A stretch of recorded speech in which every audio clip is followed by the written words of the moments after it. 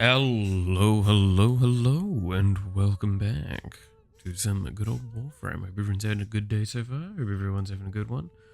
Also, I just want to mention how much I really hate the changes that they've done to Restream in recent times. It's really started pissing me off because now when I do my preparation setup, it forcefully changes the description to introduce something, as well as it changes the release time. So as Roger, you can't see the full message that he sent because you can see the second part of it, but he made a joke about me being late. It's because the time got changed to the moment I switched over to enabling Restream, which now makes me look bad, even though we don't start for like another, well, scheduled 10 minutes. And it's really fucking annoying. I really, really do not like the changes they did to Restream. And I'm gonna see if there's a way to, like, circumvent some of those. So, I'm actually really annoyed by that. Can't make it look bad.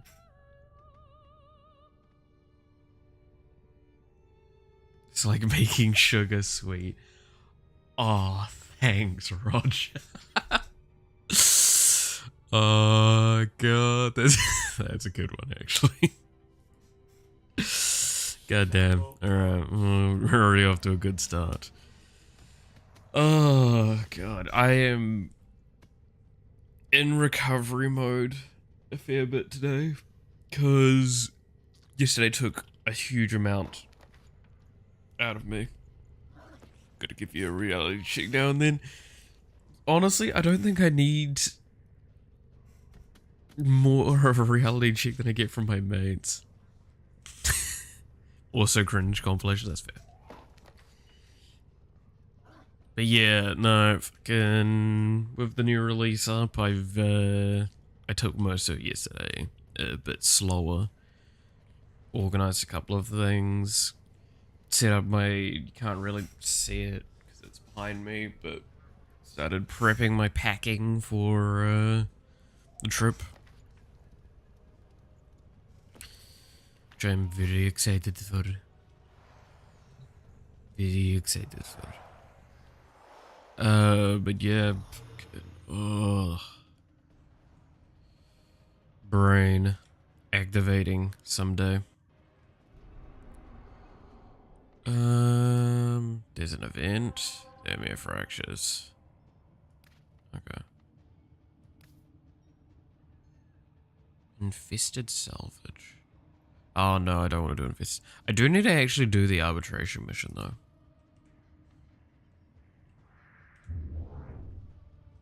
So I might wait a few minutes and see what the reset is.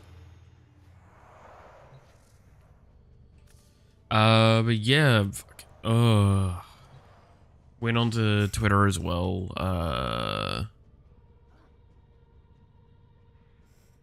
There's an event on Venus. Ah, you mean the event that's always there? Basically.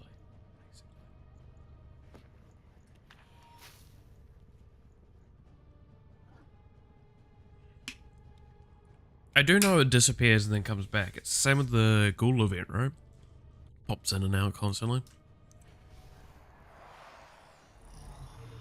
Because Thermia Fractures isn't permanent, but it's basically fairly common.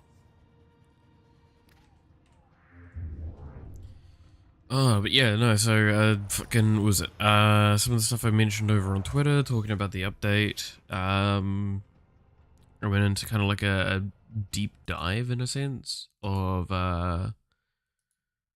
what I felt was important to talk about from this update.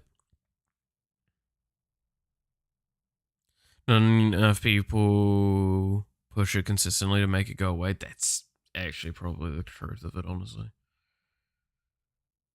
It's just not worth chasing for the most part. Like, what? Realistically, you're only doing it so you can go do the boss. And what? The boss gives... That's just Hildren, isn't it? Oh, no, it does give, like, a lot of money from memory. Was it a money or orbs? No, it gives, The cause, right? That's what it's farmed for.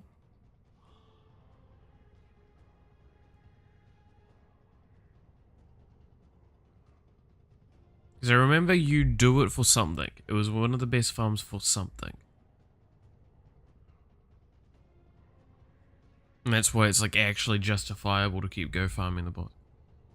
Cause is the only reason you do it. Yeah, I was pretty sure. Like, it's a good farm for that. But also, most of us don't need to farm that anymore, is the thing.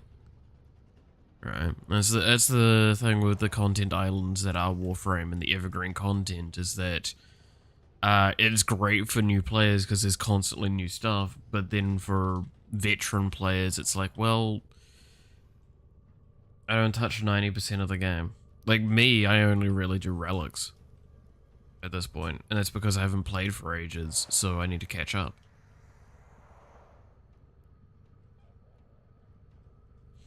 Oh yeah, no, so, Roger, I understand that completely. I mean, there's a reason most of my friends still come to me for builds, even when I wasn't playing Warframe. And it's like, hey, this new frame came out, how would I build it? I'm like, I don't fucking know what their abilities are. Look at their abilities, oh, you'd probably build it this, this, and this, and it ends up being like a meta build. It's like, oh shit. It's almost like there was a solid portion of time where I had like almost the entire wiki of the game downloaded into my brain. When was that? That was before Octavia was released, I can tell that for certain. Because that was when I started getting a little bit of confusement. But it was something along those sorts of lines where I genuinely had like all of the knowledge of the wiki. So I could tell you the mod drops and shit. Most of the time I could tell you off the top of my head. I could tell you most of the key reward areas and stuff. It was kind of spooky. But time goes on. And now I just continue my habit of owning everything and just trying to make everything good.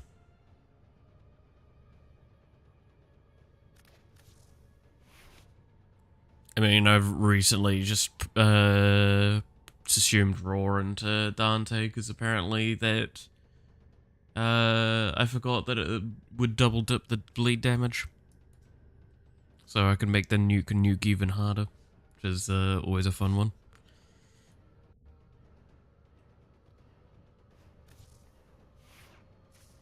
So now my Dante's even stronger for the late game than it was before. Alright. This should reset. Yes, it's a survival. Probably the same hole as always. Fair enough.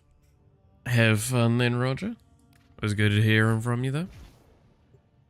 Even though you came in and fucking told me I'm trash. Thanks.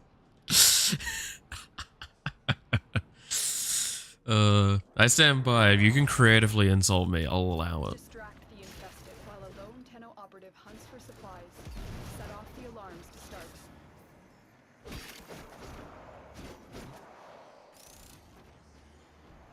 I need to open lockers, huh? Alright.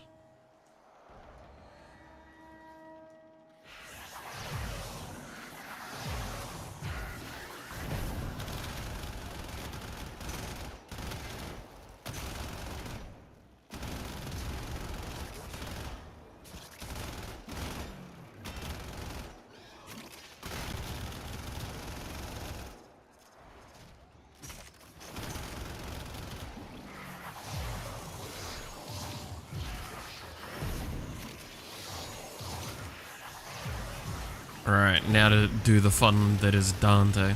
I absolutely love this frame, by the way.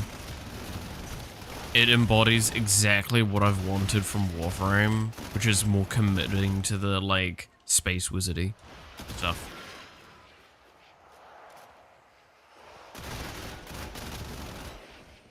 Because that's, like, something I feel the game fails at sometimes. It's like, yes, it's supposed to be Space Ninja. It's not Space Ninja, and we all know it's not Space Ninja.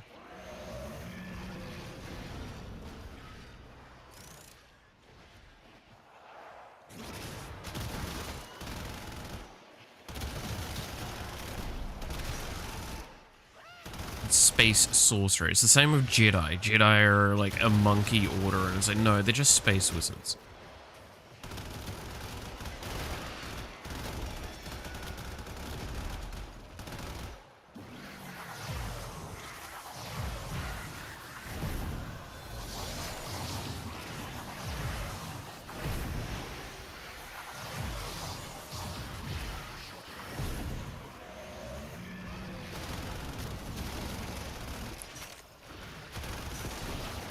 Okay. I do need to try and generate... It's very hard with Infested. Especially with all the shit that's going on with the goddamn Kerber. But I do need to try and generate the Incarnate for this, because I still do need to finish getting this Incarnate done up. Because I want to see if I can make it feel good, because it doesn't feel good currently. When I use it. Feels kind of ass, I'm gonna be honest.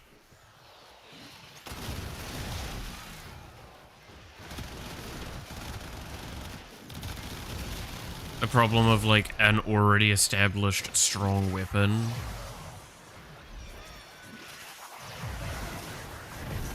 Kinda hard to...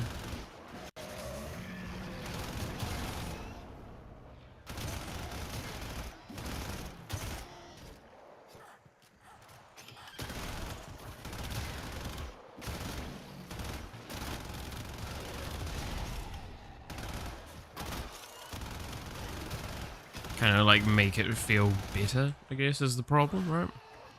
Like, how do you make strong feel stronger? Well, you're not probably supposed to.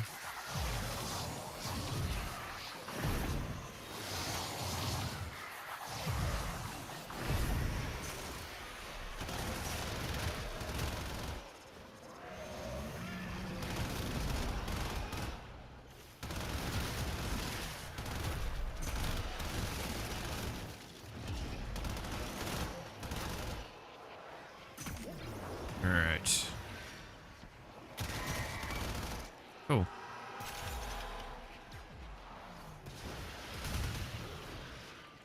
Yeah, I need to get kills.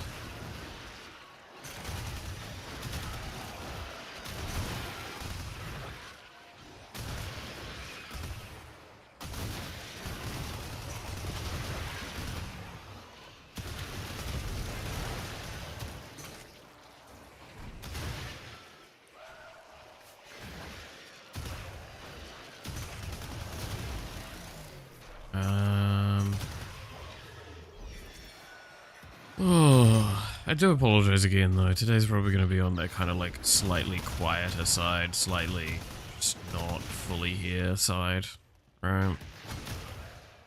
Because, recovering from, like, it sounds weird to say, right? I'll talk about this a little bit. So, even on the scale that I am with the game, right? It's not really that many people are there around and stuff like that. The point is, though, is every release is a big, stressful, kind of like linchpin moment, and we've all got stuff like that in our lives. Like, submitting a paper and all that. Regardless of the immediate lead up to that, there is always like that split moment of stress release that you get, like the kind of the euphoric release of things. And you're like, cool, now I don't have to concern myself with this as an immediate fashion. And you just feel a lot of that come down on you. And that's kind of what I'm dealing with at the moment. Which is nice to have it, like, done before I go away. At least with enough time that if there is a thing I need to quickly do over the next day or two, that I can. That's the big thing. I'm more than willing to spend an all-nighter if I must, every now and then. Go on my break. But I believe I've done a good job of doing a nice tidy cleanup of it.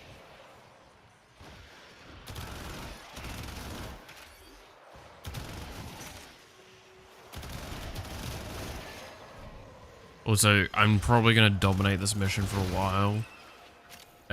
Pure and simply because I've got stuff that's good into, like, steel path enemies, and these are very much not close to that strength.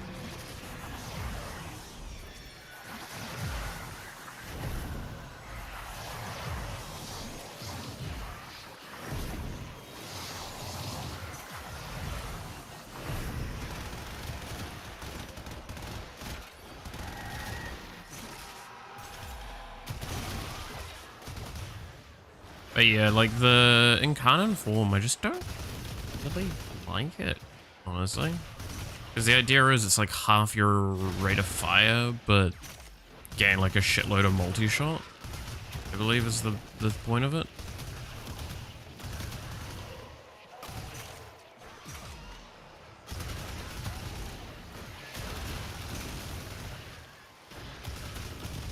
Cool, we've got the thing, so I don't have to actually care about that anymore.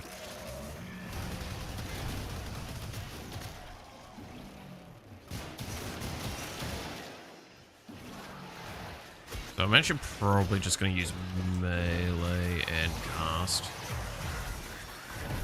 Because again, the beauty of Dante is Dante likes casting.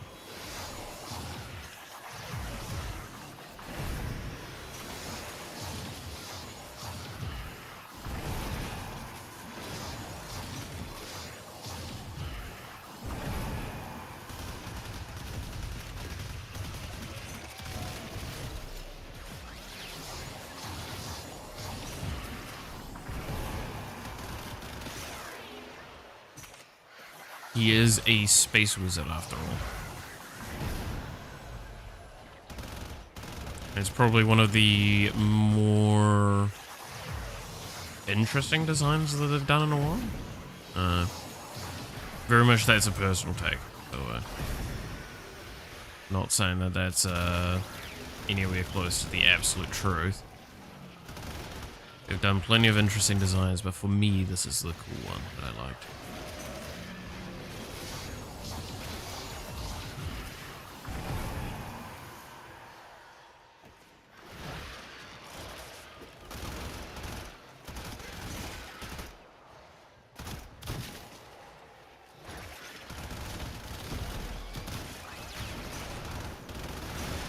So, I don't know if I've gotten any Vetus from so far.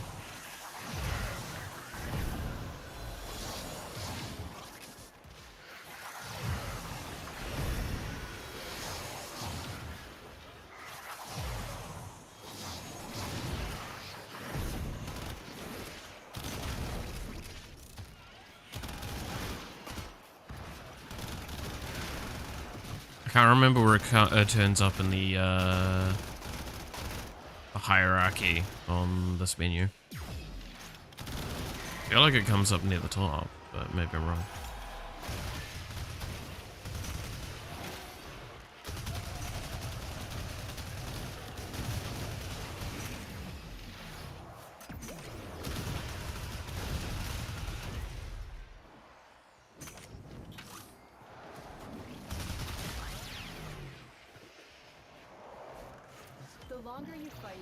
Oh, it was 3 at least.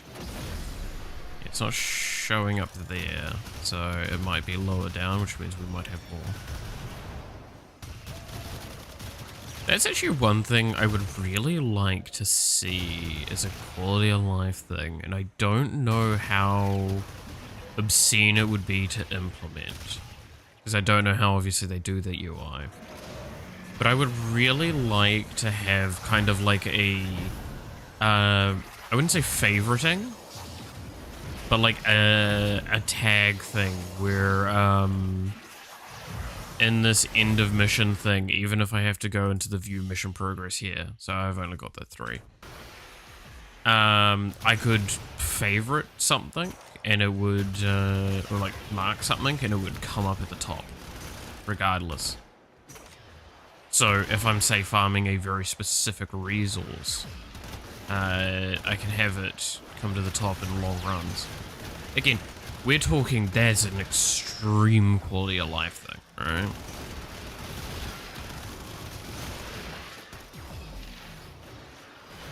But genuinely, I feel it would be a nice improvement to a very small section of the community. They'd be very much appreciative of that. Me included into that. But that's why I say, like, if that was an easy thing to implement, I feel like that would have been implemented a while ago, right?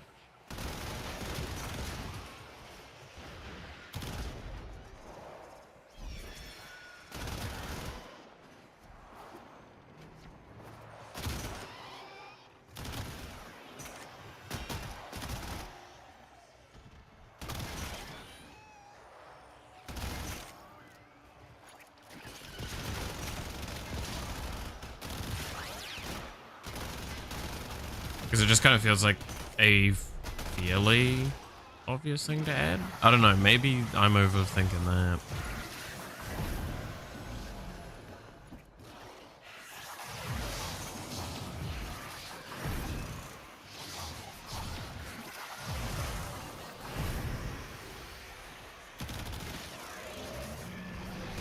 Need to keep remembering to cast my abilities on the frequent basis that they're supposed to be cast, but you know.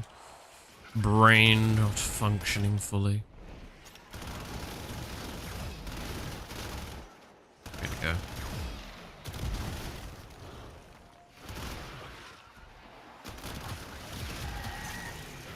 Hey there, Pretzel. How's it going?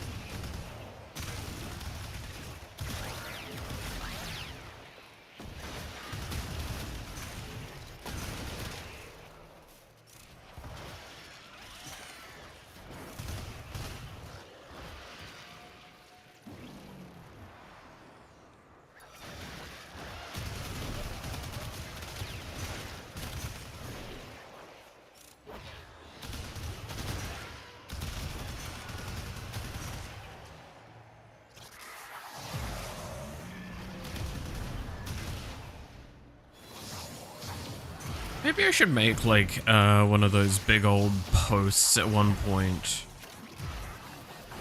about, like, some of the quality of life features I think should get added.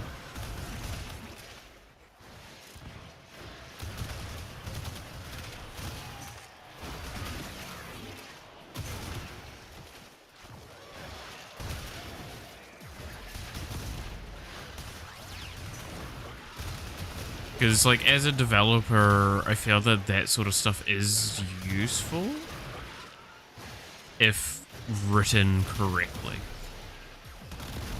That's the important thing to kind of acknowledge with that statement right there, right? Is it's like, at the end of the day, getting feedback and constructive feedback's great, but, like, if it's not in that constructive format, the feedback can be, a lot less valuable.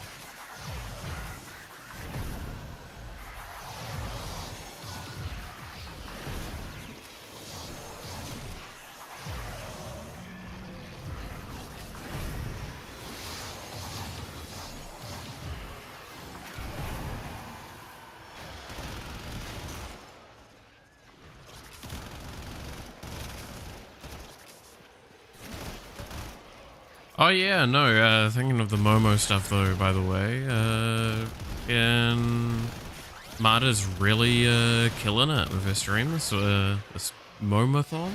Momothon? That's what I think she called it, right?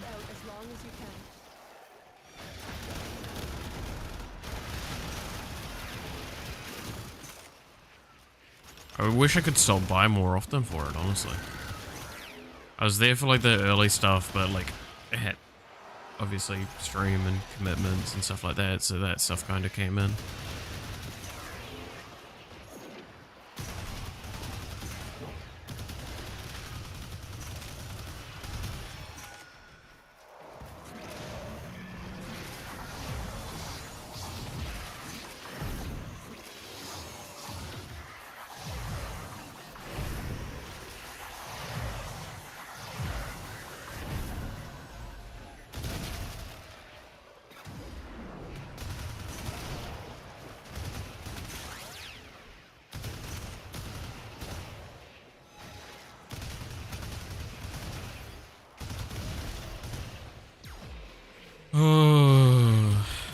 damn. You know, so as part of like my statement that I've made, where like once I get back and after I have a little bit of a breather, and slow down for some stuff so I can like recover from a trip, right? You might go, but isn't the trip a holiday? It's like, yeah, but also who fully relaxes on a holiday and doesn't just burn the fucking hell out during that time because they're like able to let loose, right? It's kind of like half the point of a trip like that. So, well, once we're past all of that, I'm gonna be like focusing pretty hard on working on the game. And I'm wondering what we want to do for stream stuff for that. Because like, what does that mean for the streams? Because it probably means I'm gonna do more, well, not more programming streams, but maybe longer streams. The problem as well, and I talked about this, the thing that we need the most at the moment is assets, right? So does that mean we're gonna probably be doing some more asset related streams, like where we just sit there drawing? And would that be interesting?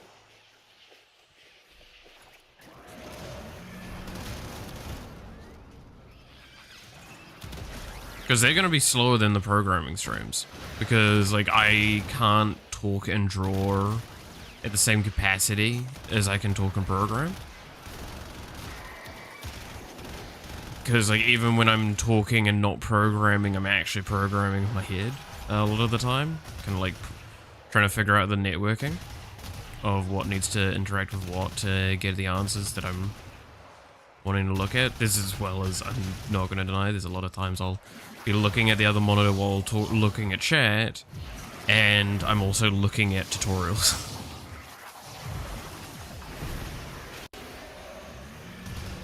Yeah, true horror that is.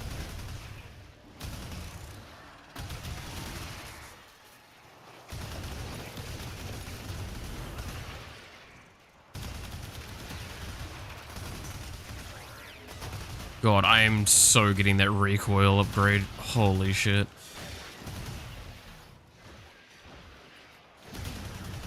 This is just unwieldy at moments.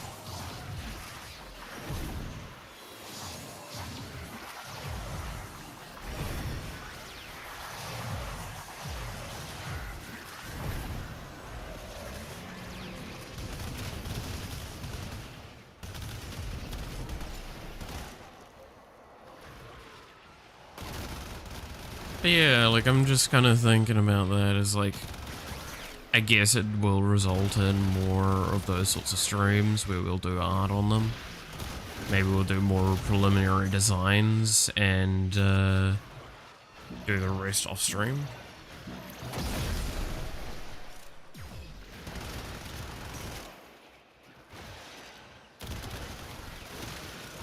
Because like that becomes a question of like, what do we want to see more of? Do we want to see the bosses getting designed and implemented, or do we want to actually see like a full finished product more often?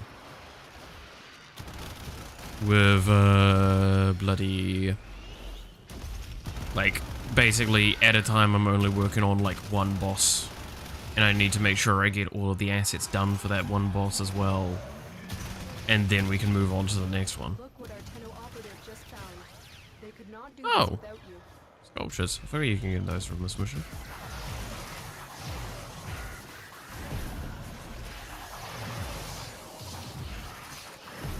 I feel like doing it in that latter way of waiting and doing everything like linearly is very much against the style that we've done typically. Also the dogs fucking charging. Sorry, it's just kind of really funny seeing like the army of dogs just rail a dude like that.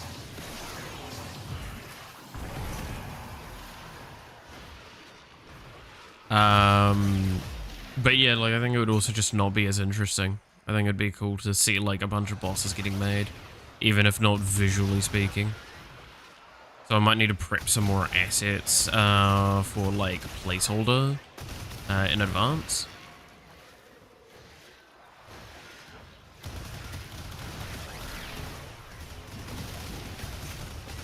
some more basic geometry.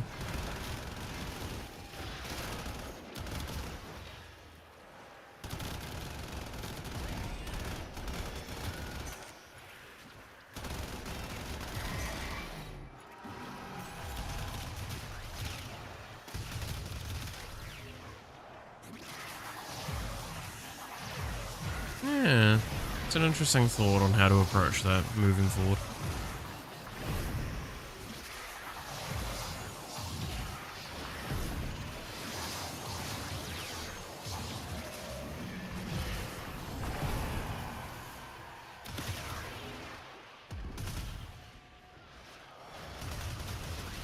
The spores have almost completely saturated the atmosphere. You need to get out of there.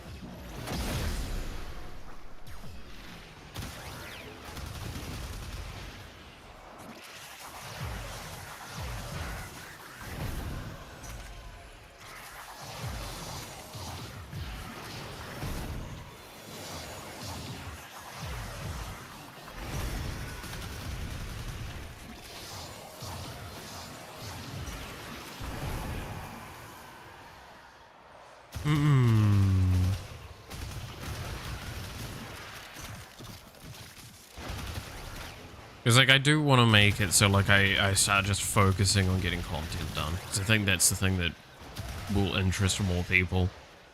There's more characters and more bosses and more modifiers, right? And that's what people as players would want. Like, that's what I would want as a player, is less of this quality of life crap and more content. Even if the quality of life stuff would actually just make the game better. This is very typical for things. This is why we get into those situations where, like, you sit there and go, why aren't you sitting there and fixing the game? It's like, that's because the majority of players will agree that it feels bad when the game's not in a nice playable state. They want content more than they want fixes.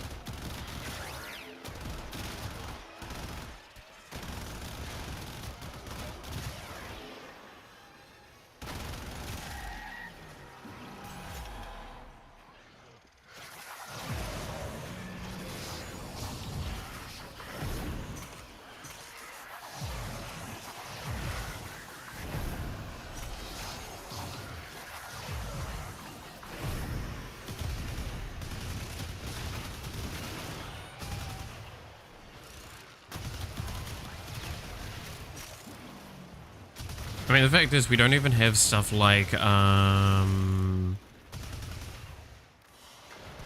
what's it? Weapon evolutions yet, right? And that's a system we're going to have to implement at some point. I have a lot of the stuff prepped for it. But, like, the reasoning is because I've just not had any, outside of, like, one or two ideas, I haven't actually got any solid answers for it yet.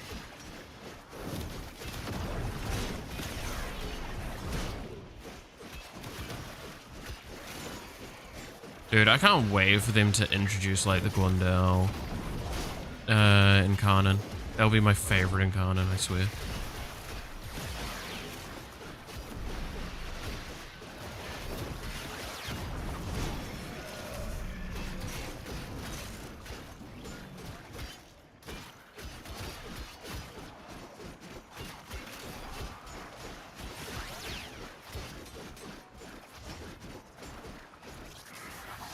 We will all share in this bounty. Hold out as long as you can.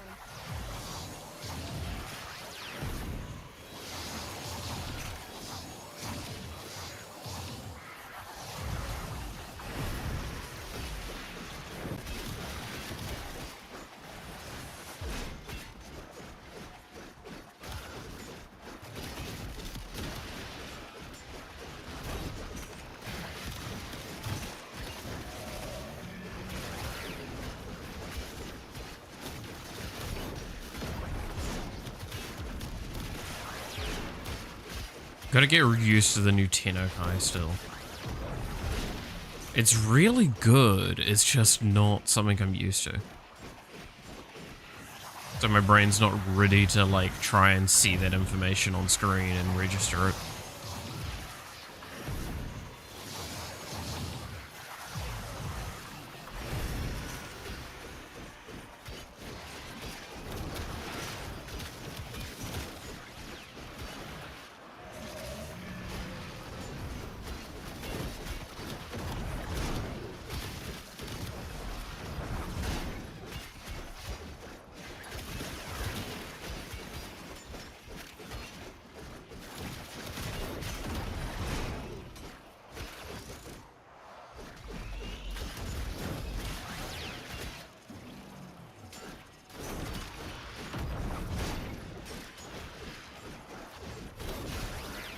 I need to look something up actually after this mission. See if this arcane works the way I'm expecting it to. Or if Tennokai isn't considered a heavy attack. Pretty sure it is though, right? What's up, Fridge Maid? Not much, how about you, Noxie? Just kind of fucking lull state while I recover from thing yesterday.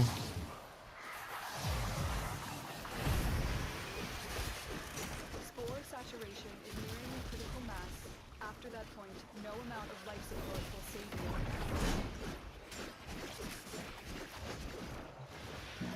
you. Oh. Yeah. No, I do need to look into Tennokai, because there's a lot of little facets about it that I need to bang.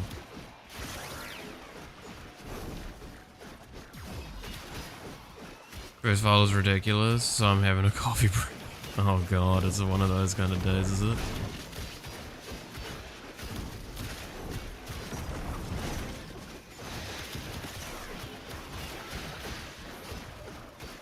That's never good.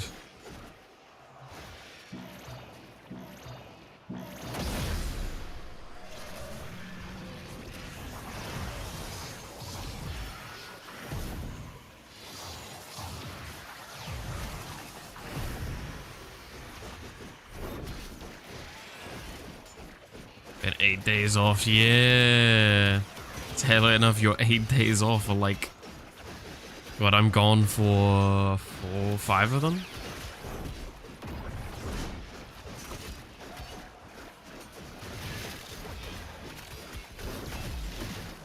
Like, is Sin's turning up tomorrow. I'm leaving on Thursday morning. And then I'm back Monday morning.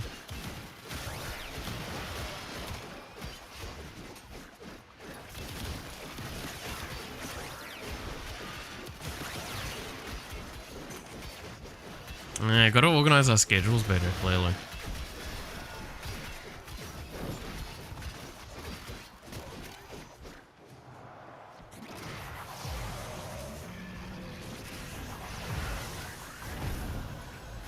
Oh, by the way, Noxie, I do want to say, Kerberos might actually be a lot more fun now to have, just because of, like, them being a lot more effective. But it's really funny with this build with them, because it's obviously you get, like, 4 of them in total. And just, I don't know if I can show it easily, but seeing, like, one dude getting body slammed by 4 giant Kerberos is kind of fucking funny.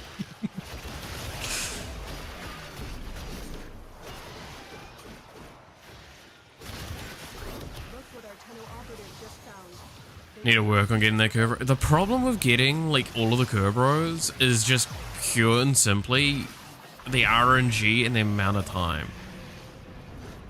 Like, sure, you can use, whatchamacallits, the gene kits things to, like, get the right Kerbero and all that, which makes it a little bit more pleasant of an experience. But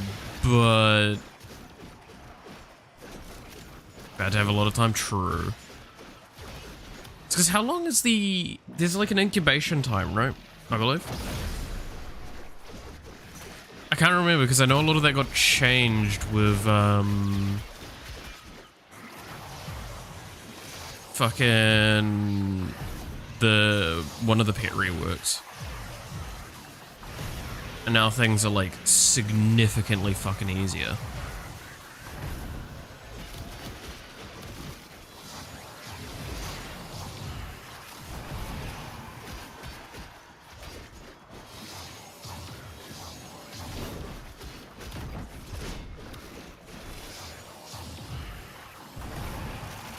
Yeah, it's good damage.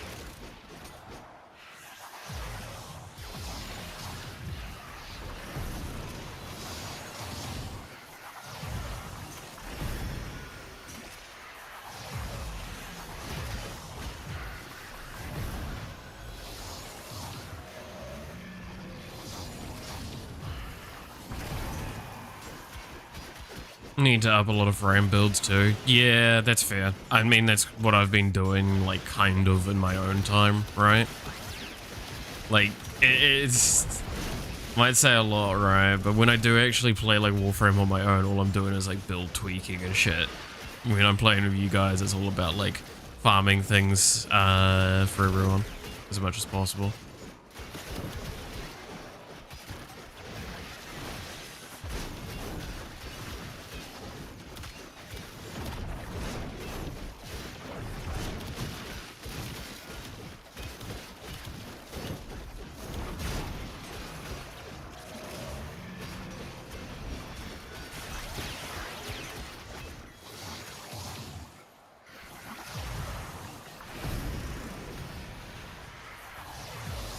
Actually, probably don't need to be casting the book too much.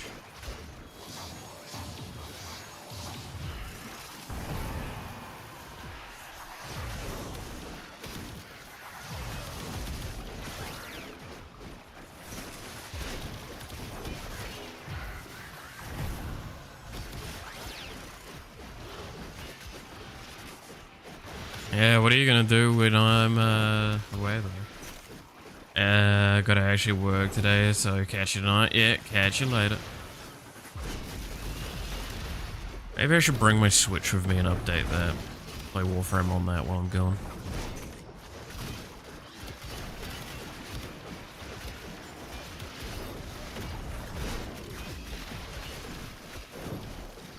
I'll be in Auckland, so there'll be plenty of places to be on the internet if I need to.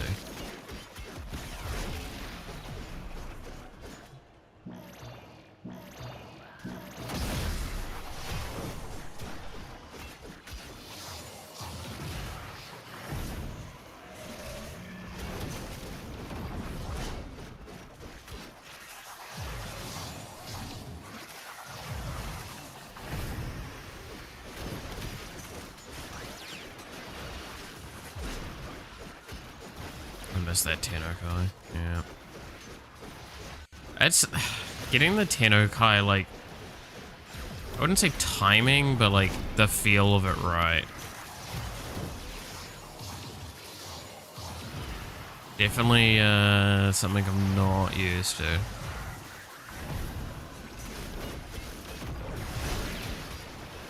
Because if you miss it, you're just gonna waste whatchamacallit. Your combo counter.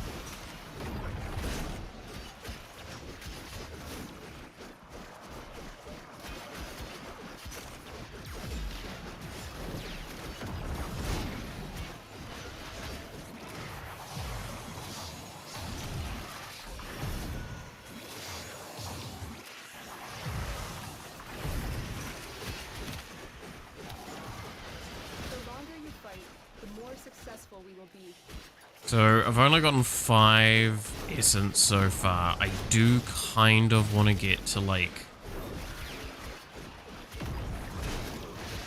a good solid number, maybe 20-ish, because I do need like another 60, I think. No, it's not that much that I need. I do need a lot more though. 5 is not nearly enough. Actually, is it 6? It's close to 60, I think. 'Cause it's like 20 per thing? No, it's 15 per thing, right? I'm gonna have to look again.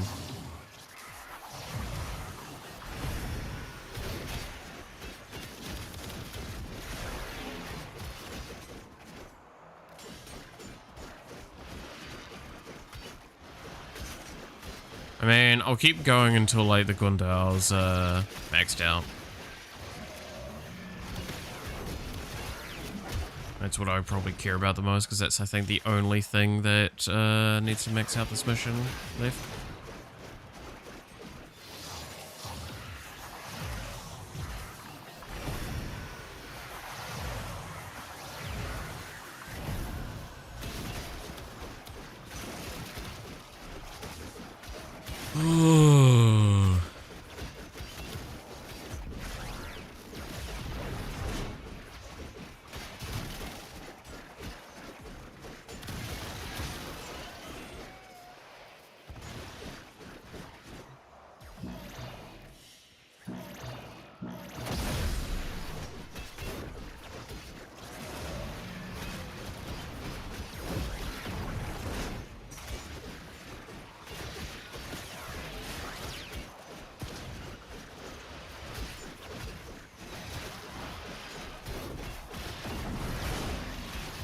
Yeah, like that just one shots. It's great.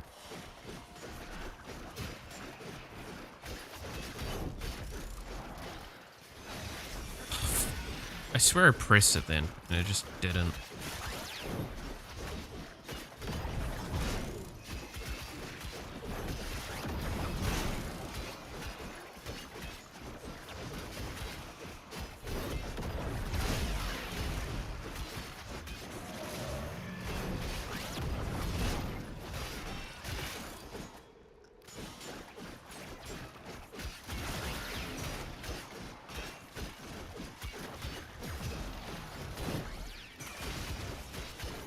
The fact that I've not gotten like any Vita's Essence drops though, from the seams of it, or I may have and didn't notice. Because these drones actually have a chance of dropping the Vita's Essence as well. After that point, no amount of life support will save you.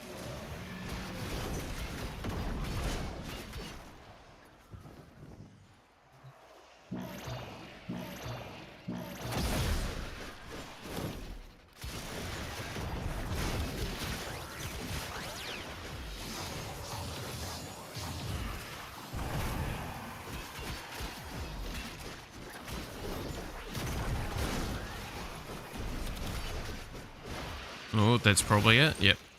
Max rank. Alright, I'm gonna start heading towards the exit.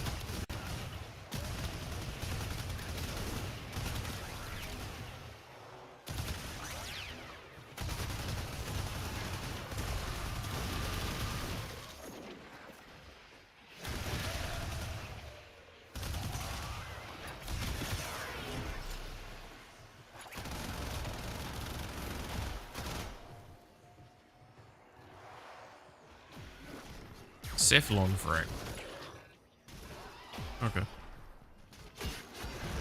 Like, I don't recognize whatever. Is that what wait, is that the fucking fragments? Have they changed what they look like now? 'Cause I swear I've never seen that design before.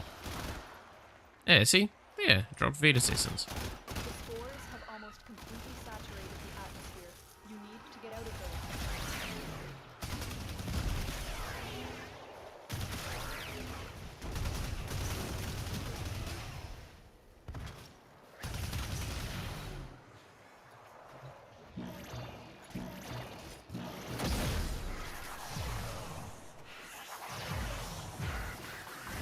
We will all share in this bounty. Hold out as long Oh, as it's you decent ender. Alright, now to go to the exit. Did I... Wait, are we in the wrong direction?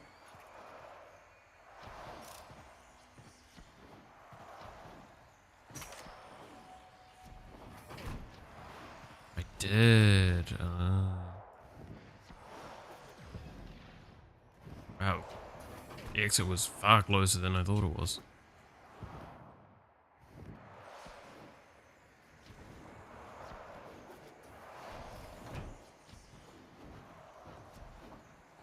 Get stuck on the door frame. Door frame. Another job Oh. well executed. Spore saturation is nearing critical mass. God damn. After that point, no amount Oh of shit. support will save you. I got to 14? I swear I didn't hit... I swear I didn't have that a second ago. I'm clearly not paying enough attention anymore, am I?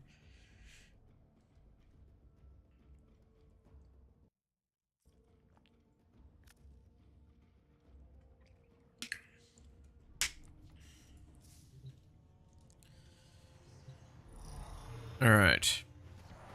Incarnate evolution, that's first priority. So this, I am going to select recoil. And then what do I need for this? Kill 8 enemies within 8 seconds. 10 times. I mean, it's pretty fucking easy. Yeah.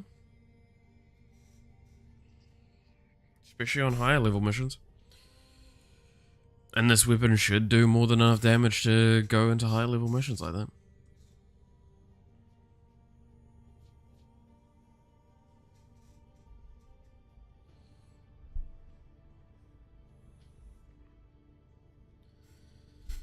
Alright,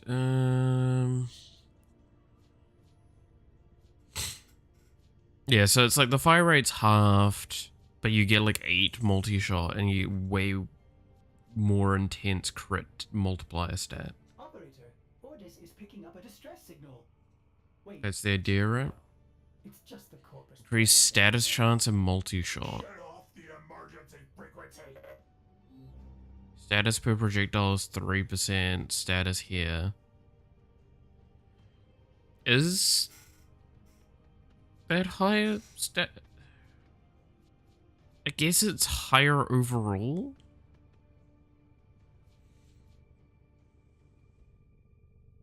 But yeah, so Fresh Havoc's the correct way to go with this, because it's plus 12 base damage, which is a huge amount of multiplier when you get to the end of the calculations. As ready as you will ever be. Okay, now I believe I want to form her in a D here.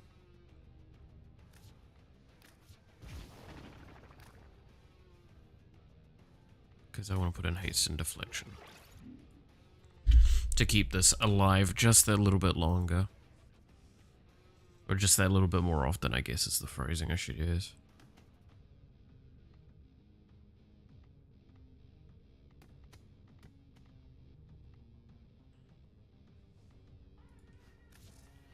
And then the claws...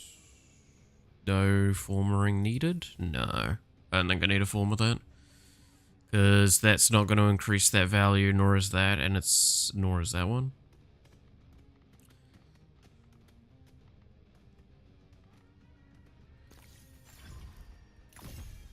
God, I need to do an endo farm soon. Now, Gondal, do you need anything? No. So yeah, I was gonna look up.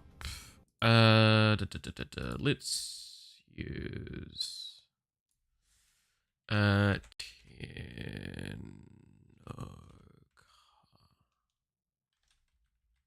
Tennokai. I need to look into Tennokai.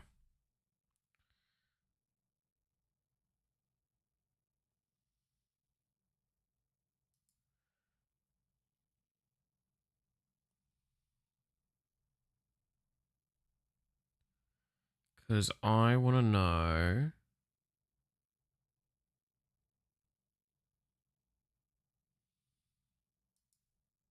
if Tennokai is considered a like full-blown unique attack, or if it is just a heavy attack. Right.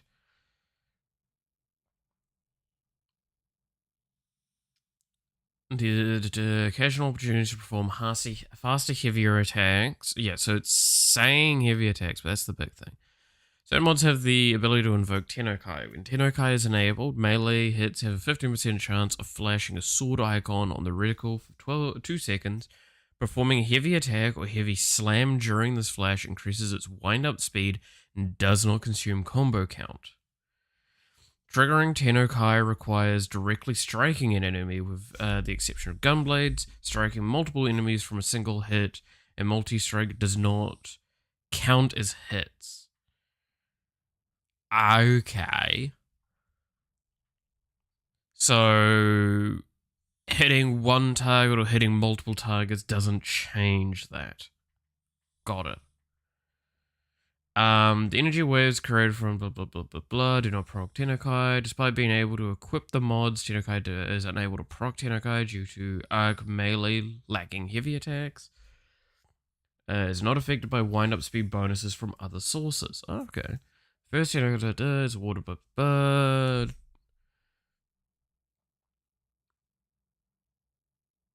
Okay, so I want to look into then. So it's, from all intents and purposes, it is literally just a heavy attack that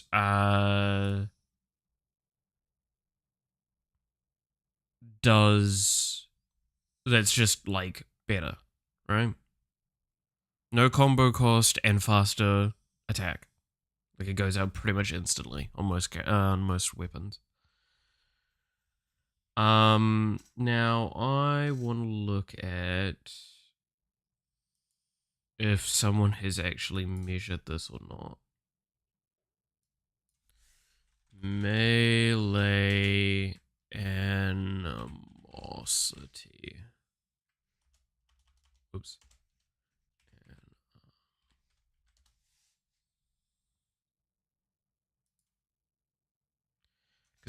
So this is the arcane I've got on the Guandao. This is on melee hit, gain 7% crit chance on your next heavy attack up to 70%. This scales up pretty egregiously to gain 42% critical chance up to 420%. So that all scales pretty like up quite high.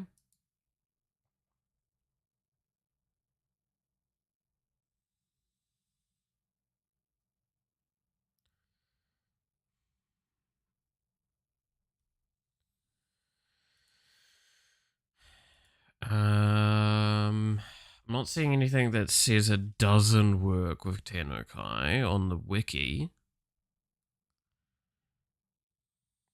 But does that mean that it does or doesn't? That's the problem.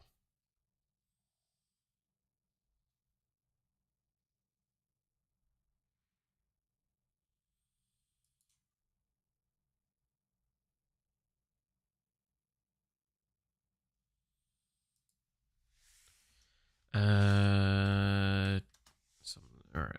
Does this work with Tennokai?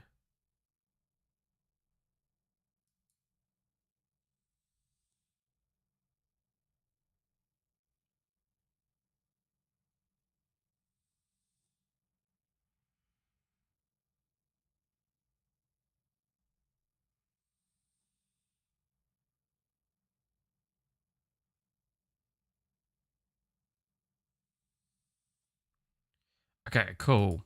Everyone is confirming the stuff that I thought. That's important. So yes, again, reiterating in the simplest sense, Tennokai is just a free heavy attack, and this is insane for that.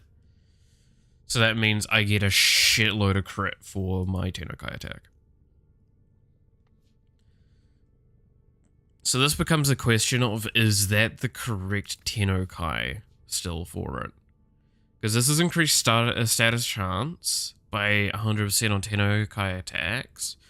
This means I get guaranteed Tennokai every 4 attacks, which is good.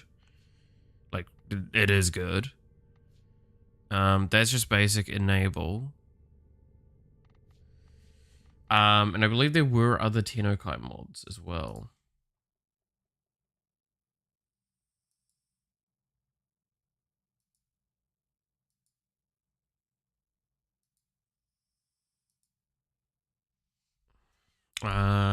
Let me...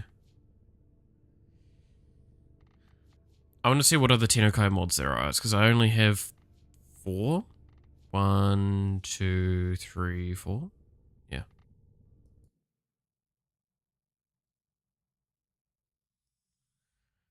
So I want to know, because I think there's at least one more.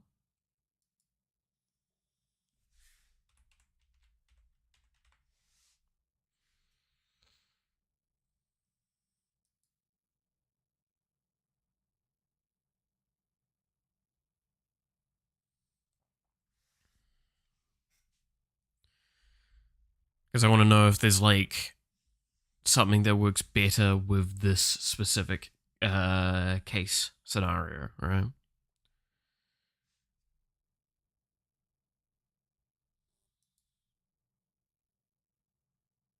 Gotta say, Tennokai does feel like a good choice to add to that kind of mechanic. I was mildly skeptical of it when it came out. Because I was like, ah, cool, it's just heavy attacks, but slightly better. And it's nice, because it means that heavy attacks still have its place. There's heavy attack builds that would probably just not really give a shit. But then there's also now an option to kind of weave it in, which is, I think, the whole idea, right?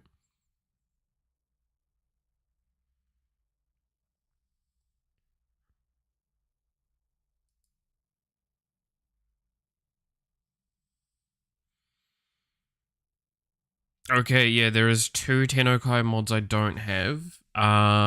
So there is the other silver one, which is Opportunity's Reach. Enables Tennokai, increases opportunity window by to 4 seconds and melee range by 3 meters for Tennokai attacks. That's pretty good. But there's the other one that we're probably going to go and get. And I'm going to see how to obtain it. Called Dreamer's Wrath, which is fucking insane. Holy shit, this is exactly what we need for this build. Enables Tennokai, increases opportunity chance by 50%. So it goes from 15% to basically 20 like 2, I think. And heavy attack critical damage by 32%. Which works really well with how we've done this Guandao build. Especially with melee animosity. If we can get like more copies of that, which I believe is the Sanctum, right?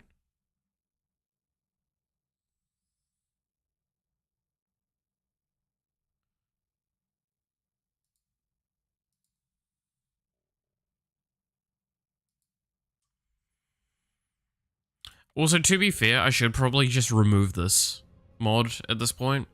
So this is in here because this was like a big deal for a long time. I still really like it, but this build's also quite old and potentially a little outdated now. I might be wrong. We'll see. I probably should look at some more like updated Guandao builds because I just really love this weapon and I want to see the best way to like do it. It is an alchemy drop mod. Of course it's an alchemy drop mod. So the proc chance becomes 22.5%. Hey, I was pretty damn on point with that.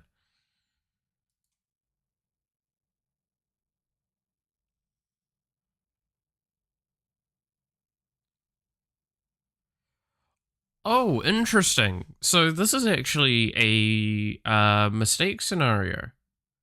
So DE have messed up in the wording on this mod. So if we look at the Tennokai mods, right? So it enables Tennokai, increases Tennokai damage by 60%. Enables Tennokai, increases status chance by 100% for Tennokai attacks. Dreamer's Wrath, enabled Tennokai, increases opportunity chance by 50%, and heavy attack critical damage by 32%. That's wrong. That is supposed to, and I'm pretty sure this is how it's supposed to be, it's, and Tennokai critical damage by 32%.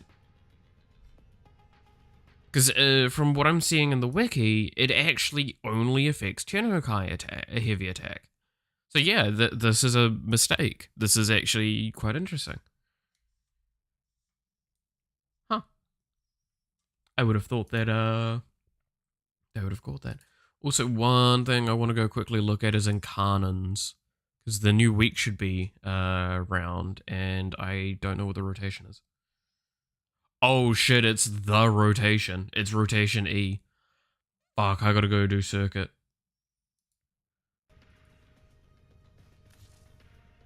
Let's see what we have as options for circuit. So, if you're wondering what I mean by this statement, there is a specific Incarnon that's like the best Incarnon at the moment, and that's the Taurid. This is straight up pretty much the best weapon in the game.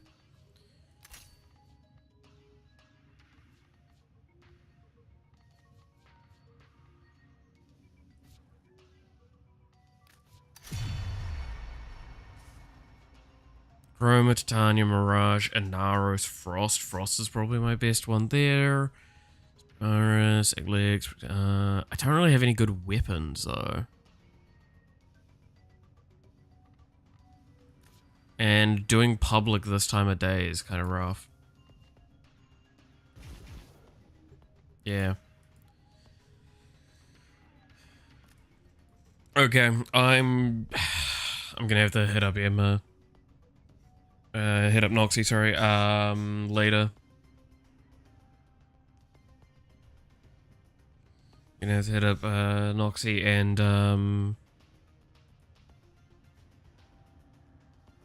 oh well, this is rotating, but if we get a good one on the next rotation. But yeah, I'll have to hit up Noxie tonight and see if we can farm that out, because I know they have the Taurid and the dual Toxicus, words. So they're not too fussed about that, but they'll probably want the other Incarnates, right? And I do want those two. I'm gonna desperately want to get those two.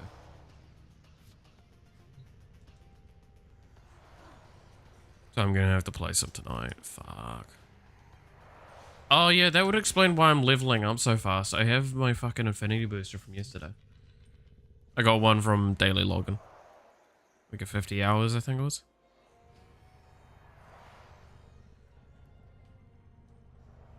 So now's the time to be doing leveling, I guess. Got all my standing done. That's nice. Do today's and then I'll switch over again. These may help the flow.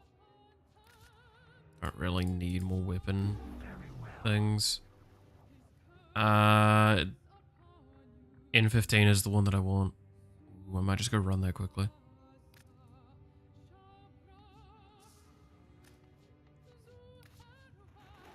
Use these to cleanse the unclean. This we give to you. Fullman Prime Receiver.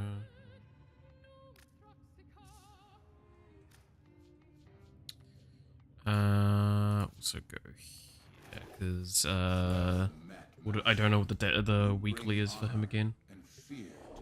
That should have reset as well. And if it's, an Umbral Former, then you gotta take it, and if it's, like, all of the others, basically, it depends, actually. I think he's got, from memory, some good Steel Path honors that are good. Yeah, there it is. It's just too good to not buy. Like, 150 Steel Essence is not that much either. You know what?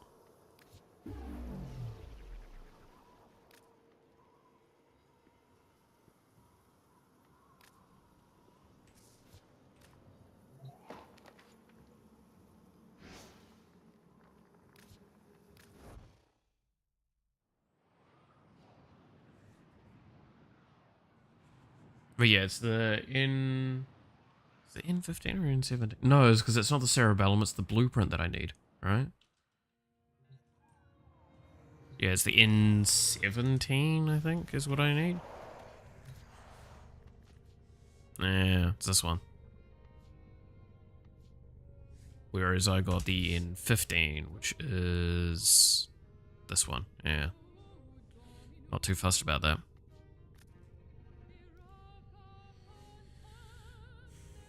It's upsetting.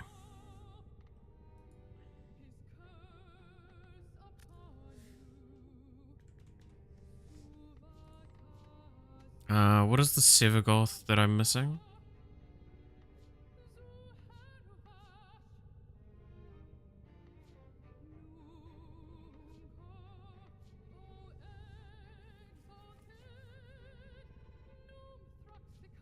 Systems. Do I have got relics for it. I have to.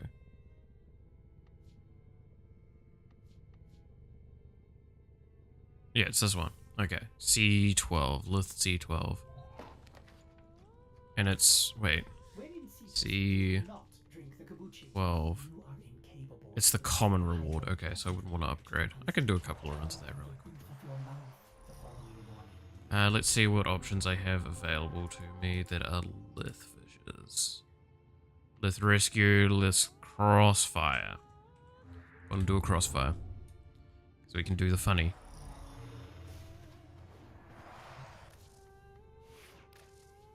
Where is Fairy Queen?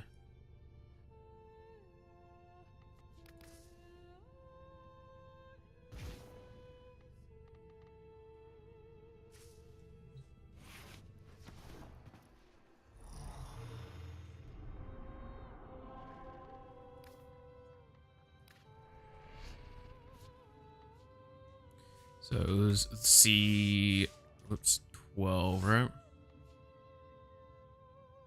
Yeah.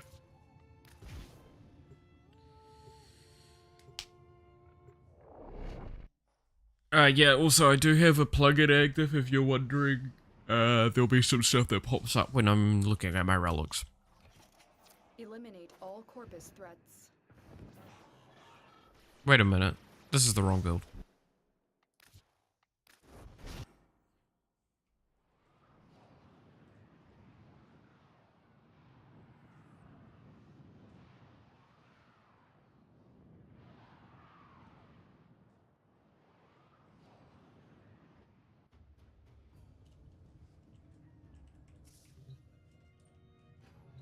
That's my, like, actual build, not my speed build.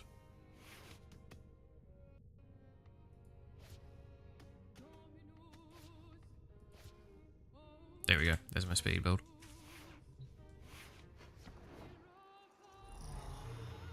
There's a very key difference between them. The big difference is that,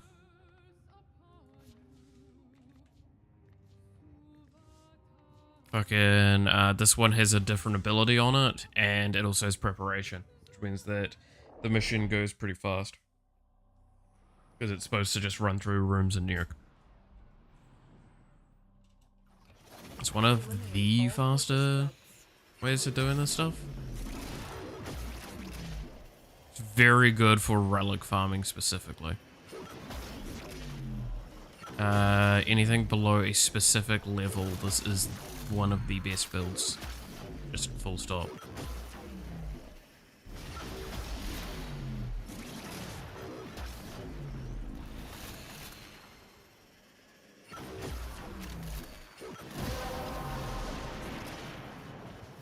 have collected enough reactants to open your relic.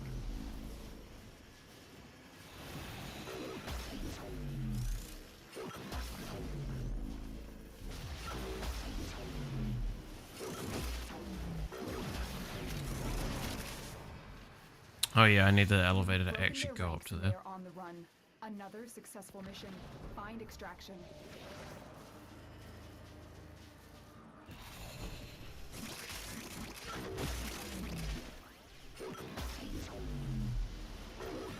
But yeah, I think it's like the tier 3 ones it's fine with. Anything higher than that, and it starts getting a little much. Can't one-shot quite effectively.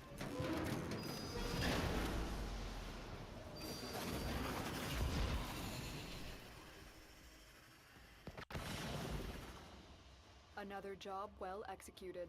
Sevagoth? No. Okay. So we want the Sevagoth, Sevagoth systems part. Which is, and again, the funny part,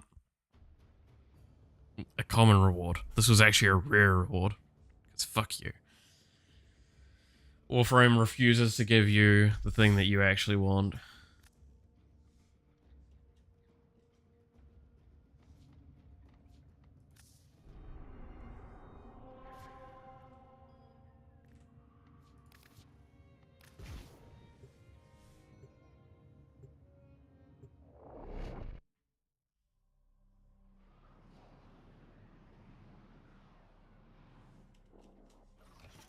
Eliminate all corpus threats.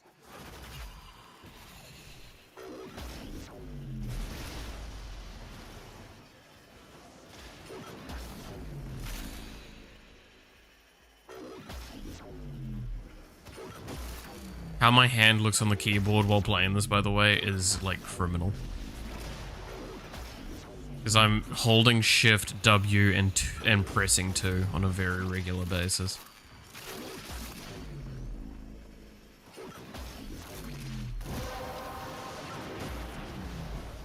That's it. You opened the relic. Finish your mission and we'll take a look inside.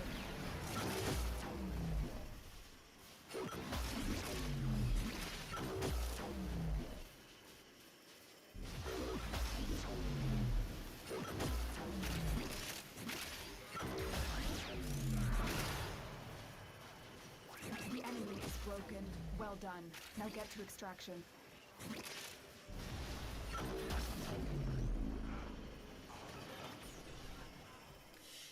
Here we go. Mission complete. Excellent work, Tenno. No, it is a common release this time. Always comes to worst, we are getting a few void traces off of this as well, which is always a good shout. Right, I can do one more run real quickly of this. Because I just wanna have my chance at it. See if I get it. If I do, that'd be nice. If I don't, then oh well. Because I do want to get Sevagoth Prime, so I can actually start playing around with Sevagoth and his build.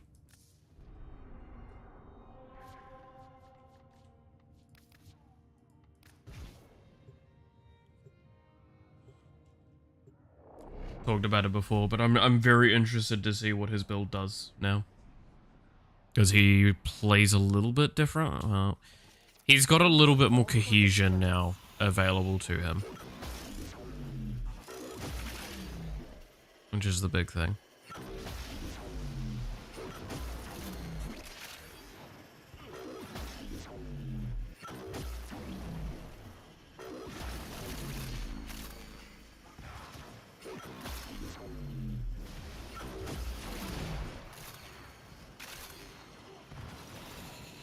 Oh god, I hate some of this terrain, man.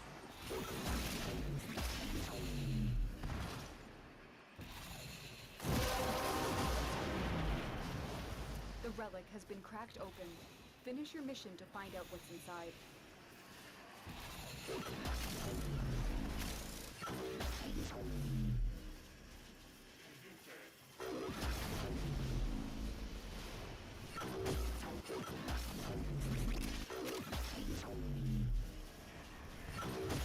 Running so fast. Not flying, that's I guess. Running. Up.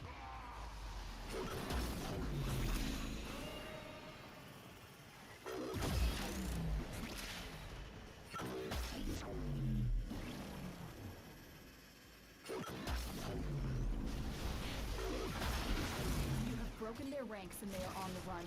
Another successful mission. Find extraction. Okay, did we get lucky? Fingers Mission crossed. complete. Excellent work, Tenno. Oh. Sad times.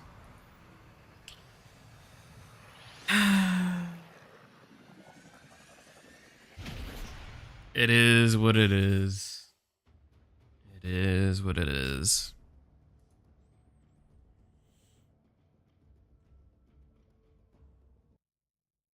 Hey, you pink devil, how's it going?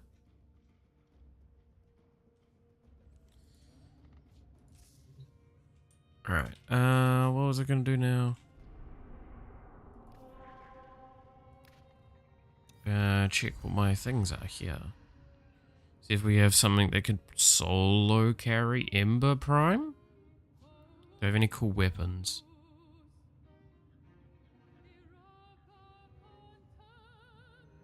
I could do the Ember one.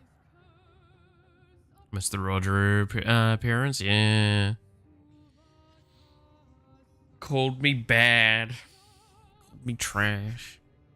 How dare he? Alright. I'm gonna toggle to public, see if we get anything. Unlikely gonna see any players at this time of day though. Doing circuit.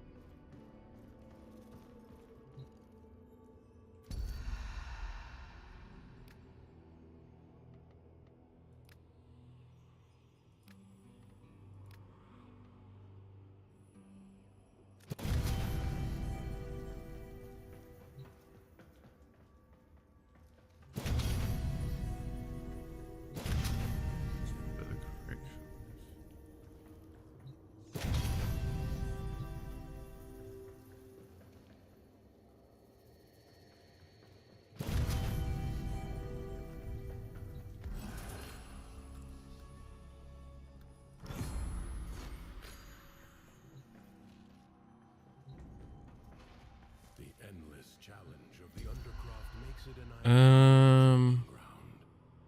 Own your skills there. If you have the stamina. Every time you leave this cave, I fear it will be the last time.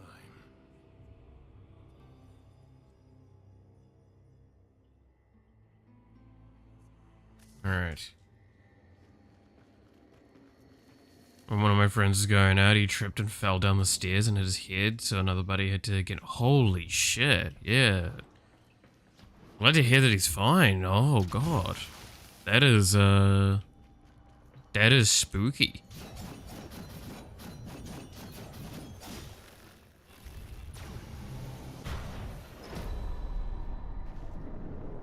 Bruises and a little bleed, but overall is fine. I'm glad to hear that, like, genuinely, but fuck me, that's... Oof. Never fun.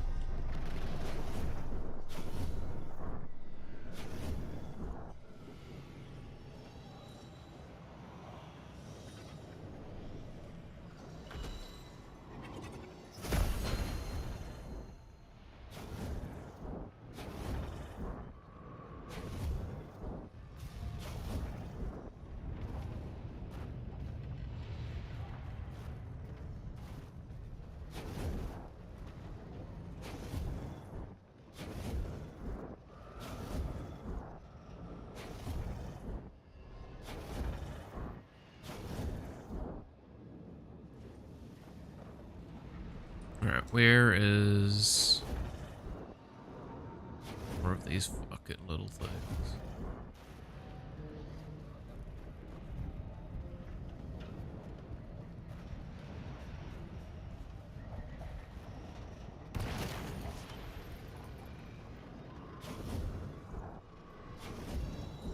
Oh, I saw her.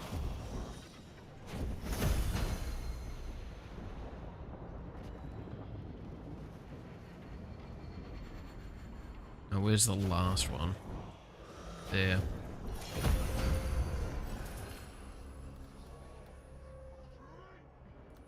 Sure.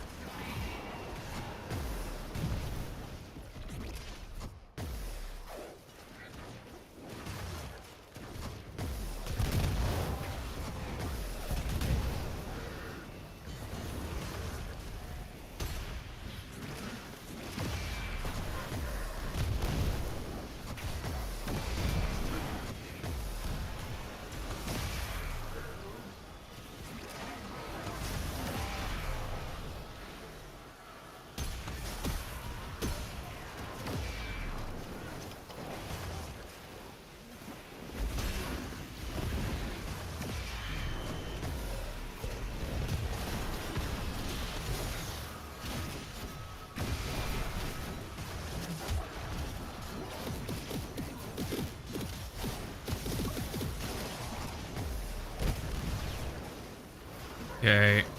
It's definitely going to be the early waves is going to be the rough ones for this kind of build.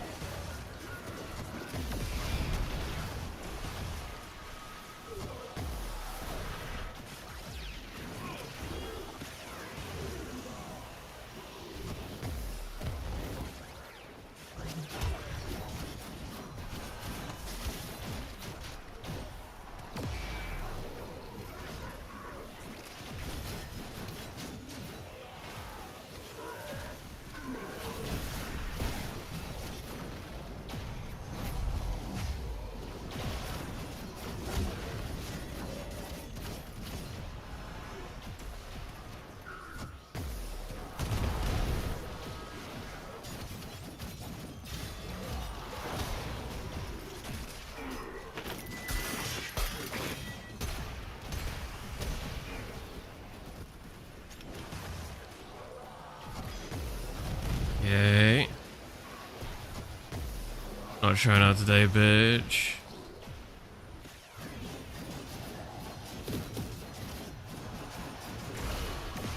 Steers. Oh god. I mean, like, gotta have a good sense of humor for that stuff, man.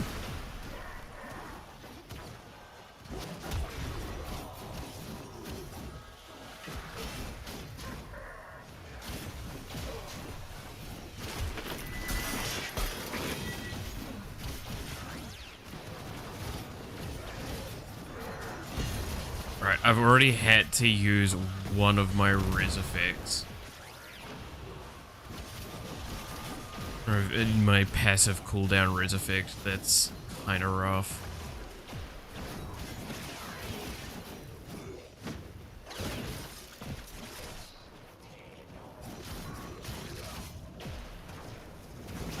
And I haven't even finished the first wave of the first mission.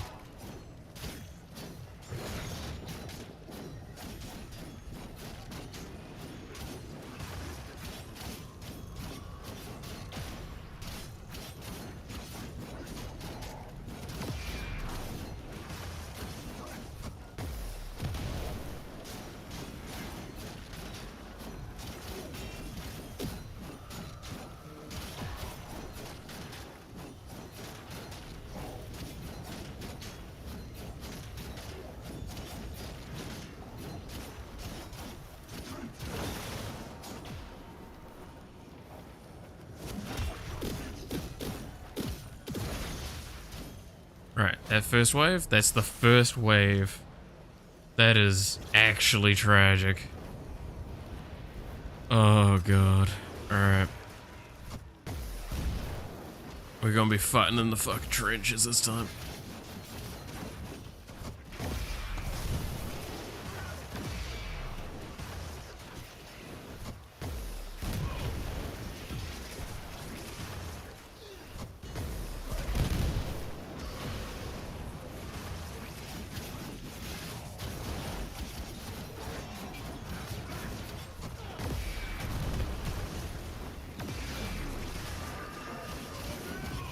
So, I've been doing a bit of research, right? And trying to figure out, like, timings and all these sorts of things. I've come to the realization of, like, why certain things are as strong as they are. And, like, it's really silly. So... there's a mechanic in this game called gating, right? And it's used in 2 key instances. And what it is it's a system that got added because, and valid complaint on this, by the way, you could kind of just get one shot in some instances and not have any room for counterplay. So what gating is when you would go from one type of resource, you would get a gate, like a portion of invulnerability, and it would stop all later instance of damage. Like, it'd stop the damage in its tracks and give you a frame of invulnerability or so. So this has got 2 reasons why I use the word resource. I thought it was only shield gating that existed. I am wrong. There is overguard gating as well. The difference is overguard gating is a set value versus overguard gating. Yeah, so overguard gating is a set value. Shield gating is a variable value orientated towards your what's it called again? Your max shield and how much you've regened.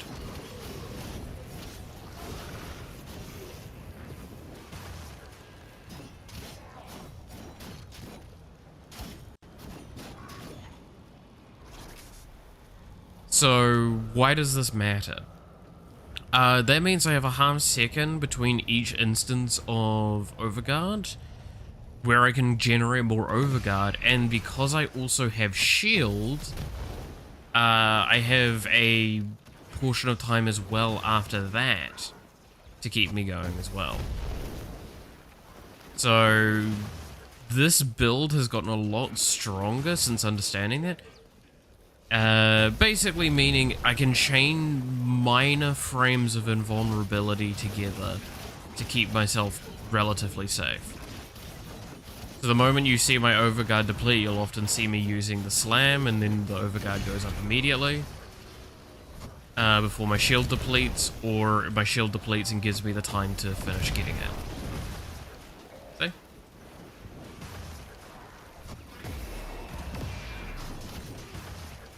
So it keeps me relatively safe as long as I'm cycling my shit correctly.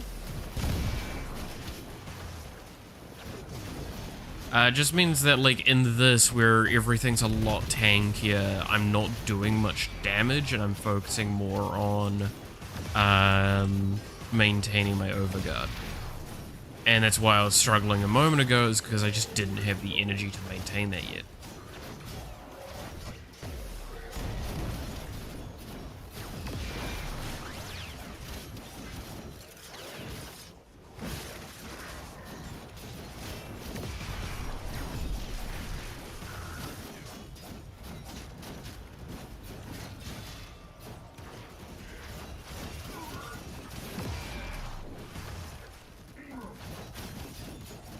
But no, I'm actually quite surprised with like how good this has actually been in normal missions. Just download Wikipedia. Jesus. Dude, I want to know what happens if you taught someone solely from Wikipedia articles, how they would turn out. I'm not gonna lie, it's a social experiment, right?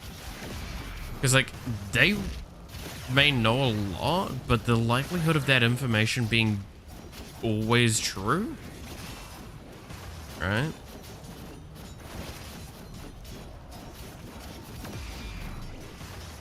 From 4chan? Oh my god, no. Don't do that to the aliens, they don't deserve that. Oh, defense into excavation, literally the two worst fucking missions in this entire fucking thing. For the undercroft is inexhaustible. Like, you might think I'm exaggerating. No, this is actually the two worst missions to do.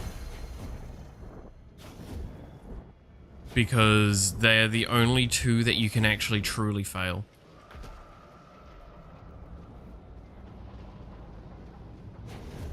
Like, sure, if I die and everything, the others are failed as well, but like, these are the only two that I can fail just cause. Which is, shitty.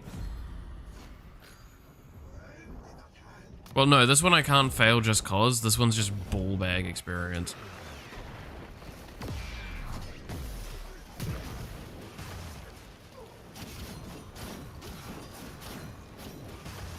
Because excavation is arguably one of the worst missions in the entire fucking game. It's definitely one of the worst. It's probably the worst original mission. Like, of the long-standing ones that we've had. They've been around for, like, that long.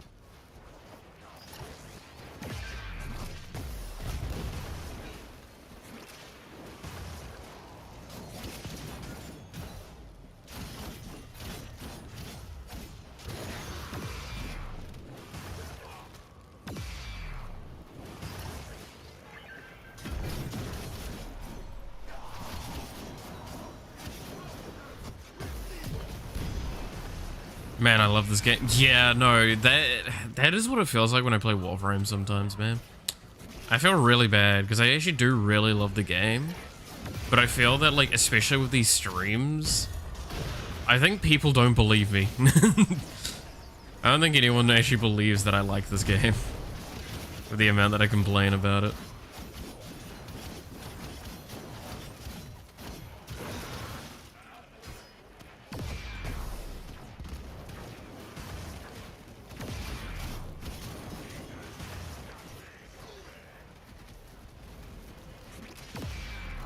I complain out of love, alright? From a place of passion. Unlike League of Legends, that one I just complain about. I don't even really like it that much anymore. I say, I did spend like 4 hours last night just playing ARAM. On my own. Not even with a friend, just playing ARAM. So I just felt like playing the new changes. And I just felt like playing ARAM.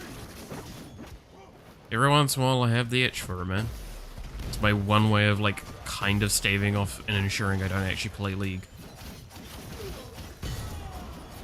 Play for 5 hours every, like, few months.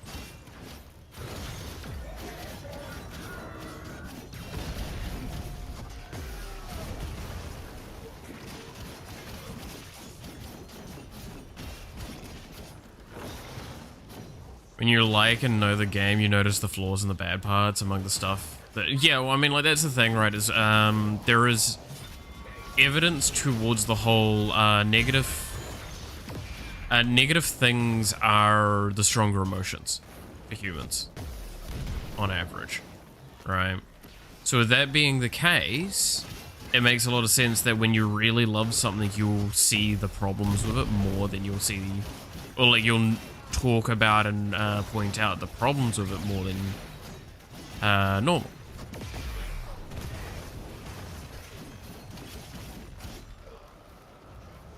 Because again, it's you wanting the thing to be better.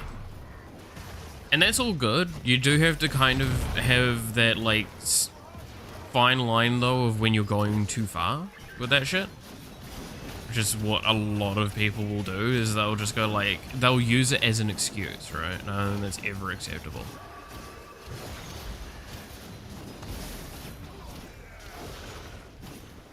Enemies are assaulting your excavator.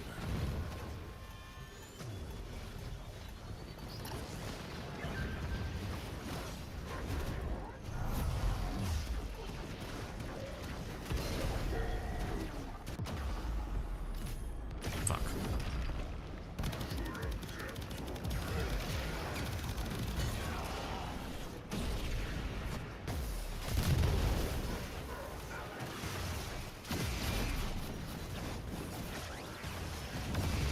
That's why there's the skip the boring part. Yeah, actually that's a good point on that, right?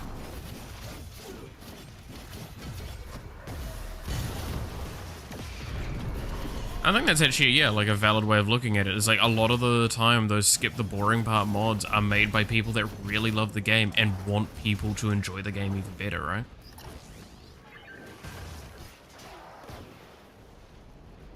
And like acknowledge what faults are.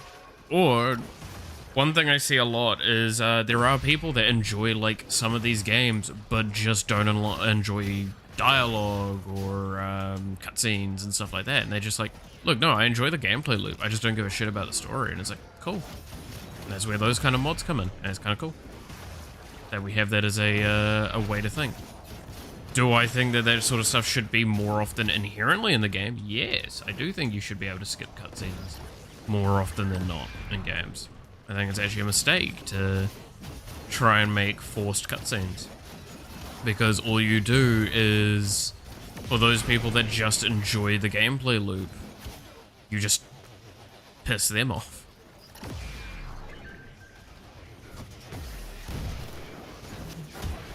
Oh, but my game's story narrative, so? Doesn't mean that everyone's gonna see it as a story narrative game and want to play it as such. Again, you gotta work to your audience. If your audience wants one thing and you're supplying another, you need to find that middle ground, right?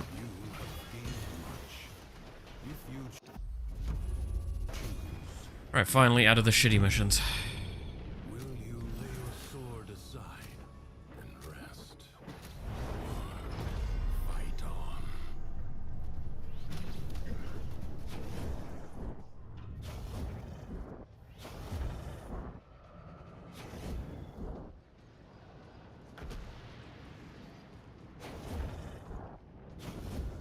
Right, I see one of the fragments. I see two of the fragments.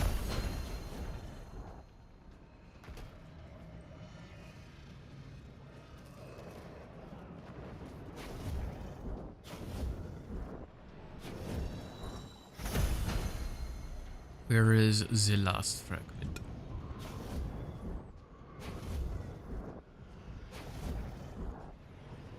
There it is.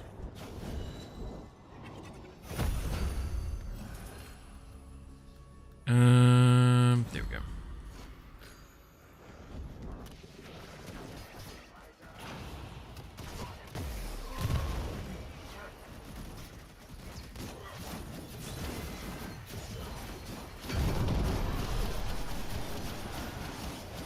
I need to get that one fucking augment, one fucking decree that like drops health orbs when you, or drops them more regularly.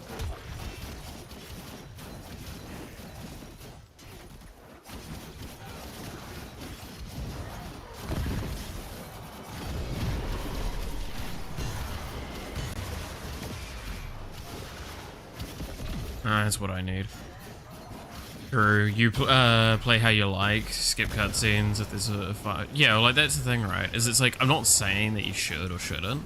It's just that some people do this, some people don't. It's sad though when like the game is got a good story and people skip it.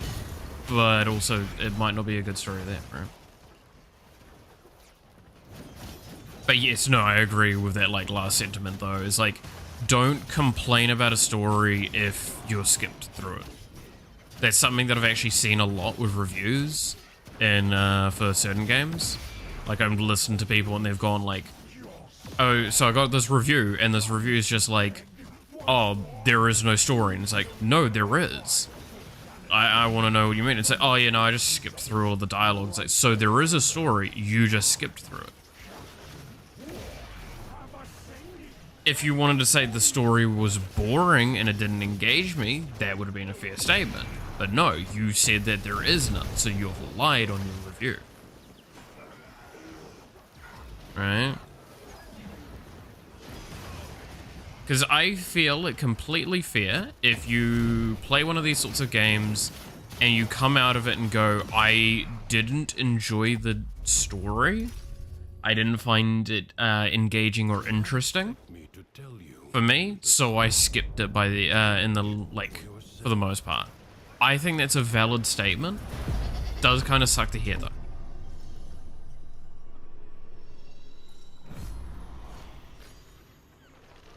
Especially from a developer perspective, I would just kind of go like, that hurts. Did you enjoy the game at the very least though? Like if you enjoyed the game, I mean, there's an argument there of, okay, well, it's fine, I guess. They had no story and talked about it and skipped all the time. Like, yeah, no, it happens all the time. Genuinely.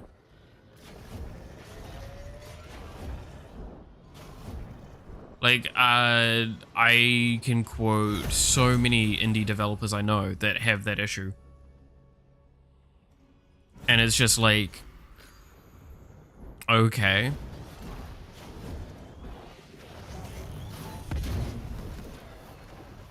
So who's to actually blame in that circumstance? Is it the developer or is it the player? And it's like, well, in this situation, it actually is kind of the player's fault for miscommunicating. Alright.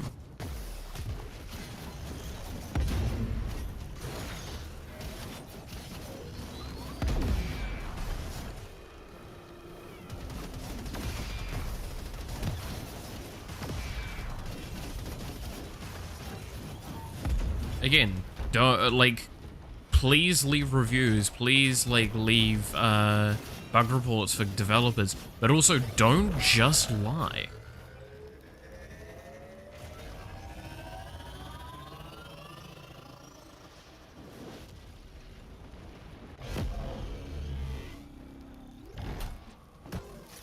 Because that's just not fair on you nor the developer. Alright? That's what I say, like, with my game, very openly, if you want to play the game, I would love feedback. I understand not everyone's going to do that.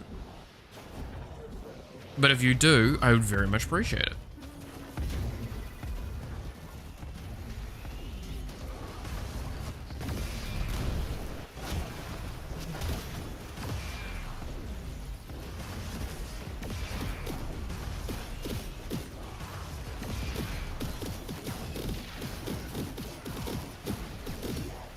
Because not everyone's going to do it, but everyone that does it is improving the game. Like, that's how you need to see it, right?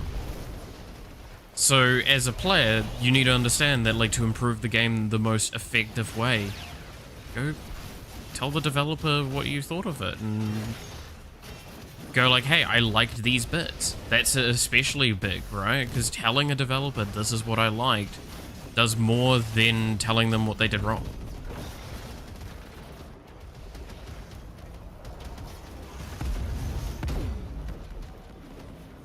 You always need a balance of things. Yes. Look, if there's a bug though, that's right. Like when we get to this argument of if there's a bug, it is a completely valid thing to go, hey, I came across this bug, this was really frustrating for me, and it really hurt my experience, but I really liked this element and this element, right? These are the things you need to kind of do. And obviously, not everyone's going to adhere to this, because it's a consumer thing, but...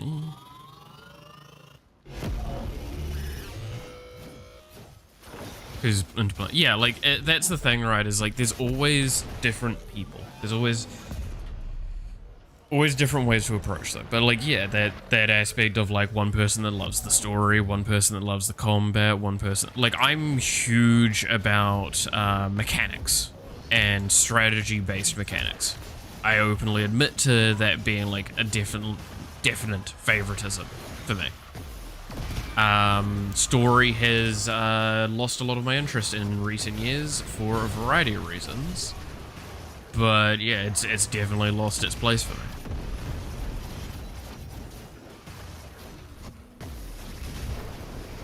So, in the nicest sense, I will openly say this. Most of the games you see me play, like Persona and all that, do you have any idea how many of those I would actually be skipping the cutscenes for if I was playing on my own?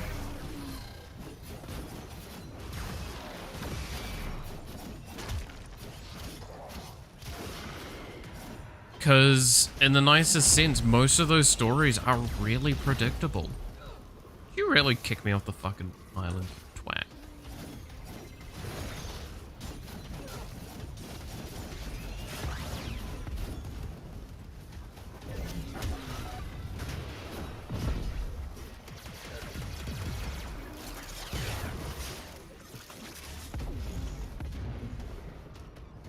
Did you kick me off the island as well, you twat?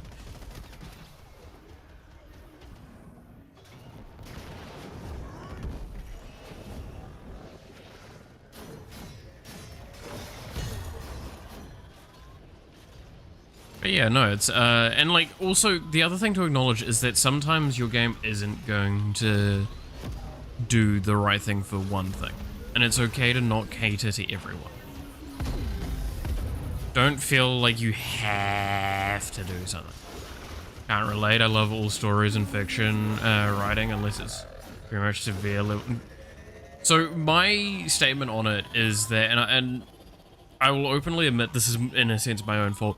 I have always consumed so much shit in my time. I've watched, read all sorts of stuff on a extremely common basis through early life to like late. Because I consume as much as I do, I have now created a situation where I can kind of predict the majority of stories. And it takes quite a bit for a story to surprise me. And that's the problem. That there is my problem. Sewage level writing correction? Yeah, no, I have, again, like, that's my other problem, is I don't, like...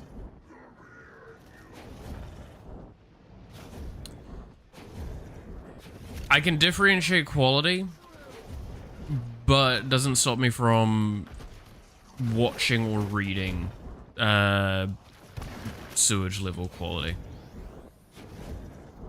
And I try and make a rule to always finish anything that I start.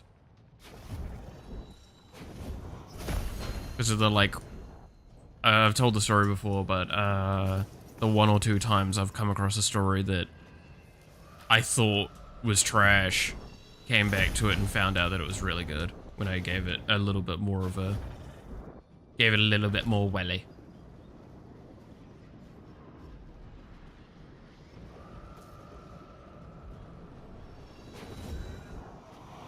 Right.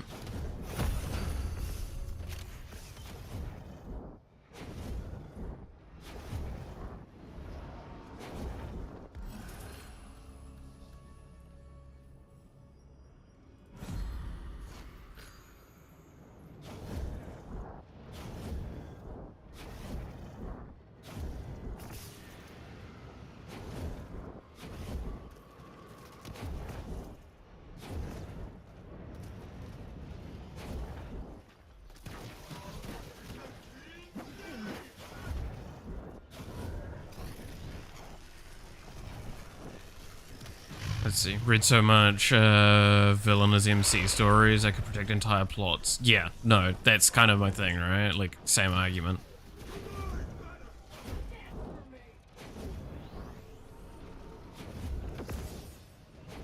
And again, I'm not gonna say that, like, I'm 100% always correct. That's why I actually do, like I said, commit to watching things. If I started watching something, I will finish it just because there's a chance that even...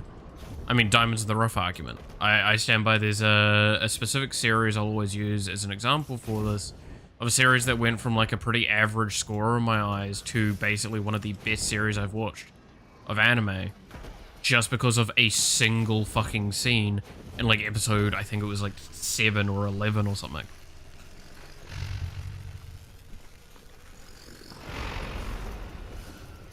Because of just how good it was. And like that's a really high score difference for a single scene. It's something I've almost never had be the case.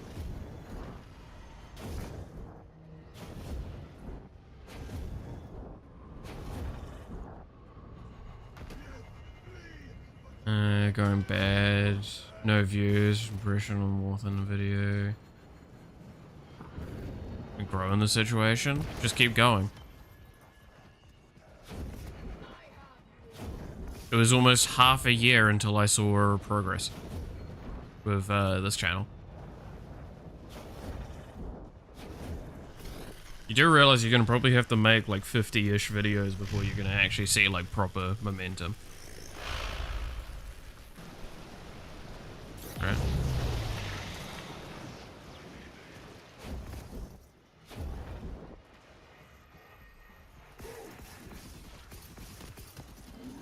That's why I say just don't care about the numbers. You might care about the numbers, but like that's why I say don't care about the numbers. Because the numbers actually do not matter to begin with.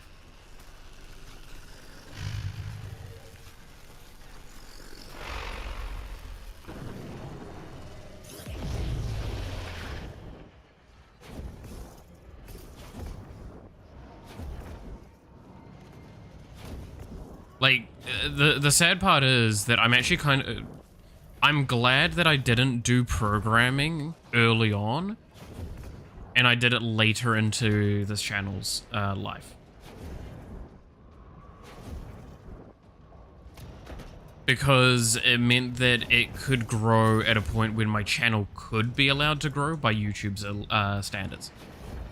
Because obviously not having enough momentum prior to it, it's not going to recommend my channel. So now that we're further in with all of that, it will recommend it. Gaping wound. Thanks to you, that will not now happen. It is my duty. That's fucking huge. Ordinary demands of exceptional.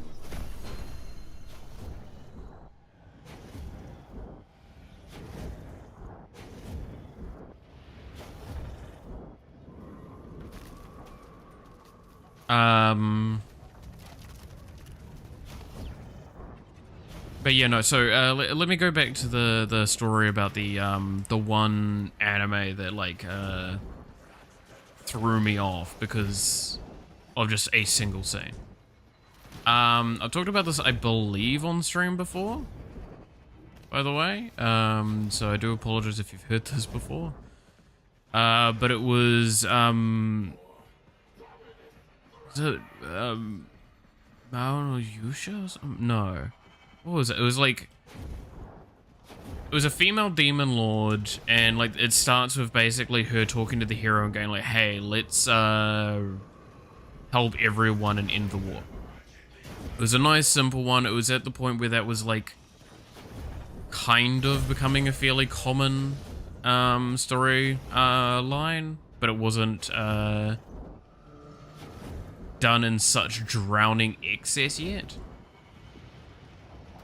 And I hear it. There it is.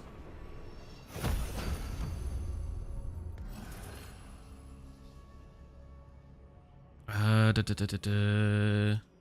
one. I watched most of it. Yeah, like, it's a very average series until a specific scene that just completely sold me on it. And it's when, another character is pretending to be the main queen, while she's away. And what she does is she's basically in a situation where she's about to get hauled off by the church because they believe her to be a witch. Or a demon, or whatever it was. I can't fully remember. And she speaks from her own experience as the, like, from her own life through appearing like the queen. And just the energy she brought to that scene, the intensity and the real fucking raw emotion of it, that scene made so much of a difference to that series in my eyes.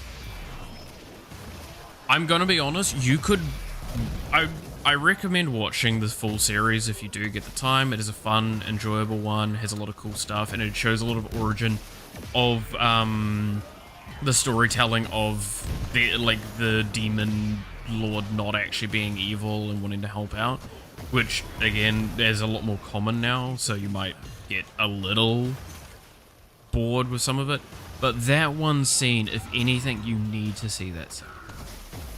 It is so phenomenal. Yeah, no, that was definitely one of those, like, the voice actress and the writer both just nailed everything about that scene.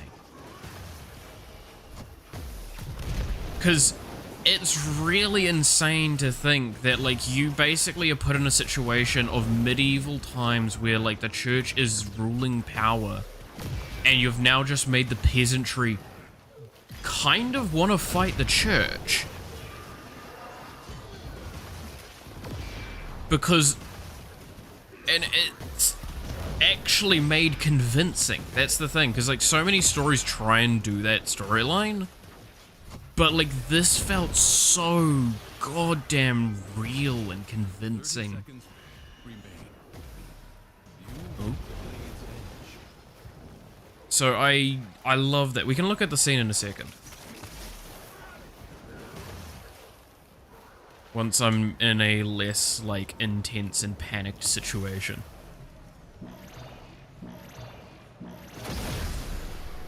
Because it's one of those ones where, like, I think I might be able to get away with showing just a scene. I don't know. It will depend if it's on Crunchyroll or not. Because if it's on an official channel, I should be in a safety net as long as I use a clip from them. I think that's the thing.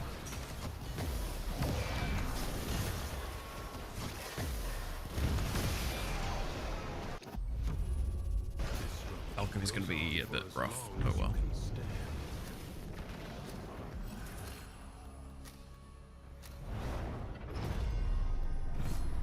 They were leaning into realistic life of the... Yeah, no, like, that's the other thing, right? Is a lot of the world was pretty grimy. But it was, like, lighthearted enough that it was still very fantasy and palatable, which is always an important thing. As I've talked before about how, like, game mechanics, right? We don't actually want realistic game mechanics. We want to have fun when playing a game. You're not going to have fun if everything's realistic, because then you're just going to get stressed out.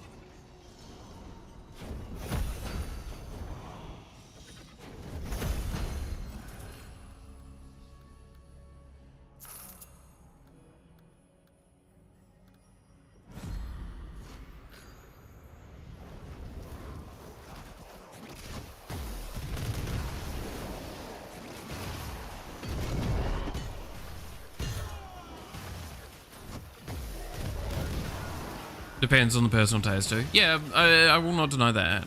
but there's a level of like, for the most part, there's a reason why like Escape from Tarkov still has a lot of phantasmal aspects to it, but like that's probably the best example, right? And there's a reason why that's considered a niche game. I've got nothing against the game. In fact, I praise the game a lot, but I would probably never play it under most situations because I just don't see it being fun for me. It just seems unnecessarily stressful of a game.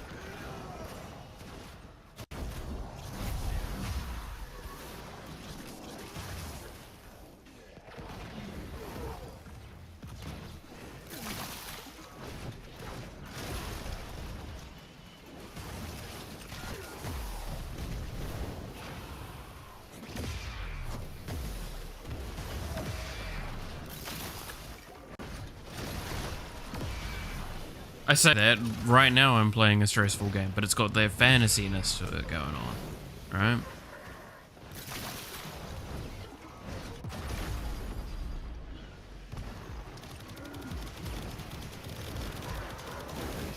Yeah, here's where we're gonna start having issues, I think. Probably not gonna be able to go much longer. Because I didn't hit, like, certain things that would make a caster build better.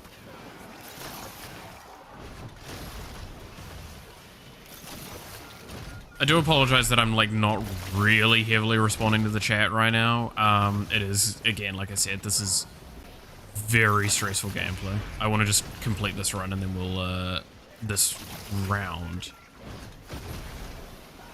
And then we will leave. Because it's just getting too much. I'm not able to look. So might not be able to respond for the next couple of minutes.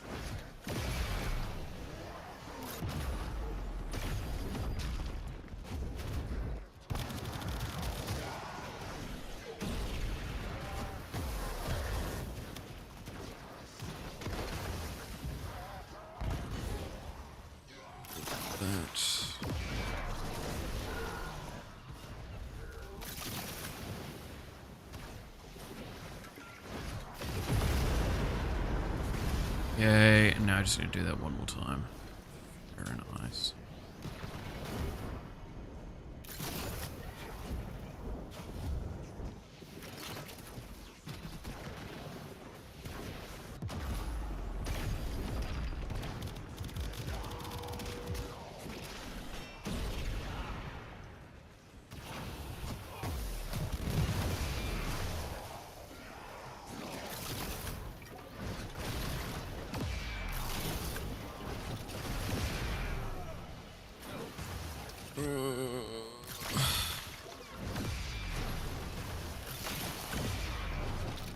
There's a specific decree that I kind of needed to get, which is like when your health is at max, you regen energy. It basically enables all caster builds pretty aggressively. Especially a build like this that has both restoration and ways of protecting your health.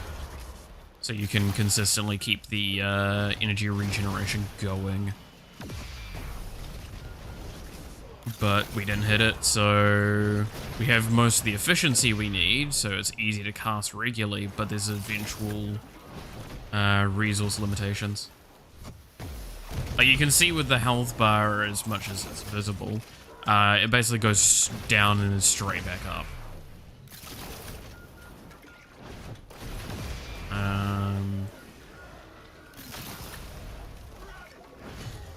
Like, I've got a good build, I just didn't get that one piece that makes it good. Yes, the one piece is real. There we go. Now I can extract.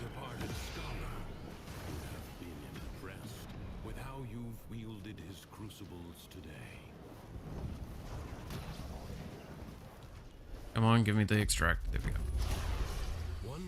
Only tier 3, sadly. Alright,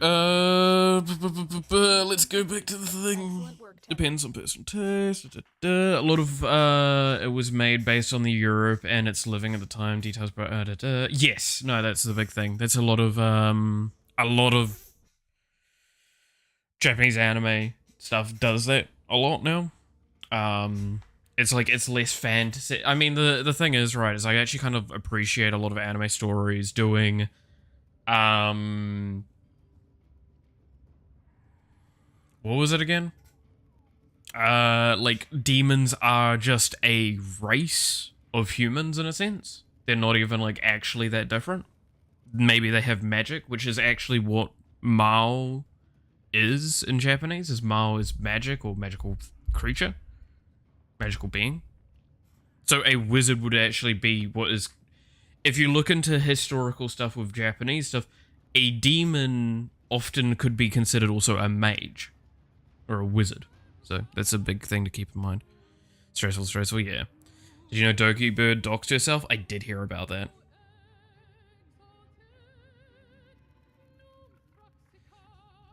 I did hear about that, and that's kind of funny. To be fair, she's already kind of said this, is that, like, as Doki Bird, it's not as... she's not concerned as much with some of that stuff, but it is kind of stupid that that's the case. Right? That is a big epic fail, as the kids say. Me too. A big old epic fail.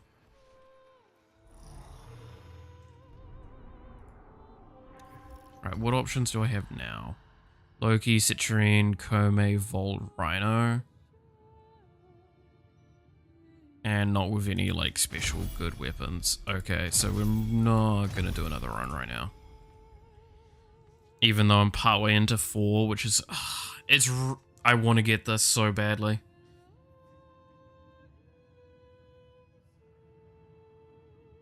Because this weapon is the, like, the damage, the weapon. It's, I think, the most meta weapon at the moment. So it's kind of hard not to want to get it, at least, so I can have it available to me. And see how it feels. Especially knowing that, like, you can only get it every, like, 2 months.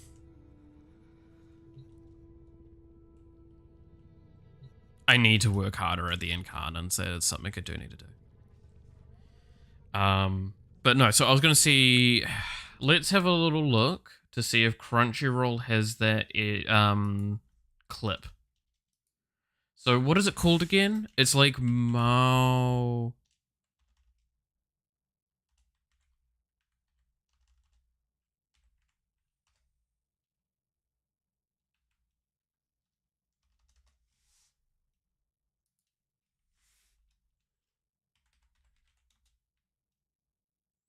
It's like Mao no Mao or something like that, right?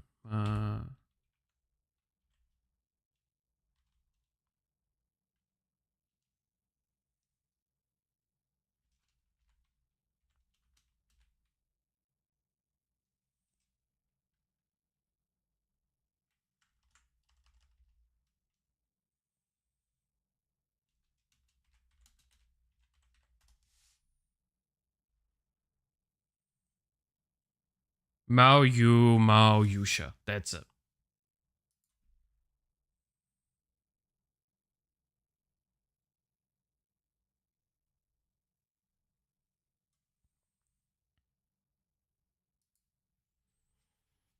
All right.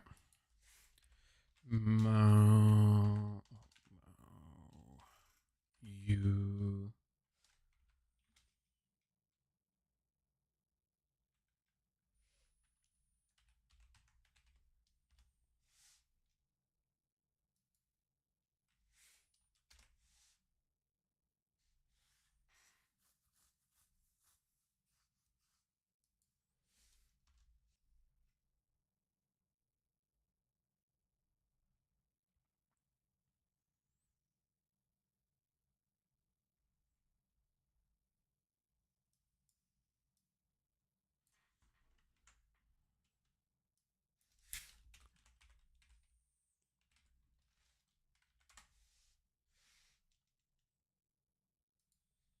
If I go to their channel, do they have any like highlights inside of there?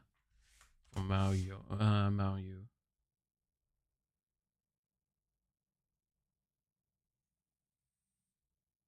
They do not. Okay, so I can't probably show.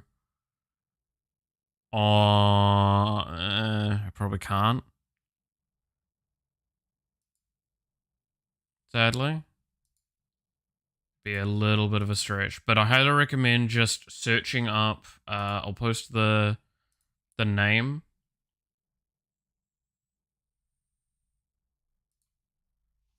In the chat. There you go. That's the name of the series. Just go onto YouTube and search up that with speech, and you'll see it.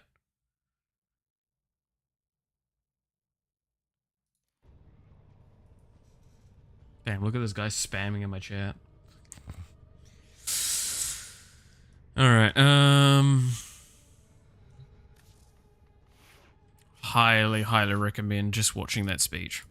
Because it's just a very, very good speech. It's better if you watch the series, though. I highly recommend if you're considering watching the show based on this recommendation, don't go watch the speech, just go watch the show and see the speech naturally. It's far better that way.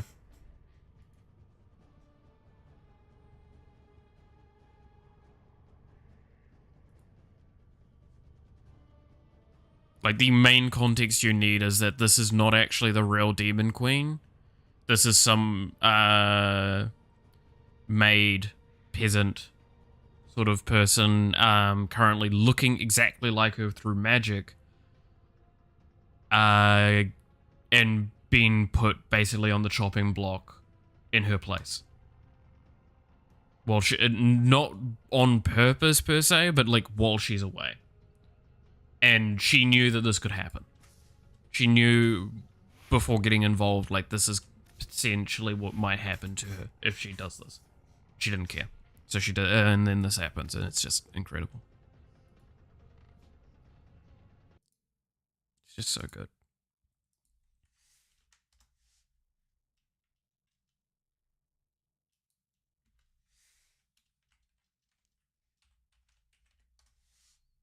Actually, wait.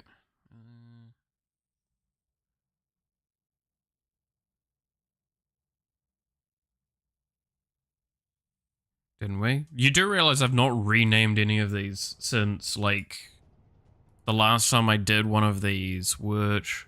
Who was the last character I did?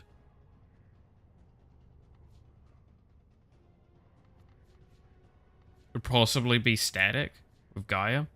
So, to give an idea, since I've been streaming in this kind of like span of the last couple of month or so, none of these have changed. These have all stayed the same. Do not think that these are new. None of these are new.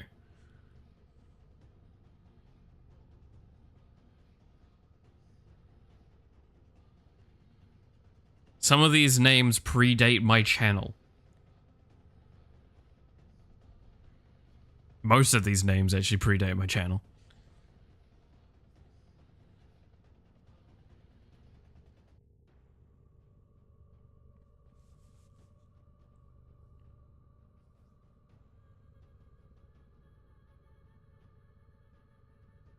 Want to do the funny hentai joke? Because it's Hydroid.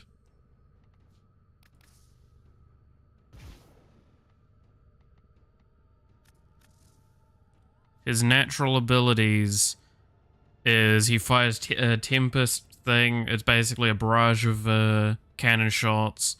Normally this is him turning into a wave. This is plundering armor from enemies. And this is summoning a tentacle swarm that is the Kraken. This used to be summon another tentacle as well with ground slams. You're probably getting from just the ult alone, just the name, why it might be called Haha Funny Hentai Joke. Or just Funny Hentai Joke, because I couldn't fit anything more in.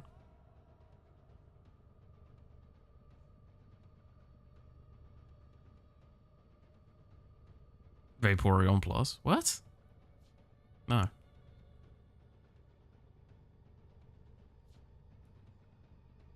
It's literally tentacles. That's it. It's that shitty of a joke.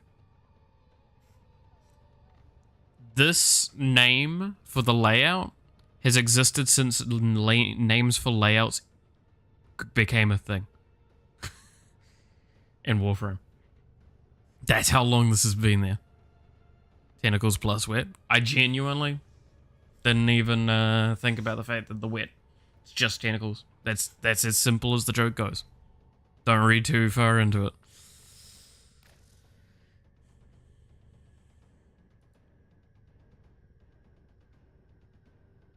Because, like, they basically revamped this layout system at one point, and I had to rename all my stuff. And then that was a name that existed before that. So I just redid it into that. That, Artoria on Crack was one of the big ones as well that stayed. Harmacist. Not the SAO one. My Mummy Daddy. Necrophilia. And I think this was something else at one point. Soldier X McCree's been the case since forever as well. What Warframe? Zappy Boy. Zawaldo. Those are all been around for ages. Then they added it so you could get like a shitload more. And all that. Doomslayer is like one of the ones where it's like I didn't have one for Rhino, and then when I did, I just made him look like Doomslayer. So I just named him Doomslayer. That's it. Again, like, this is how stupid some of these names are. These aren't good names. But they get across a mild bit of humor that makes me chuckle from time to time when I'm playing the game and I'm just completely brain dead. That's the whole purpose of it. It's my favorite kind of humor. Well, one of my favorite kinds of humor. Just simple humor like that.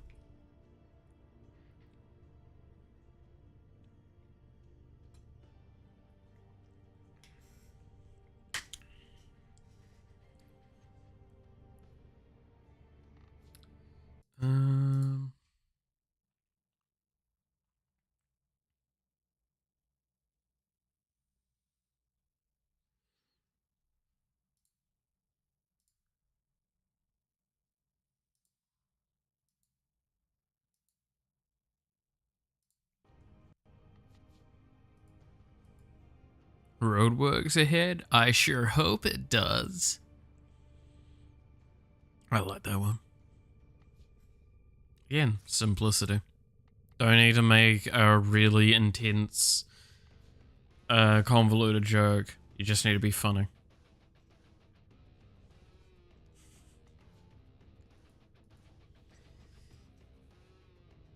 And that's the mistake that American humor has, is they don't know how to just be funny. Why most American comedy is absolute garbage.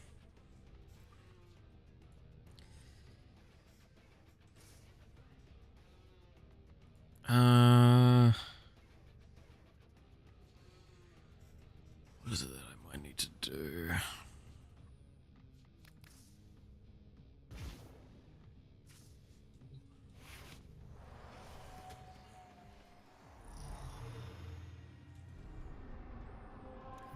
Because this is not going to reset for ages, and I definitely don't want to play any of them.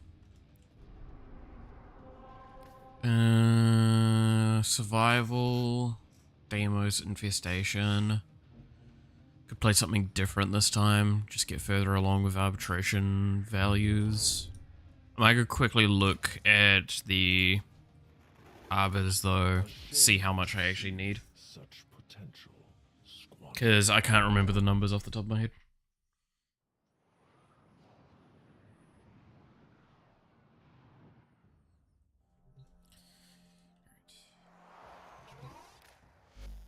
Have you survived? It is 20 that I need for each one. Honors await you. So this is the one that I definitely want. So I need another 12. No fake laugh recordings needed. Exactly. Like, that's the thing. And I know this is like that old...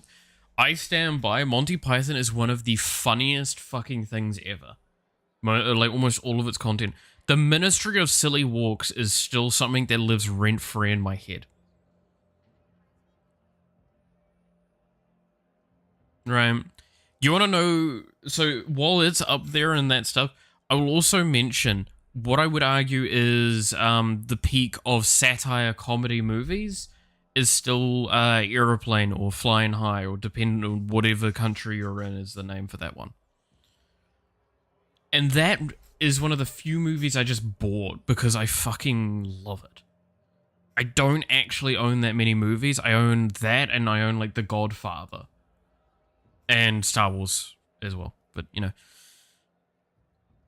Monty Python and the Holy Grail, my beloved. Yeah, I mean, like, I could quote the fucking holy hand grenade. I could quote, what is the latent flight speed of swallow? And it's like, what, African and European? I don't know.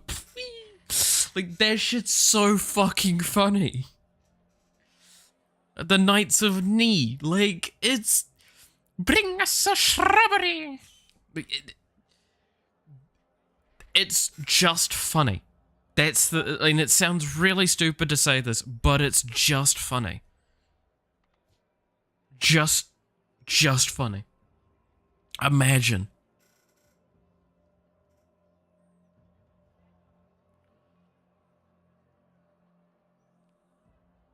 Like the Nizzle movies, by the way.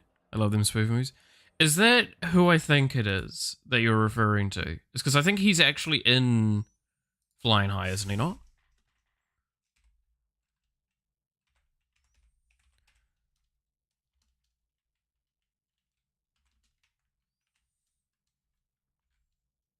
Was it Lise Nielsen or something like that? Yeah, Naked Gun, playing, yeah, all those. Yeah, he is possibly one of the peak comedic actors ever. So yes, he's in Aeroplane / Flying High. That's the one I'm referring to. Is the one where it's just like, it has a line in it that it permeated my entire life, which is, and we've used it in different variations, but the original is, we need to get this man to a hospital. What is it, doctor? It's a big building with lots of sick people, but that's not what's important right now.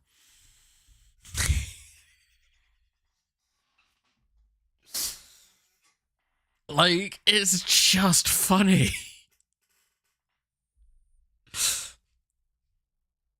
Yeah, no, that's Flying High / Aeroplane. It is just, that is the funniest, like, just movie ever. And you will struggle to convince me of another movie that's funnier than that. It's just funny. It is genuinely just funny, and it doesn't, like, give a shit about being anything but funny.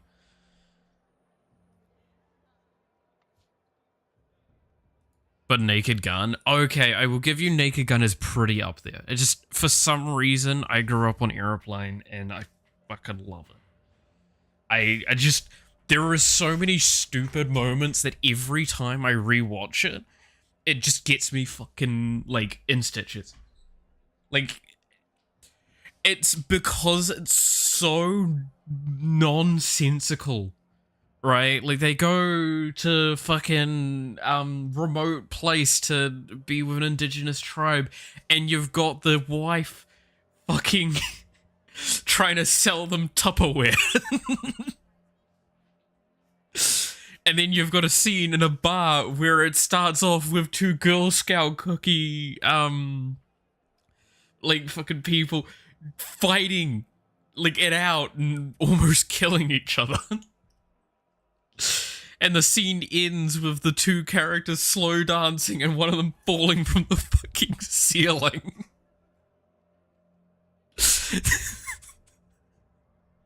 It's just, none of it makes fucking sense.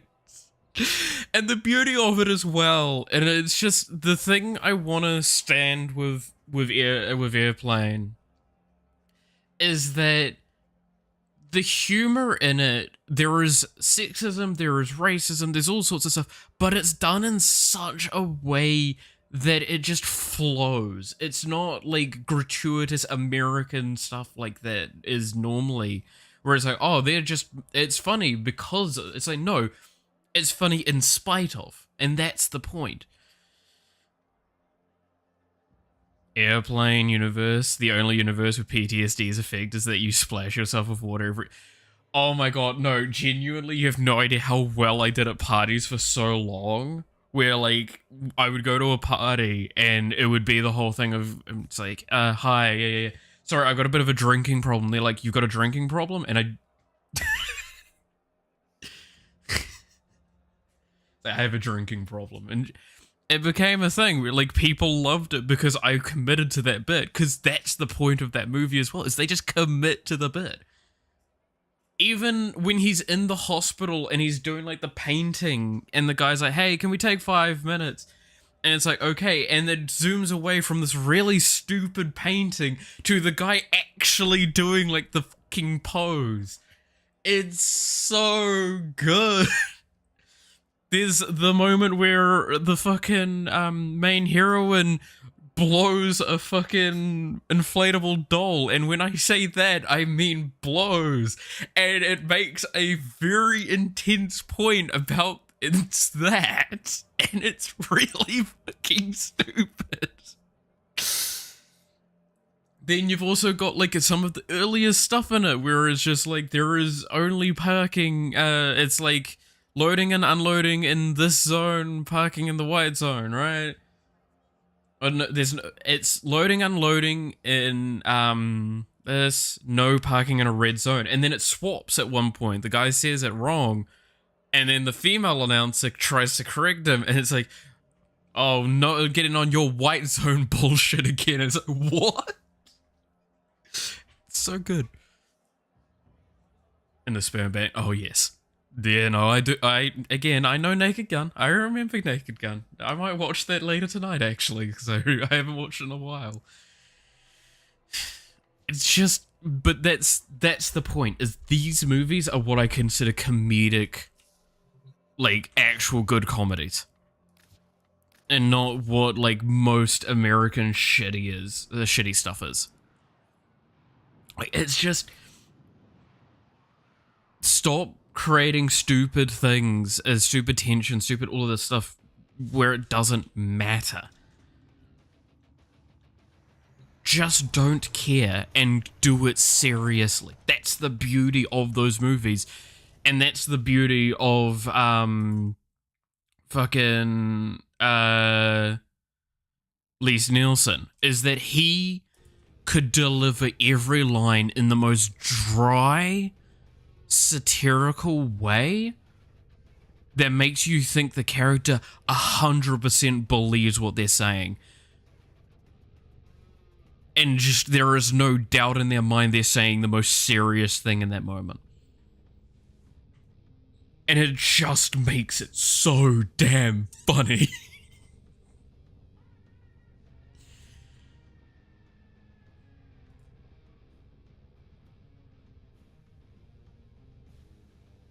Thank the mum and Juice. Yeah, I mean, like, it's early Mel Brooks movies, right? Is the big thing, because there's also Blazing Saddles, which I think is one of the better comedies as well.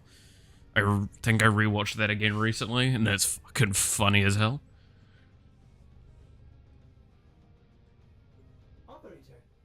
Still saying that no comedians like him, not their quality. I kind of agree.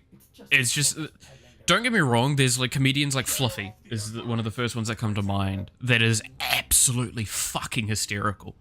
He's an amazing, amazing man, and he's very, very funny, and he deserves a lot of the praise that he gets.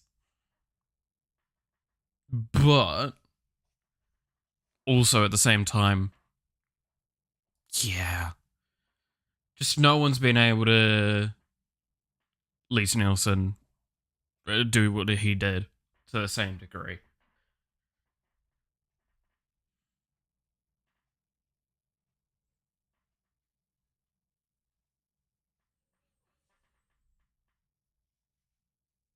Like, I don't think anyone's been able to deliver dry humor in the quality fashion he does.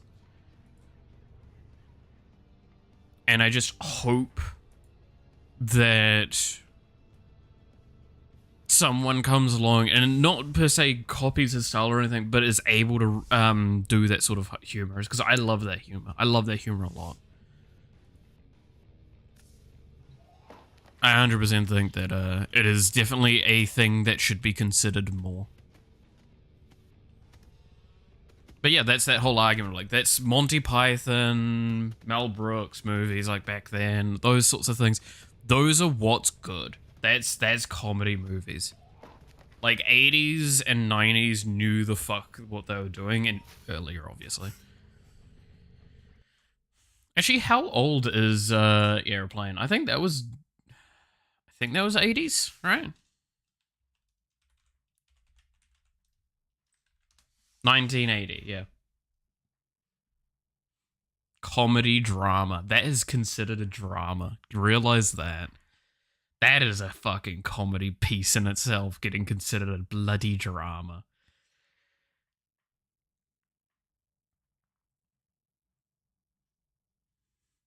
They got... Yes, yes, I do remember that.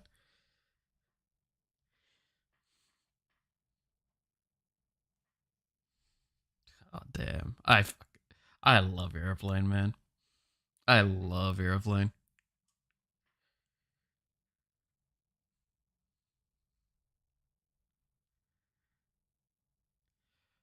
I love the description here, the short description for it. So there's two short descriptions here, and I want to read them out because this is the beauty of this movie, is because it's such a serious, intense concept.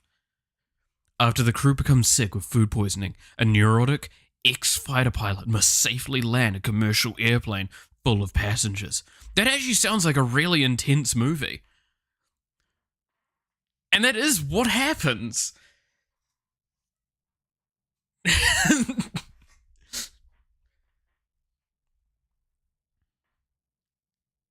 And then there's another one where it's Ted Stryker, a former pilot who has a fear of flying, finds himself burdened with the responsibility of landing a plane safely when most of the crew and passengers fall sick due to food poisoning.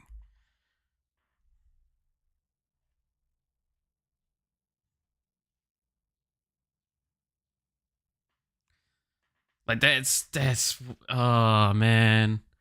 That movie is so good. Get homies in a VC and watch together. Fair. And based on real events, it would be perfect. Yeah. It's just, there's a charm to those movies that I don't see being replicated anymore. And I feel like that's that whole, like, we've moved away, like, American humor moved away from British humor, and in the process became fucking shite in most of the time. And it's just kind of sad.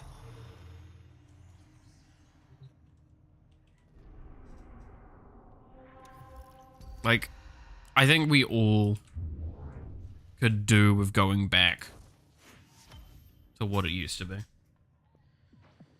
Lay 'em low and burn their shadow. Equip a mission with only a melee. Donate to the Laverian. Complete one mod transmutation. I could do that quickly.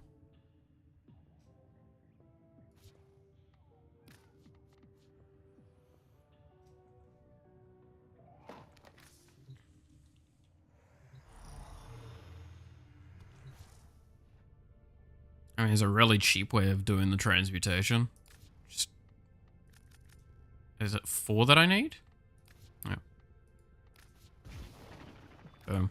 Done. Many things have been taken from us. It's true. But fortune favors the... Now, just in case some of you ain't doing all this out of the kindness of your hearts.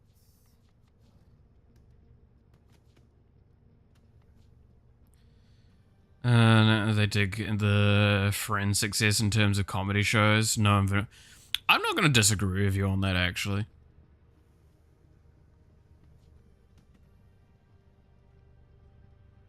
I don't think I'm going to disagree with you. I think that's a fairly valid take.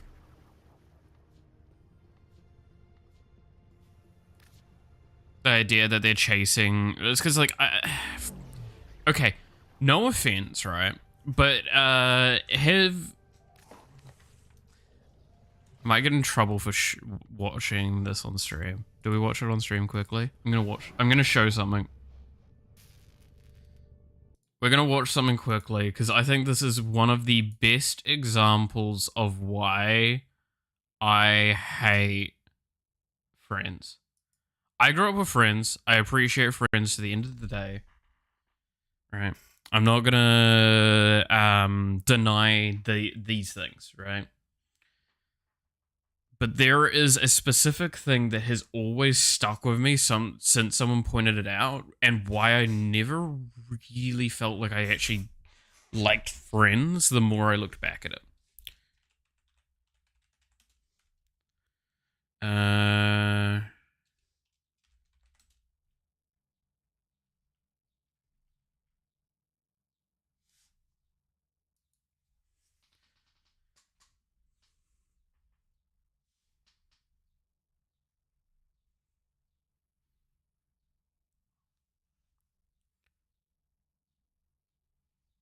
Let's see if we can find...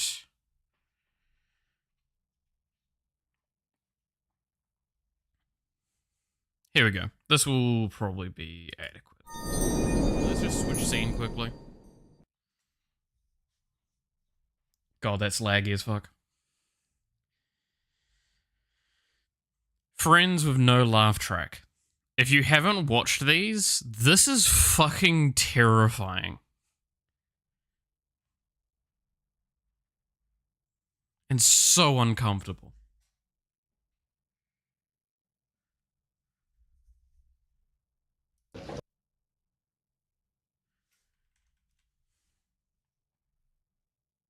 Where is the waitress?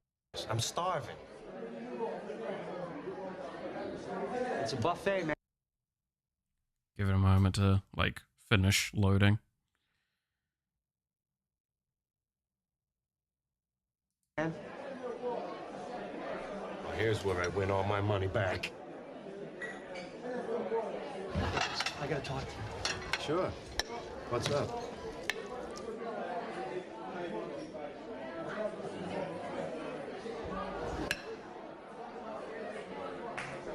Monica and I almost got married last night. Oh my God. That's huge. Hey. Why wasn't I invited? I just don't think that Monica and I are ready to get married yet, you know? I mean, I love her and everything, but seeing Ross and Rachel come out of that chapel was like a wake-up call that Monica and I are moving so fast, you know? And how do I tell her without crushing her? Oh! Tell her she's not marriage material. What? Girls say it to me all the time. Believe me, if she's anything like me, she's just gonna be relieved. How do I tell Chandler that it's too soon? It's gonna break his heart. He's gonna think I don't love him anymore. Well, you don't. Yes, I do. Good, I was just testing you. Oh, hi, hi. You know, we were just talking about bacon. No, we were talking about tennis. Tennis is more believable. Hey, hey. Hi. It feels so uncomfortable without that laugh track.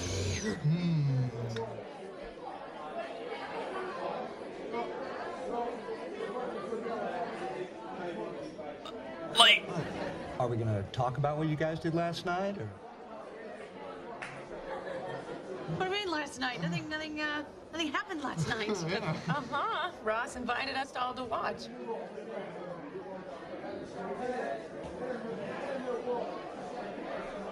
What is the matter with you? We weren't gonna miss our friends getting married. Who got married? You did? Wait, hello, we didn't get married? Get married? That's ridiculous.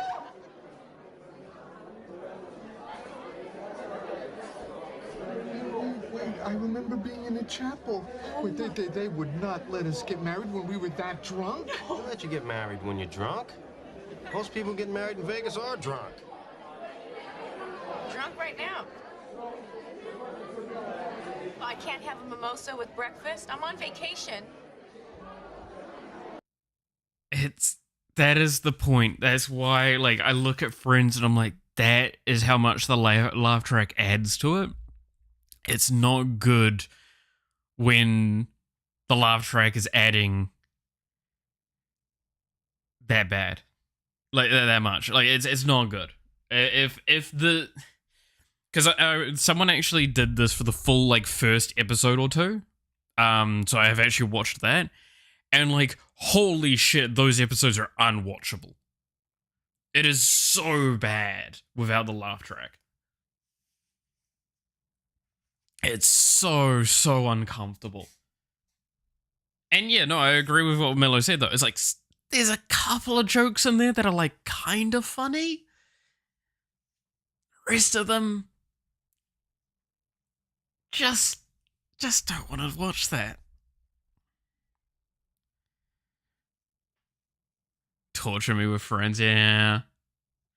Well, it's because we were just talking about like peak comedy and how most shows nowadays seem to be trying to just replicate what Friends did and its success. How much of Big Bang Theory was cringe yet watchable. Like, it was good cringe, but at the best curved mirror of reality. Like, I liked Big Bang Theory early on. I really enjoyed watching it, but like as I kind of grew up and got a lot more busy and a lot more thing, I just don't like a lot of those sorts of those shows, that sort of sitcom stuff. Because the problem with Big Bang Theory is that it's just like, again, the moment you start removing like the laugh track and stuff like that, because this is the trick with a laugh track, it tricks you into thinking something's funny. Why? Because you're sitting there and like, oh, well, you feel like you need to laugh along. When there's no laugh track, you realize how unfunny the majority of it is. And how unenjoyable most of it is. And how it's just really, really just not good. Do I think it's a joke indicator? Yeah, exactly. Especially when you find out that like a lot of the laugh tracks you hear aren't real and most of them are fucking dead. British didn't do that. British didn't need to. A lot of British stuff back then was just funny. Now, I'm going to possibly lead on to something that I know is going to piss off a lot of people, but you want to know the one American comedy series that came out, and I didn't enjoy it that much. I haven't watched a lot of it. I've only watched highlights, and it's the only American comedy in the last like 10-ish years or whatever that people think that was good. And I still don't think it's good. And it's The Office, the American Office. I just didn't really enjoy it. Because I've worked in those environments. I fucking hated it. And all I was seeing was the reasons I hated it. It's the same with the Superstore or Megastore or whatever that series is. It's that same thing to me. It's so fucking irritating to watch. Because it's just taking comedy out of things that, like, I can't find funny.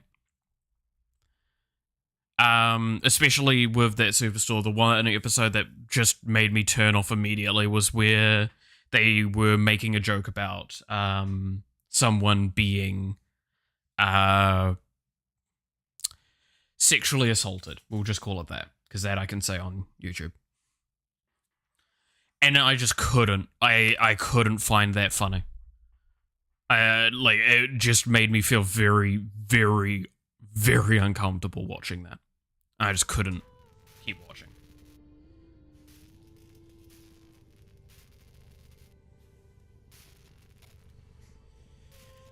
Because it was the shorthand of it was that there was a... What was it? Like, there was someone that came to review the store, and then the dude like had sex with them out the back, but it was on camera.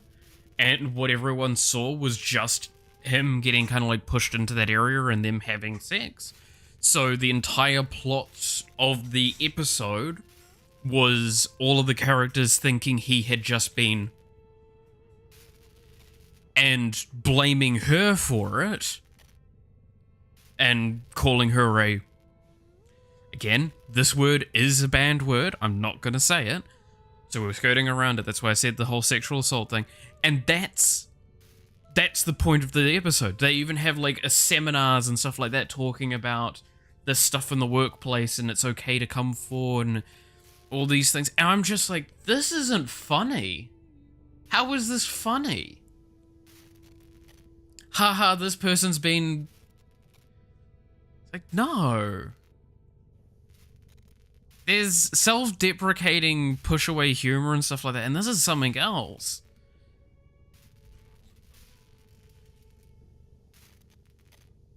It's just not good.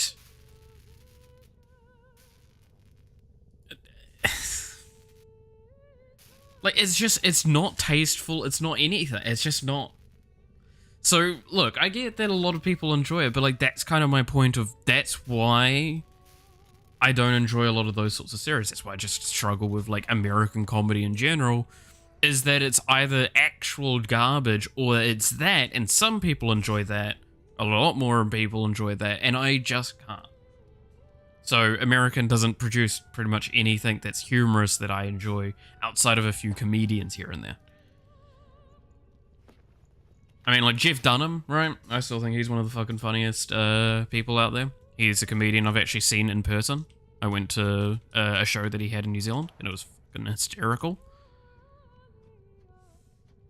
On this topic in media, this works both ways. We laugh for one sex being you know what, but if the other one would be the joke's target, then it would be, yeah, no, like there is that double standard element.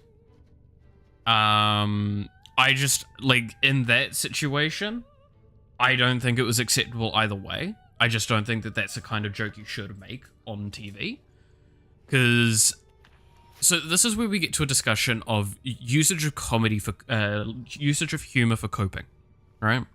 So again, not an expert in this field, so take what I'm saying as opinion and not fact at all. However, I do have some backing to it, but we'll leave that alone. Humor is a masking tool that a lot of people use. I use it a lot for my life. It's something that my family kind of taught me, specifically my mother's, because that's the only real family I actually interacted with, because never met my dad. Anyway, point is that my family, my mother's side especially, were very self-deprecating humor, which is very common in New Zealand, but we would also use humor as a way of dealing with trauma and stress and anything. Like at all. And it is a way to diffuse how intense something is. Which isn't great, because it means that you're not facing the issue. Sometimes you do need to actually face the issue and then process it and go through it. In this isn't even diffusal humor. This is objectively diminishing humor. This is trying to make the situation out as a joke, not a serious thing. It is a serious thing no matter what. Diffusal humor reduces how intense it is on the individuals. Diminishing humor removes actually the value of the thing itself. And that's not okay. That's the same as making a diminishing humor about killing people. And that's just not cool. No, killing someone is a big deal. So is that. And it's just... right, it really rubbed me the wrong way.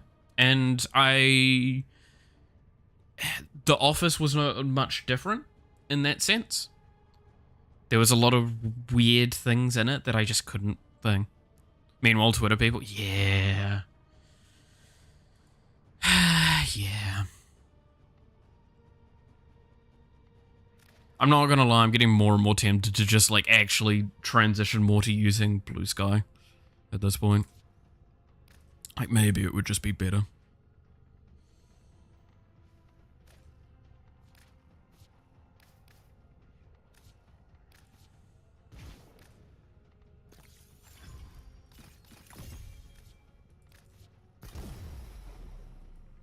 Because, like, it is a lot better engagement there as well.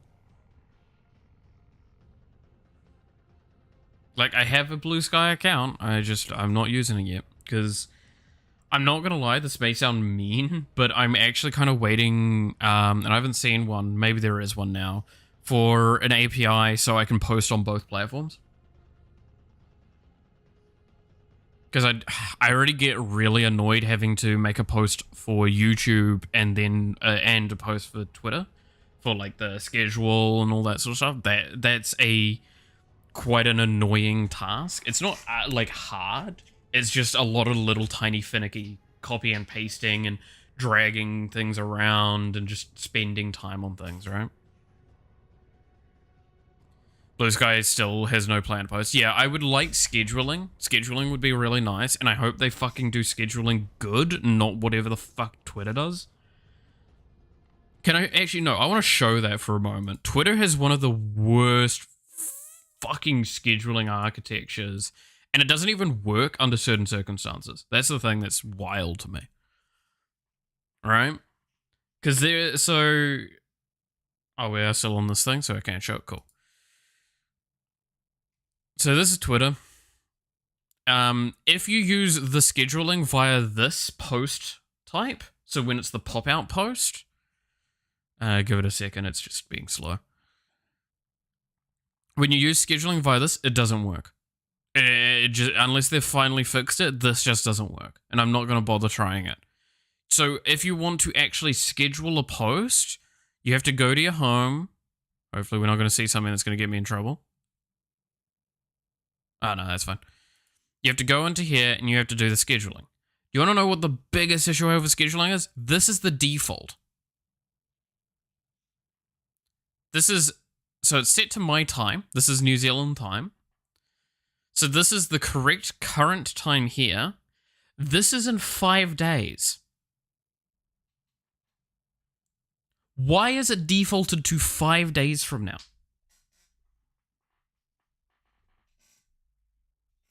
Is this the most common that everyone uses? Is they use 5 day out fucking scheduling? Because that's really weird.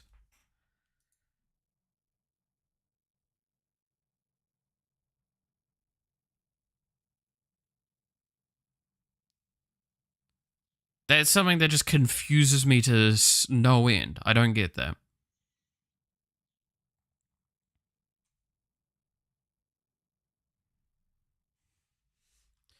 So your video and see your name on a Discord group. See all my buddies might check out the channel. Oh, nice. Catch you later. Yeah, no, good night, Devil. Have good rest. Opera GX Polish post noticed. Oh yeah, is that the... Yeah, I saw the Polish post this morning. This one's funny. Happy Polish Independence Day, and it's just such a shit post. Dude, I love Opera GX. Opera GX fucking funny. But yeah, the way scheduling is done for Twitter is absolutely awful. It is not a pleasant experience. And I really, really hope that they would one day, like, fix that. Now let's switch scene again. There we go. I really hope that they can fix it at some point, because it's just bad.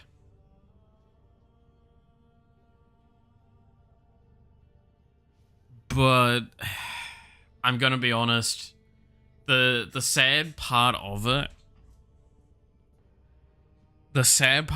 is I genuinely feel at this point in time stuff like that, good quality of life features, improvements like that, are not likely to come before Twitter falls.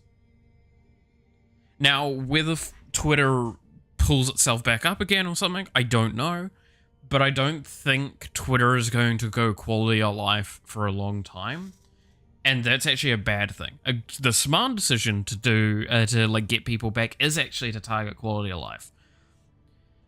But now that like they're trying to do things in a way that I don't see being the correct approach at all. Like, I can't understand the rationale of the changes to blocking. Well, no, let me correct. I can understand it, but I don't see why they should have done it. Some of the suggestions being thrown around by some of the executive people that work there have me questioning the, like, analytics teams, because if they think this is the correct thing to do, that means they've got information in front of them that informs them that these are the correct things to do. And I cannot fathom the idea that someone is saying this some of the decisions they're making are the correct things to do. Community posts is the only thing since Elon's takeover that was good. 100%. That's the only thing I will actually concede. Community post note, like community note, the notes thing, right? We've seen those. That was the best thing that they've added. That was a great thing to add. I think that was successful for the most part. There have been ups and downs of it, but overall, that was a good decision. I think that was good.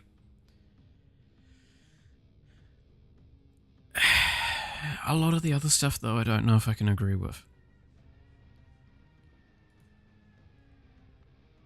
I really, really don't know if I can agree with it.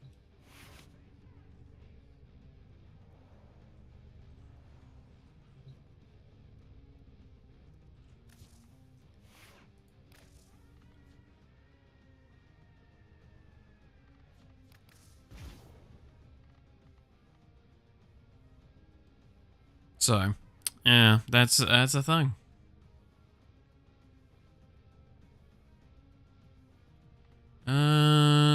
Sorry, I'm kind of contemplating what I'm going to do next.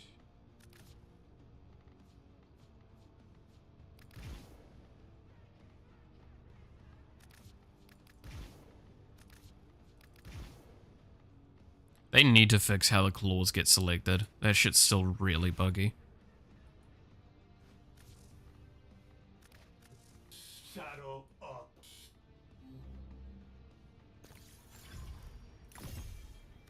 Yeah, I need to do an endo farm. I really do. But yeah, so that's why I'm thinking, like, I might try and do more stuff that, involves blue sky in the future. Because I think it's a really good place to test a lot of this stuff out. See where we're at. Improve on certain things. I'm gonna go into the sanctum and see if there's a good bounty for the alchemy. Because I might try and run the alchemy and try and get that mod. One must make the best of things. Let us together again. Alright. There is not. I don't think Steel Path is anything different. Yeah. It's mildly annoying. Probably can do some trading in as well. I should double check what I need for the next standing rank. So I need Volca. Echo Volca.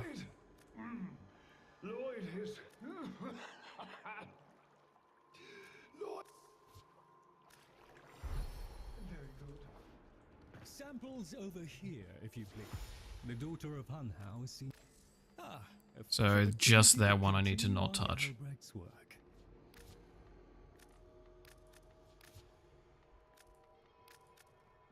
I need a lot more Volca.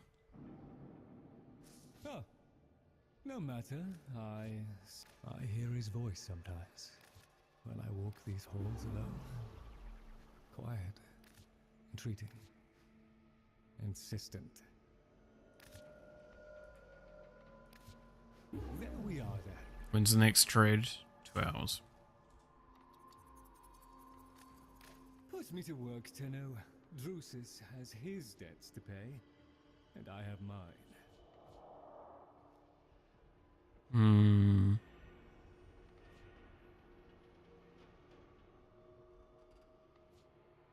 Very good, Tenno. Our service is but a shadow. Okay, so there's not an alchemy in here that's to offer. So...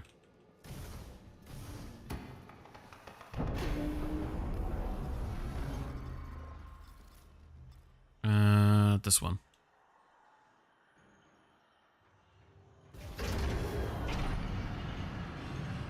I'm just gonna do a raw alchemy then.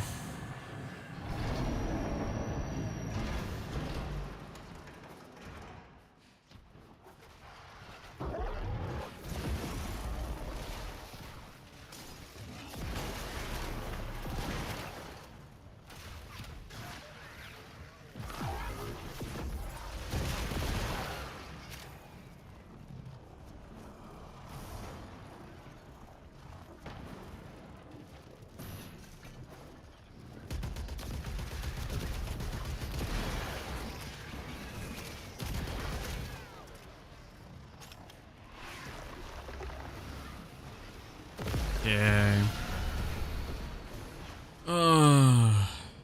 Yeah. Still trying to think about what I talked about this morning with, or much earlier in the stream, like in the first 30 minutes, whatever.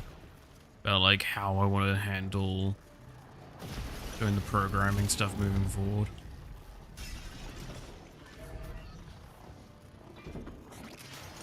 Like, what the streams are going to look like.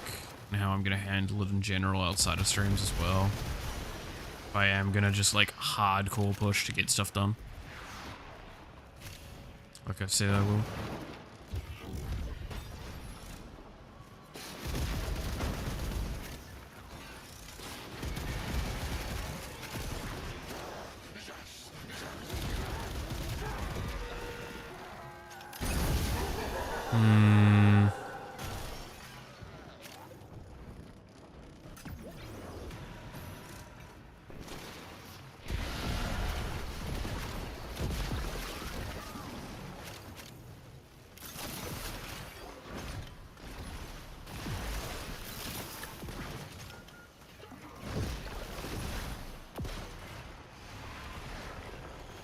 Yeah, I don't know.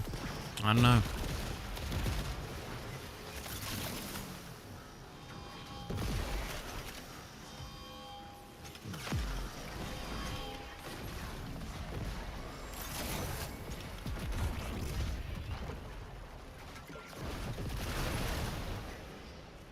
I really do not know how I want to handle it.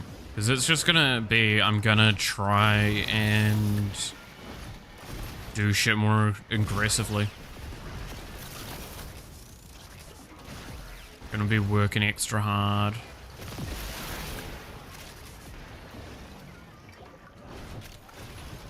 Working hard to try and like get progress a lot more. I'm just getting frustrated at the slow current progress.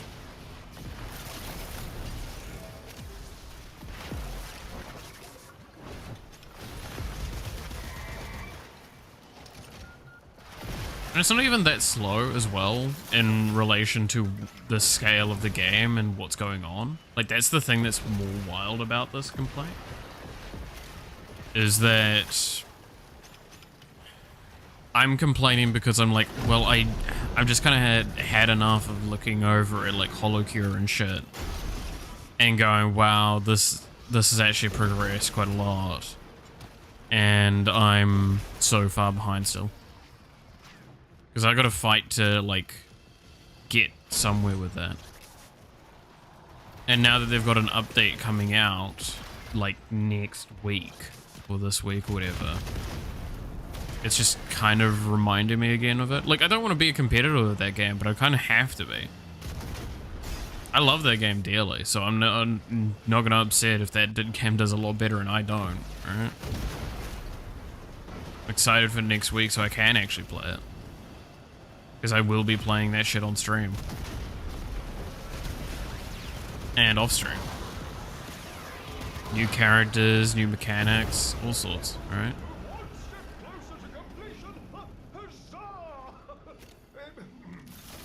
Should you feel the need to sanctum is open to you. Naturally.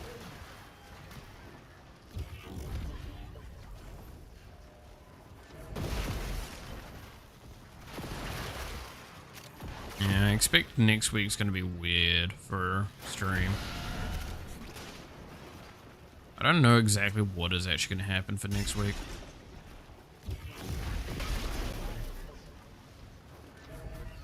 Because I'm still trying to like toss up whether I do a like when I come back to streaming properly for it, because I'm gonna stream on the day to get back. That's something I'm pretty locked in for, is because I feel like that's just the correct thing to do.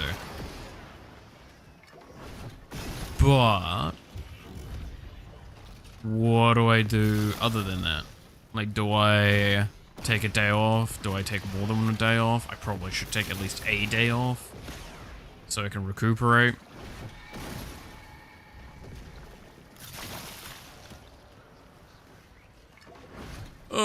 It's such a hard decision to make.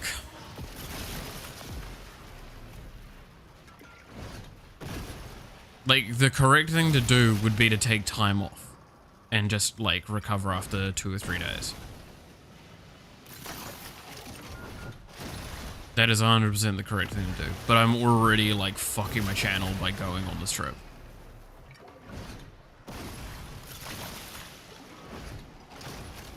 So I gotta be smart about things. Don't want to lose too much momentum of the channel.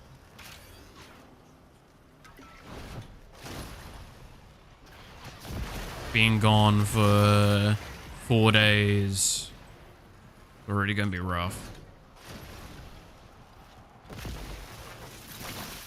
Then being gone for 4 days, coming back for a day, and then being gone for anything longer than a day feels kind of a bit much.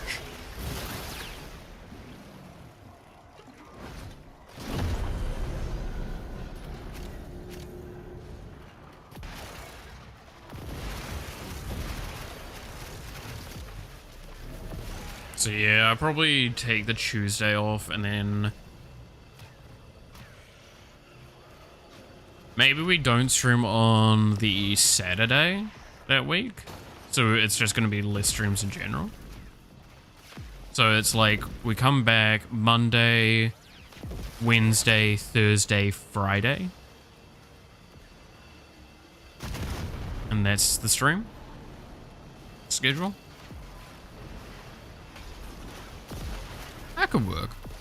Then it means I have the 2 days off with the weekend.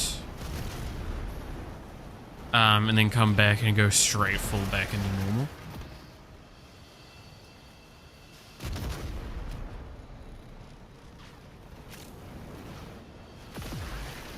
Shouldn't be too overbearing. Gives me plenty of time to kind of like sound out how I'm feeling. Which is definitely probably a valuable thing to try and do.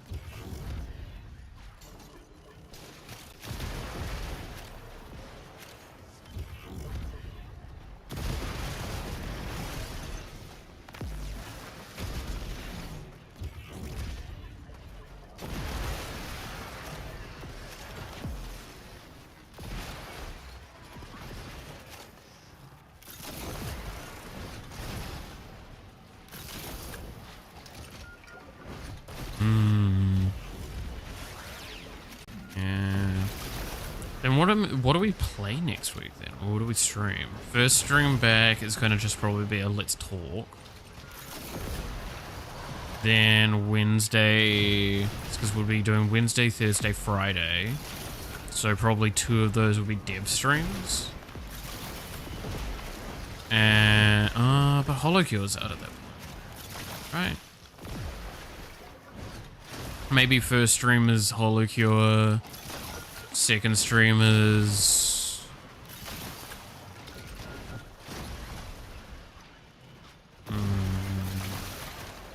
You're seeing into my mind of how I schedule my weeks and why my Saturdays, my Sundays suck a lot.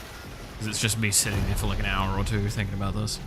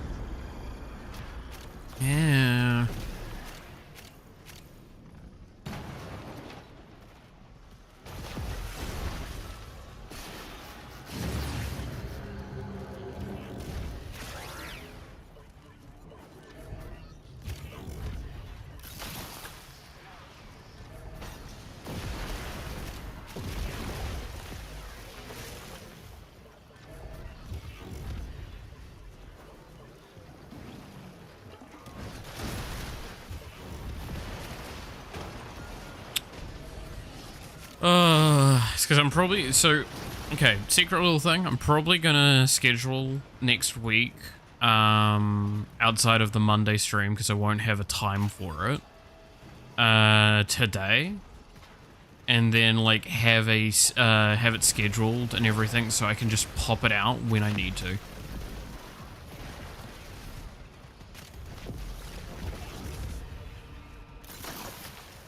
So there's no, like, delay on that schedule.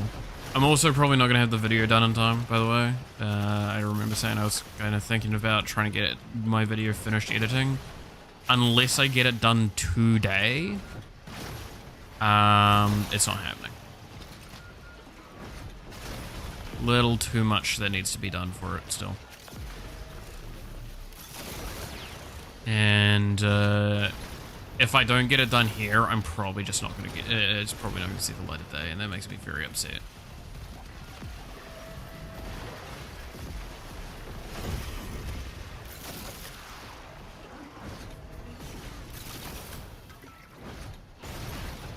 I will be posting the shorts, though, that are on the channel during that time, so there is some stuff going to be going up.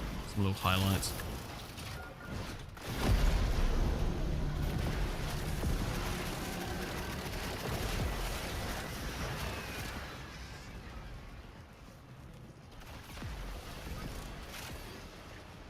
I know, it depends on, like, how I feel after I've had something to eat, because I've basically not had anything to eat today. Which is probably also affecting my ability to do the stream, the more that I think about it. Because I don't have pretty much anything left in the house. Because I'm trying to not leave anything behind when I go on my trip, because that seems really stupid to leave stuff behind. When I'm gone for, like, that long. But it means that, like, because tomorrow I'll have my money come in, and then when I have my money come in, I will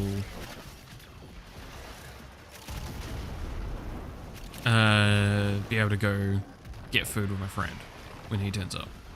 That'll be probably the first time I actually have, like, a proper meal in a while. Because we'll probably walk down to a local place.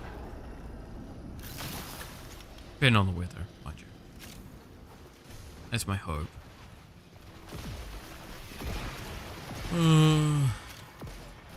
But yeah, coming up soon, you're going to be hearing me talking very heavy about dev. Because I'm going to just be, like, working very hard at that next update. I really, really want to start working hard on that shit.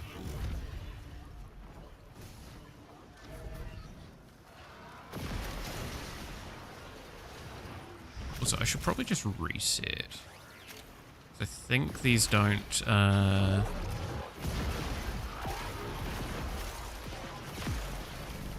improve with incorrectly.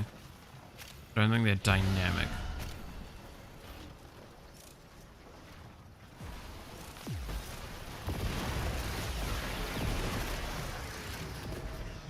That should make those two abilities stronger right now.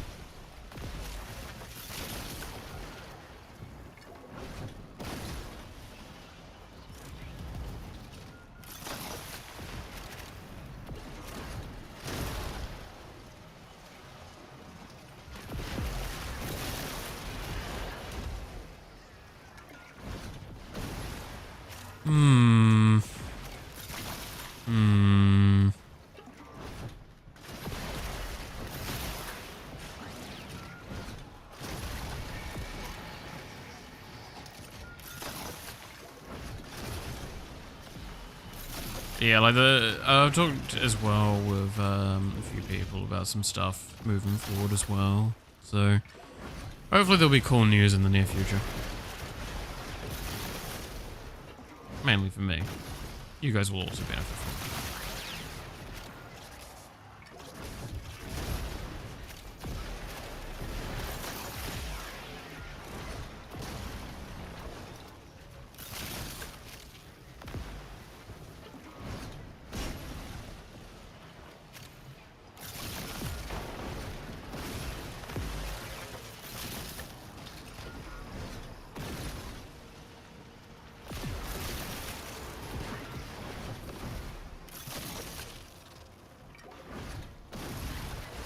Come on.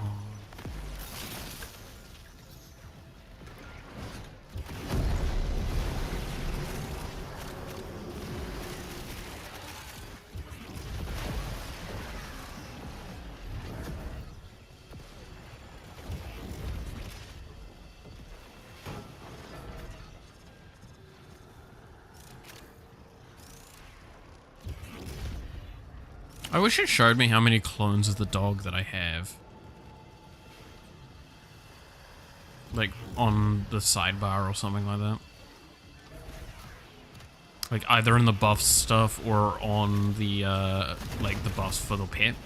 That might be a nice little quality of life thing.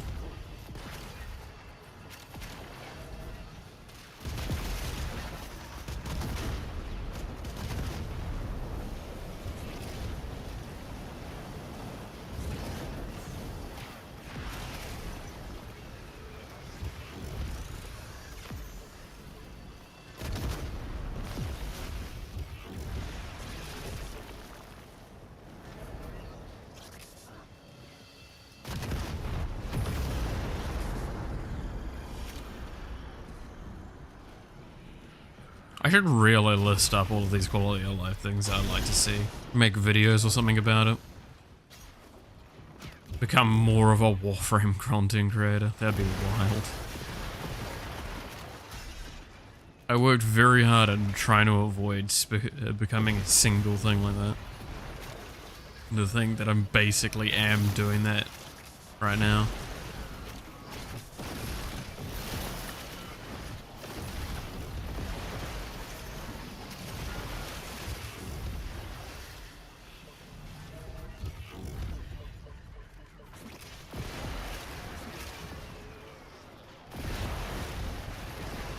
Game dev in Warframe.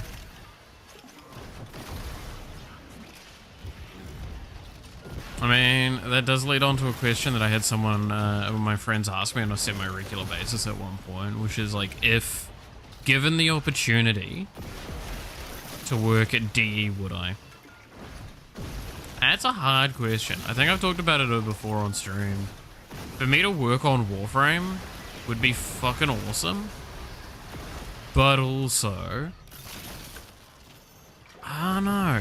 I don't know if I want to work on this game. I love this game a lot, and I would love to contribute. But I don't know if I'd want to work on it. Because I feel like that would ruin a lot of the charm that I have for this game.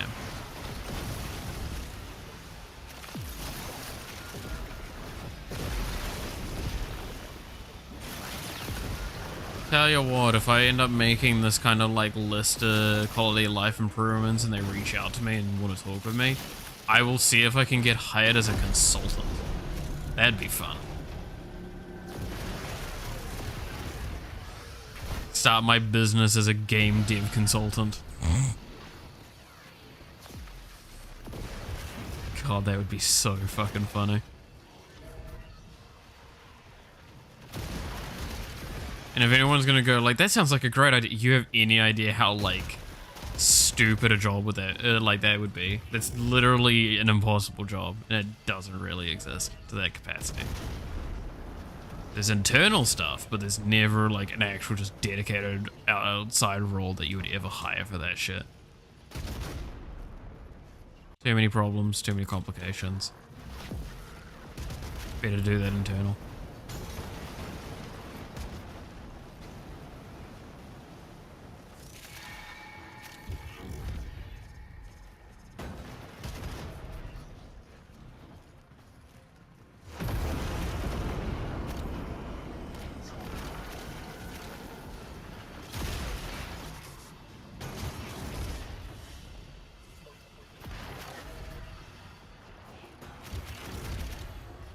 Alright.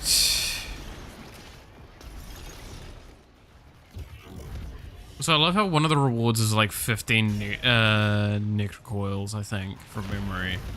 And just like, I'm getting those, like, look at the fuck thing. I just got 3 of them right then. I have over 100 in this run so far. 15 is not exactly a very notable number. Very much a pad the reward pool kind of reward. Which is always sad.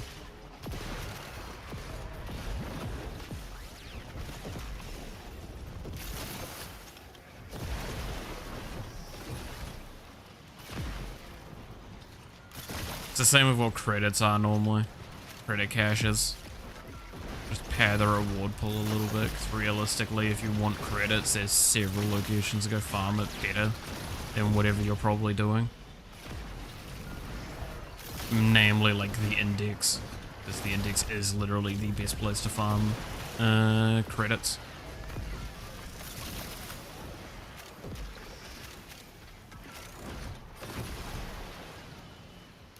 Unless something's changed. I doubt something's changed though.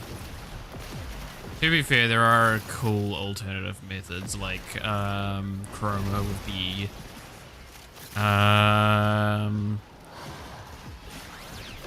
oh, what is it? The fucking whip that means that you generate more money.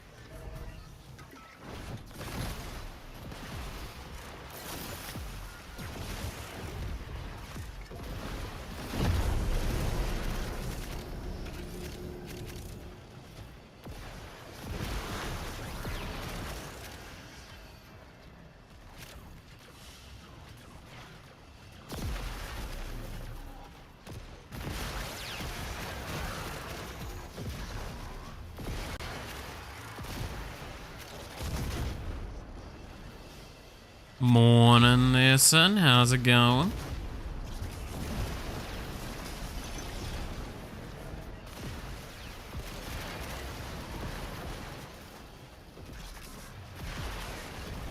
Ooh, being very blasé today. Being better? Oh, that's not good to hear. Is it about the stuff we talked about the other day, or is it something new?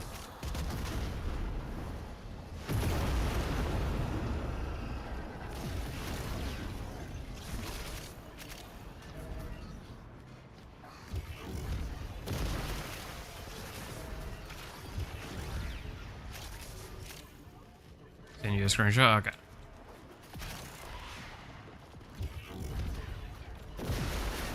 Just feeling shitty? Okay.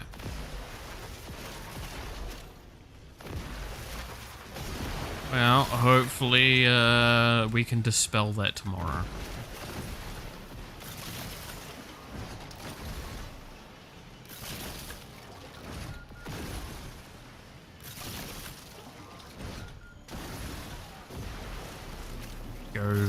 Hopefully the weather's nice, because I was thinking like we can, when you turn up, we can go for a walk on the beach and go like get something to eat.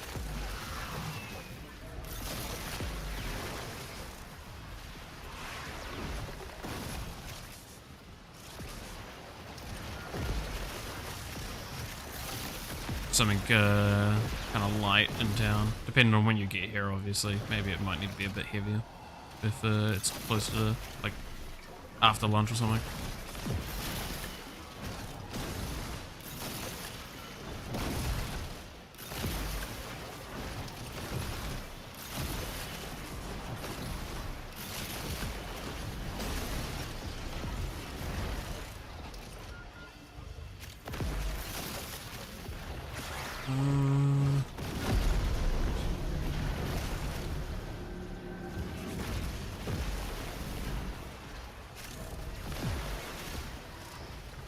Still hoping for this fucking 110 Okai.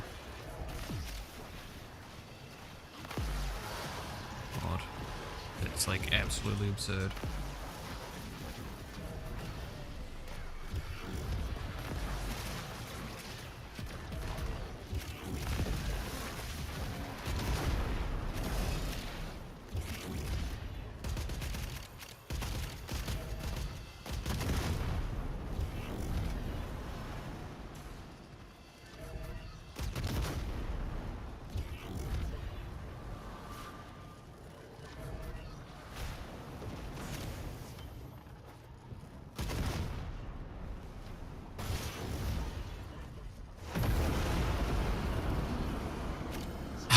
It's not the right one. I was really excited for a moment there seeing gold mod. I'm gonna leave the run.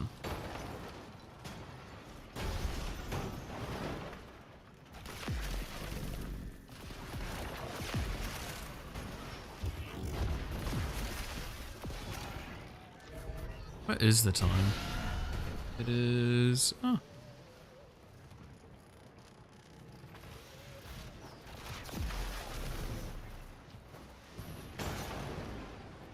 $11:20.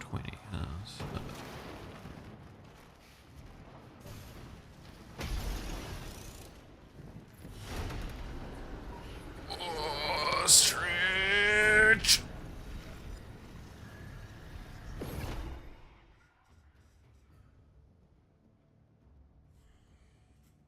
That's the pet fully leveled up as well, which is good.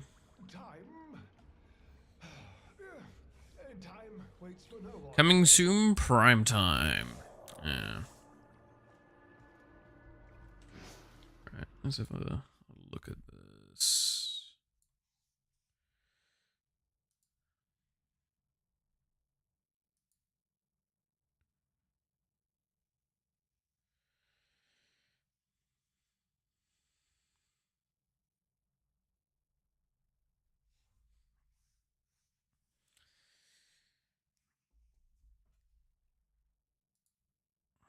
Question, how big a bag should I bring? Debating because of both how big the VIP merch is going to be, plus any extras bought. Want your opinion on it? That's a good question. I mean, it needs to be able to, like, be movable on a somewhat regular basis, because realize we've got, like, to from the bus, get to the place we're staying, and then on Sunday, we need to be able to carry it around for like a good few hours. So whether it's a bag or do you have like a case that can roll? That's maybe a suggestion. I don't know how big the personal lockers are. I don't remember. I'm sure there's probably a way to find out.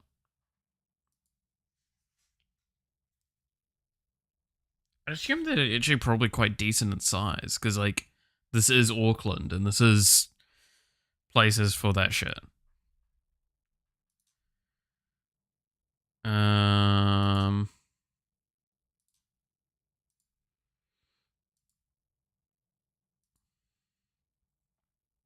Turn 4, fucking good old Kill Jaden. Turn 4, Kill Jadine. That is actually a really good turn 4, though. How'd you do that? I'm trying to think. In standard? What do you have in standard that would get your 7 mana down by -3 on demon?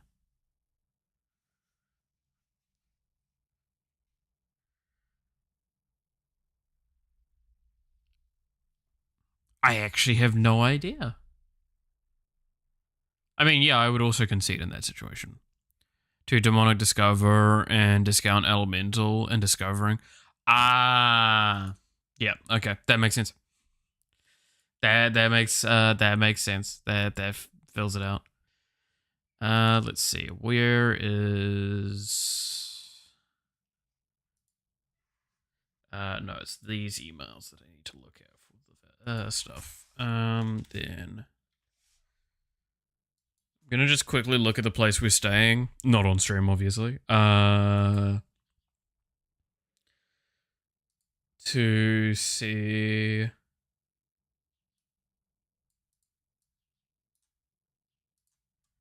if I can find out like their lockers size.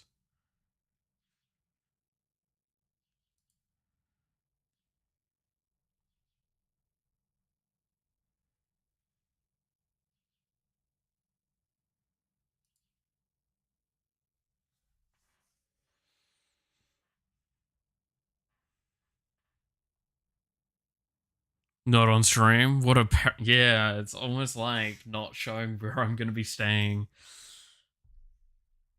is yeah. Who would have thought? Who would have thought I don't want to get doxxed? Alright, it's insane. To be fair, I've made this clear. If I do end up getting into a point where like people recognize my face in the streets, I don't know what I'd do in that circumstance. Like, that's a weird one to me. I really don't know. I really don't know.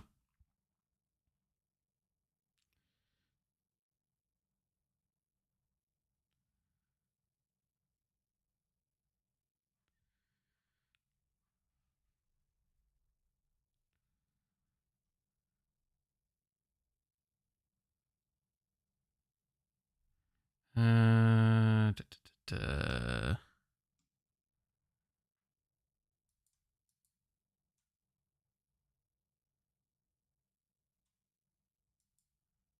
Maybe this. Go with the hentai MC haircut, just hide the face. To be fair, right? It's not very clear on stream sometimes. I have very long hair already. Right. Do you think I can't hide my face already?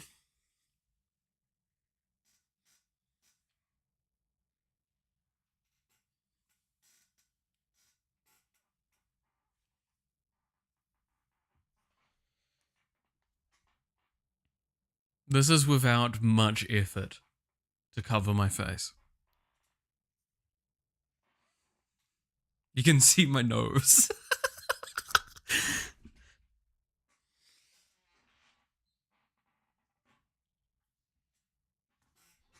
Wait.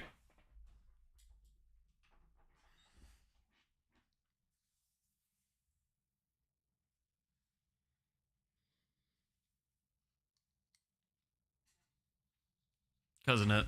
Let's go. I cannot see shit right now, by the way.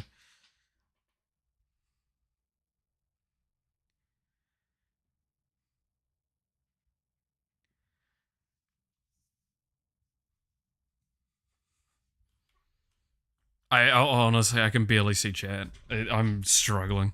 Holy shit. There you go. There's a... Should we just do a stream like this?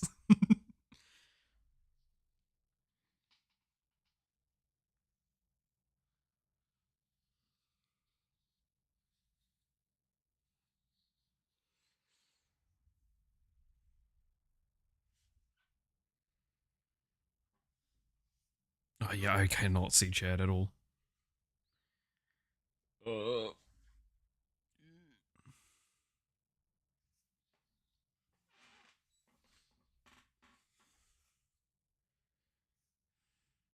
Is that an Addams Family reference? Fuck yeah, it is.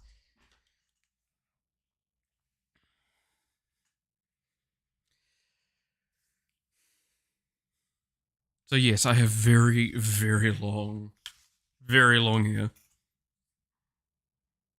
It's just normally hidden pretty well by the fact that I've got, like, the headphones on and shit.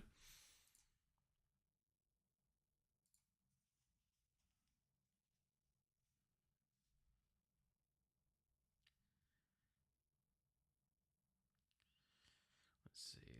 Dedicated luggage storage.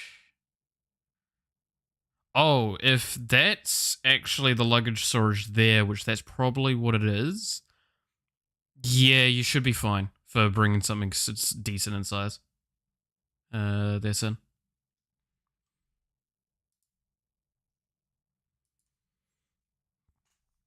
Like, it's... The lockers look like they're about the size of the beds. And high, and then, like, decent width. If you look at the images in the, for the place, you'll kind of see what I mean. It looks like that's the lockers right next to the bed. Like, in between the beds and shit like that.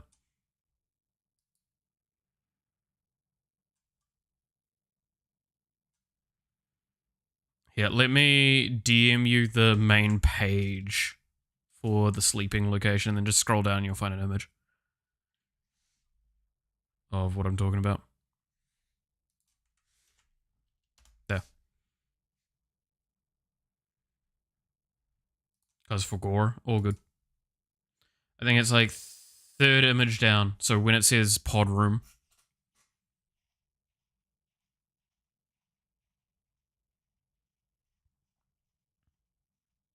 Because that's what we're getting. Is we're getting a single pod. But like the pod room is not quite what we're getting. We're not getting a full room because those are expensive as fuck. But just a single pod, but like the image in the pod room one, you can see the lockers there.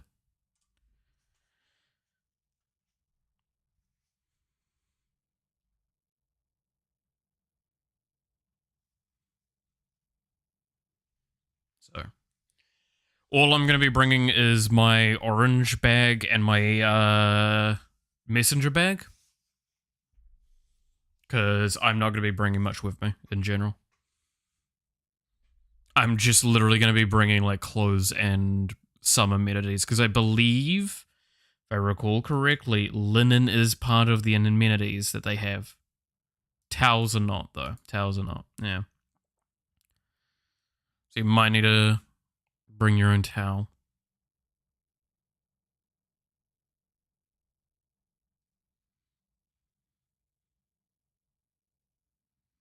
I wonder how much the towel cost is. Is there a way to see?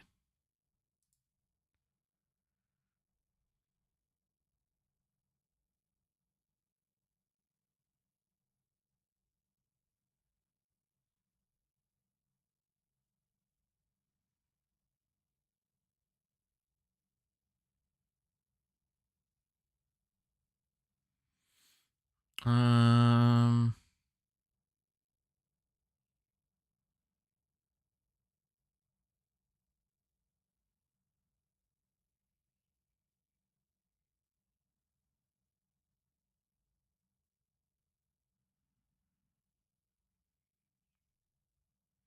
Hmm.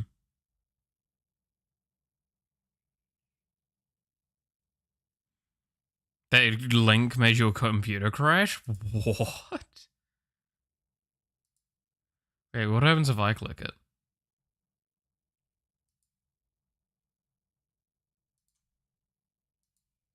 No, it's fine.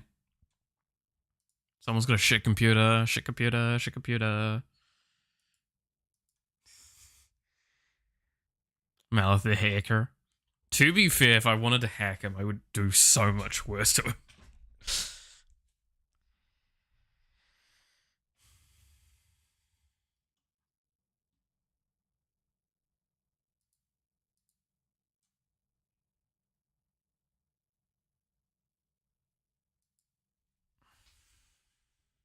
Please don't. I don't want to set that up on stream, you're fine.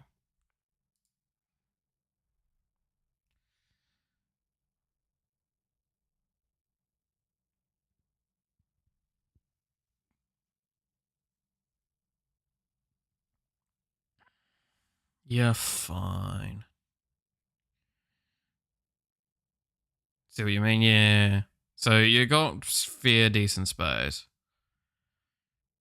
Just again, it's keep in mind more, be conscientious about the fact that we're gonna have to walk around with it for a few hours. Because the booking ends at, I think, yeah, it's booking ends just before lunch on Sunday. And then if I go back to the bus time, I'm not going to say the exact time for that, obviously, but that is a good few hours. We have to have our shit with us.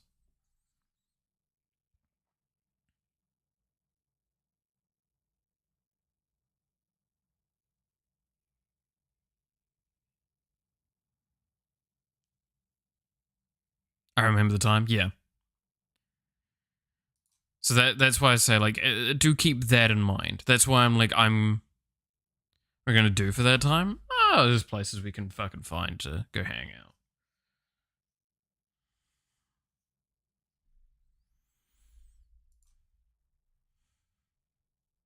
I'm sure there's plenty of answers. Parks or go to like some of the, I don't know, Temp and Bowling, I don't know.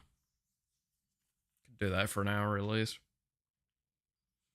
Because we probably don't want to walk around too much during that time.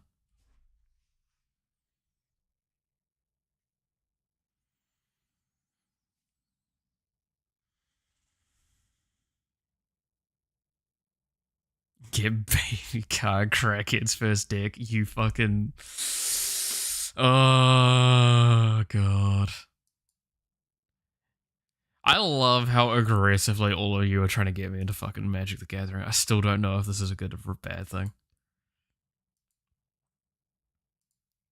I was chatting with everyone the other day about that, right?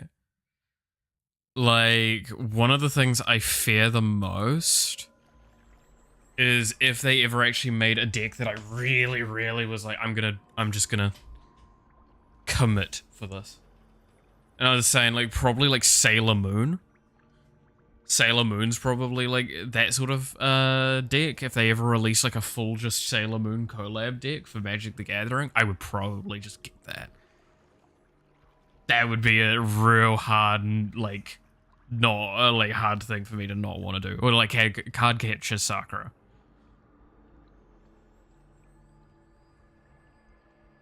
Foil or not, fair. It was because, yeah, there is Miku cards. There are Miku cards. I was informed of that. It's not a full deck, though.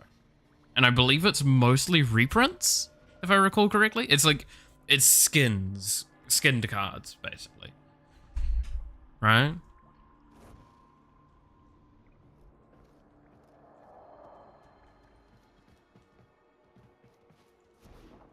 It's a card that already exists, but is done in a design of that.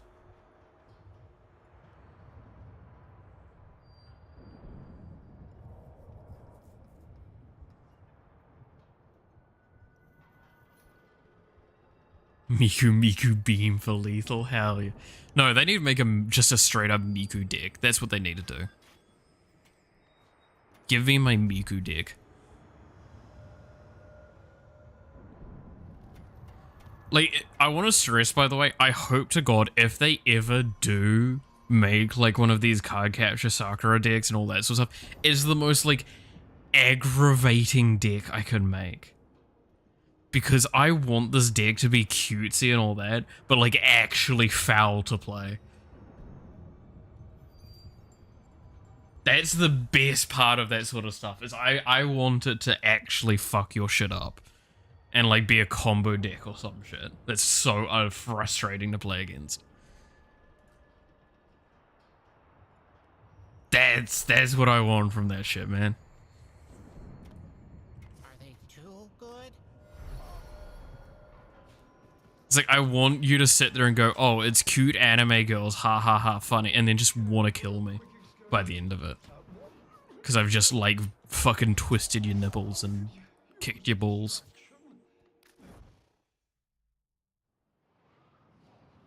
Have some grimdark magical girls, honestly. Oh, yo, fucking Madoka Magica. Yeah, I was about to say Madoka Magica deck. Imagine that. Just a straight up Madoka Magica deck, and it's just like, hell yeah. What's your commander, Kyubey? It's like, you can die, please.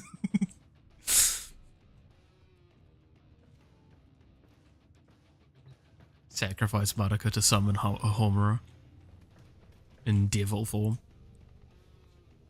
Fucking basically means that you win the game.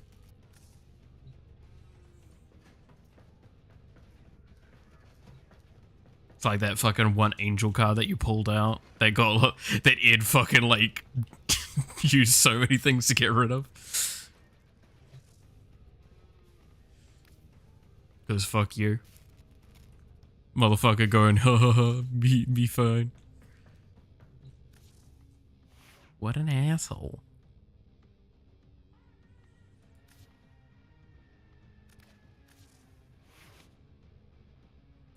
Now that I've got this Kerbro set up, dual commanders, Goddess Modica, and Devil Homura. True. No, I was just saying the Kyubey one would be funny, because then you just want to punch the person in the face, right?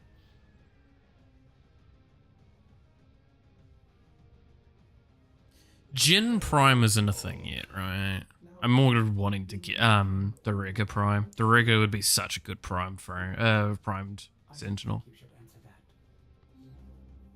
But no, Nautilus Prime is the one that I've been farming for. Because I know that exists. White black heal from Marika and deal damage equal to how much with Homura? Oh, that would actually be kind of... Dude, that's just that fucking one, Demon Hunter tourist priest legendary, right? Some of the pet names. What about the pet names?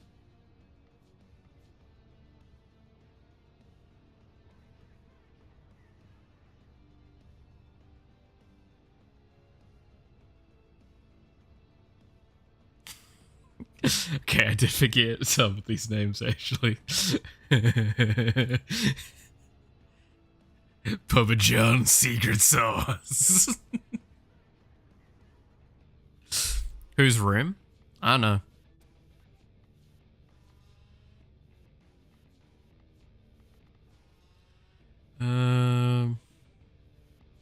And these hounds that are just these names because they're fucking stupid. Autogen. Secret Sauce. I like Papa John's Secret Sauce. That's a funny name. I don't know why I came up with that for that, but hey.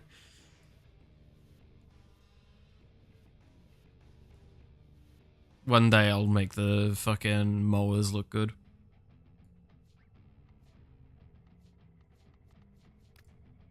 Lazy Mother Ducker. Oh my god, yeah, I can see why I called it that. Look at that fucking face. And then Imagine Eating Grapes. Dump Truck. Look at that dump truck.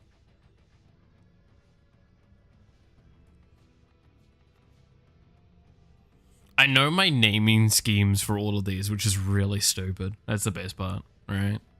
So my naming scheme for the cats, or the Kavats, was anime characters. Specifically, Nagisa is the one from, I've never actually watched it, but it's Assassination Classroom. Because the cats are all feline and feminine styled, so why not have a feminine styled male for the male cat? Then Rem, I don't know who they are. They just look kind of like a maid. For this one, this is Dowd from Dishonored. There is only one Hemlith, so there's no, like, things. I just thought Dowd was a good one. Head to the card store here and see about making some spicy stuff for us to try on the trip. Don't put too much into that, because we don't know how much space we're going to be able to commit to for that. But, yeah, no, fair enough. Like, I just say that because it's just like we don't know where and when we'll have the time, right? Upon rereading that, I did think drugstore, fair. Yeah, the Vasca Kavat is Dio Brando, because it's a fucking vampire cat. The Kerbros are all named after characters from books that I read. So this is Hester Shaw from... What's the fuck it called again? Mortal Engines. Oh, and also the Predicites are all named after fictional Egyptian, like, emperors and shit. So, Azir from League of Legends. Where's the other ones? Ra and Yugi. Yeah. And then the Fox, the Volpeliers are all Fox characters. So we have Senko-san, Yuzu-chan, and Holosama. Yeah. I have deck cases and I would probably bring one binder for cards, barely any space. Yeah, that's fair. I mean, like I said, you've seen my orange backpack, that's what I'll be bringing. That's pretty much my, like, non-carry-on stuff. I'm being very minimalistic. Because I don't plan on bringing much stuff, nor do I really plan on bringing that much stuff back outside of the VIP stuff that we get. But yeah, Jasmine. Which one's Jasmine? Jasmine's... Delta Request, I believe. Belgarath from the Belgorad. Keldar and Leaf are the same character, and they're both from the Belgorad. Yeah. That's probably the right mindset to have, but me being me, yeah, I mean, like, that's the thing, right, is go however you want to enjoy. I'm just like, did I hear Delta Request? Yeah, Delta Request. I'm pretty sure it's Jasmine, right? Is the female main character that travels with can't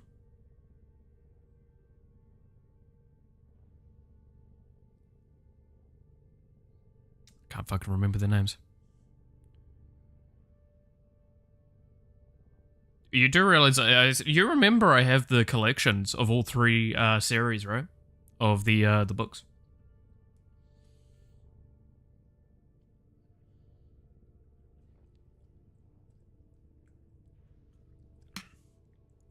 Leaf. Was it? I thought that was... Oh, yeah. I thought that was the name for someone from something else. Anime mango reference? No, these aren't anime. This is very old Western novel stuff done. The Delta Request series. I actually never fully watched the cartoon that they did because I just watched part of it and I got upset because it was just not... It was not enjoyable.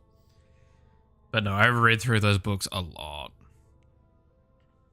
I didn't really like the later series of it, though. A book adapted into a cartoon. Yeah, it was just the cartoon wasn't good. From what I saw of it. Like, I watched, like, the first few episodes. It strayed way off the book. Yeah, that's what I saw. Like, in the first episode alone, a lot of the, like, motivations of the characters got changed. And I'm gonna be honest, like, the forest... Is it the Forest of Silence is the name of it? Whatever, where Jasmine's from? That place was fucking boring in the cartoon. And it was, like, really fast, too. And I also think they sped ran through the swamp. Because the swamp's actually, like, really fucked up. Then I think Nosferat, I heard, was, they didn't really go into the really deep dive, fucked up nature of that as well. The fact that I remember this shit, holy shit, this series defined way too much of my early life.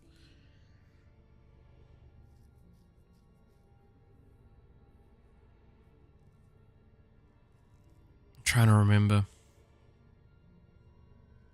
So I remember the swamp being like really messed up for the most part, because the evil boss for that was the husband, right? And the rock was the wife? Cartoon, yeah. I mean, exactly. It was Cartoon Network, I think, was the one it was coming out on, so it makes a lot of sense. Yeah, fucking, I'm trying to remember. That was the swamp. Nosferat, because that was the... What one was that one? Was that the Ruby? I can't remember. Because I know the Opal is the, there's Nosferat. The City of Rats story. Because I remember that because of the third series where we deal with the dragons, and it's the Opal Dragons territory. And I believe all of the stones went to their respective territories, right? Because I think like the Amethyst was one of the last ones. And that's the bottom left. Can't recall off the top of my head. Been ages. That's fair. It doesn't help as well because the books that I have won't actually show me because they'll show me the correct ordered belt, not the current order belt. I might have to look up if I want the Deltora belt. I would need to see it in correct order.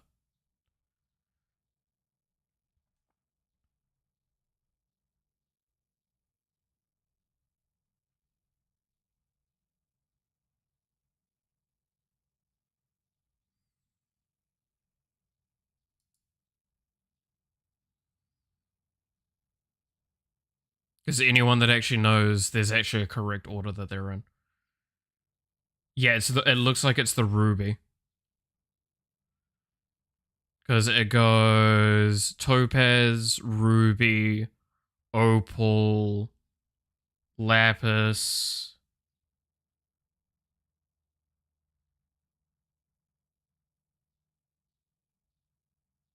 Emerald? Amethyst, diamond, I believe.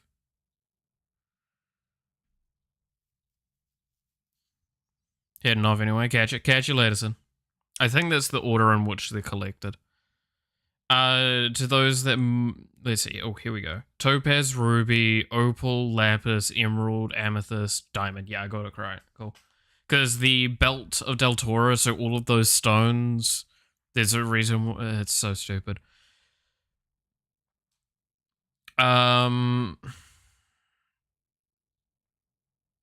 The shorthand of it is that the order in which the stones are supposed to be is supposed to be the diamond, the emerald, the lapis, the topaz, the opal, the ruby, and the amethyst. Why?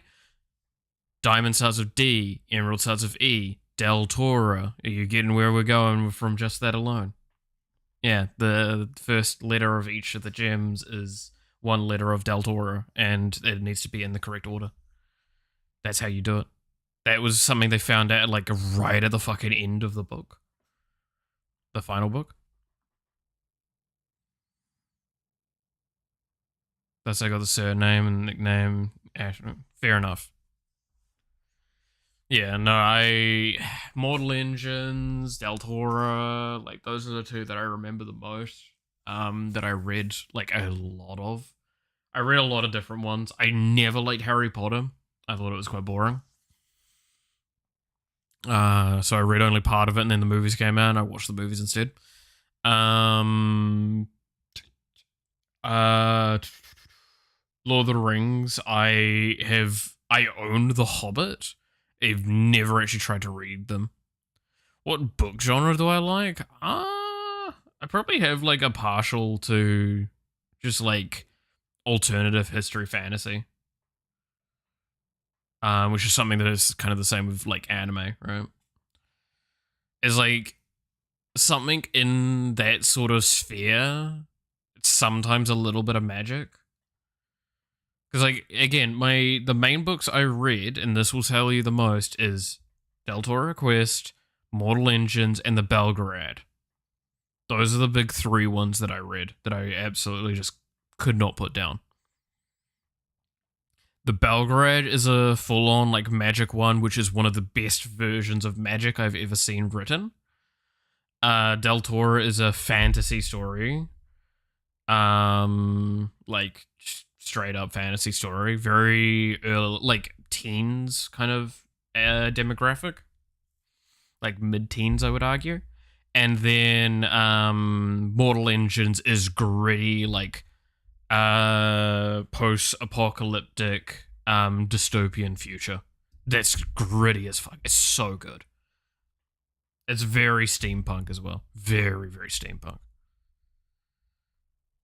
I also got Dune before the movie came out. I did read Dune. It was good. And I'm probably going to piss off people by just going like, it's good. That's about it.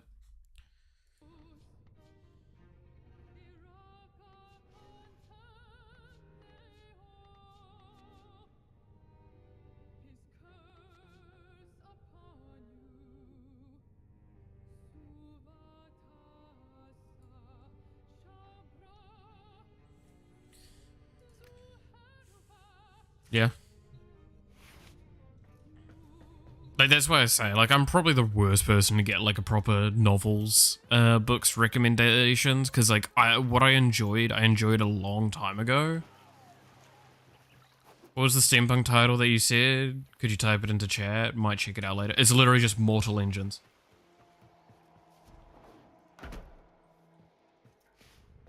Easiest way to find it is Peter Jackson did a movie, and do not watch the movie. It's fucking bad.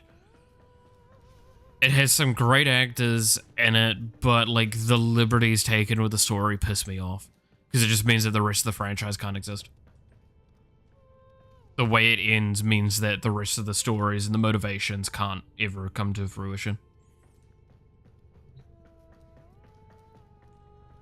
But yeah, Mortal Engines. Like, the shorthand summary of the story, the events, like, kind of going on with it, this is stuff that you'll get in, like, the first chapter and shit. All of the cities are now on wheels, and they're going around and eating other cities, and you're following London. London is on traction, and it's going around and eating other smaller towns and cities. And the reason why all the cities are like this is because the world got destroyed in what was called the 60-second war. Because basically, take slightly more futuristic tech than what we have now, and a war occurred, and everything just ended in that immediately.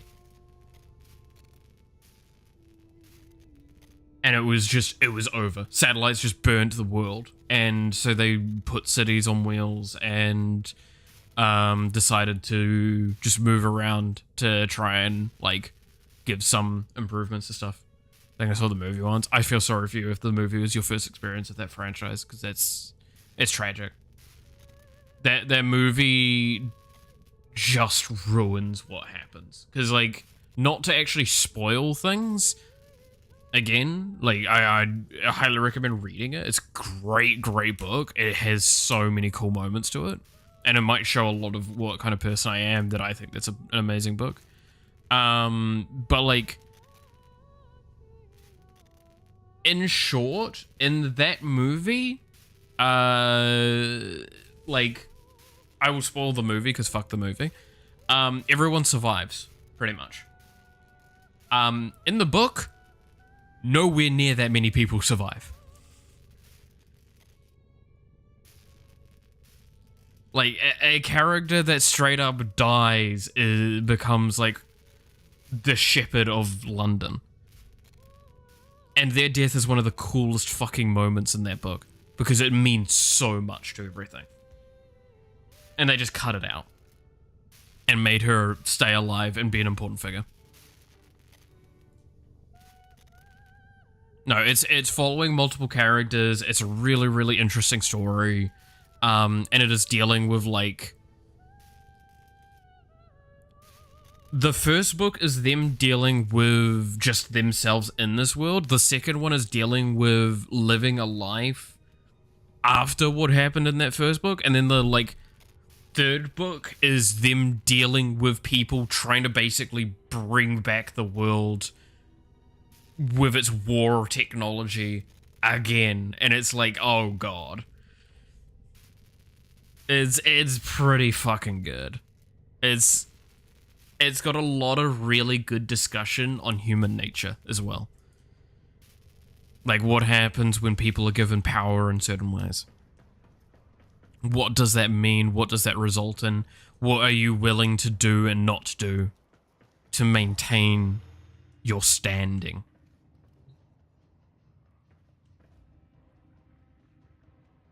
What do you do in the pursuit of knowledge as well? That's a big one. I love that one.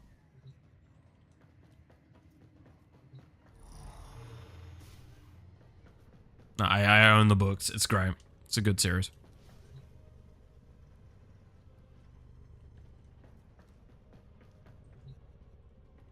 Actually, no, sorry. The third book's not what I just said. The fourth book is that. The third book is dealing with something else entirely, and I'm not going to go into that because that will get spoilery.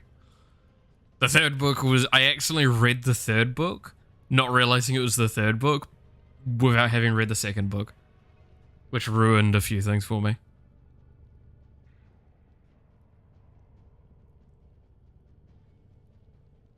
You'd make an army of Roombas, I guess. I mean, I do have an army of Roombas. Where are my Roombas? Oh, there's a good fair few of them in here. That's what. Go, my pets. No, that was one of those books that, like, they read it.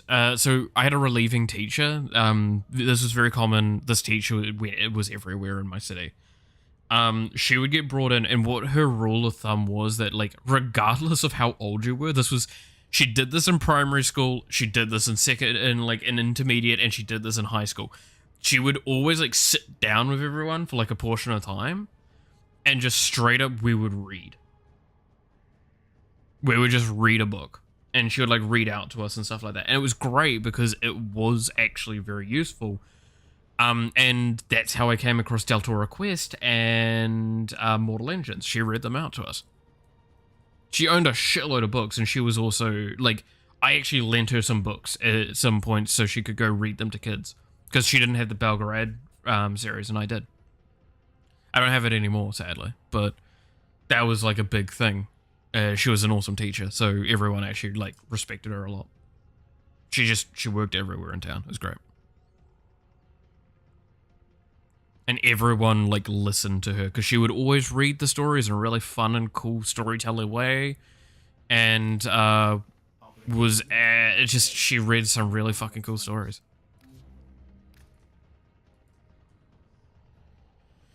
I need to finish this build still. I didn't realize I hadn't finished this build.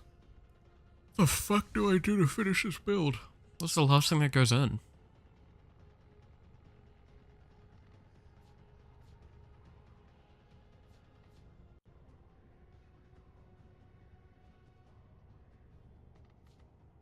Do I have a format thing somewhere?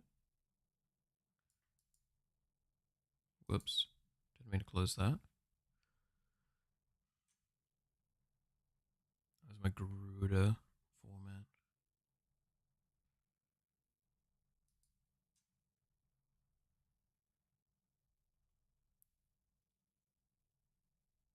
No, I don't.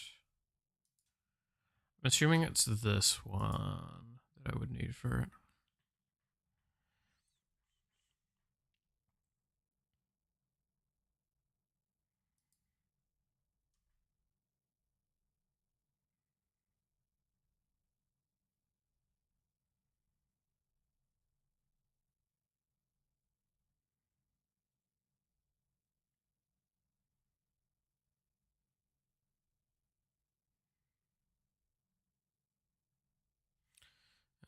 Is it this one?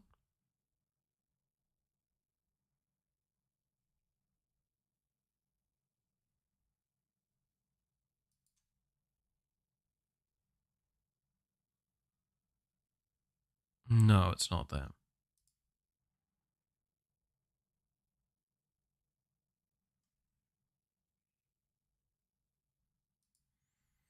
Sorry, I'm just looking around some stuff. Yeah, that's the build. Okay, so it's Transient Fortitude. Oh. Yeah. Okay, yeah. Another 55% power strength? That's going to be insane amount of power strength then. Discharge.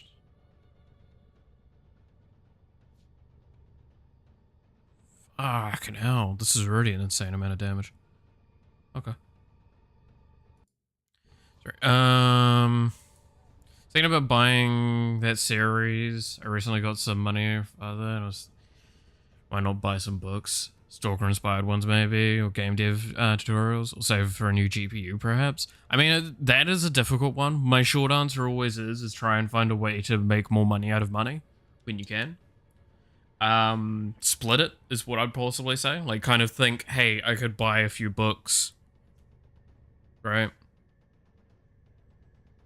And then like the rest of it, invest it somewhere, whether into savings or whatever you want, so you can just again make more money out of money. It's always the best way of doing it.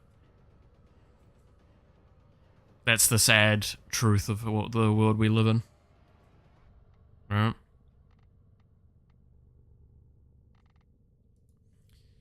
It's all about making more money out of money.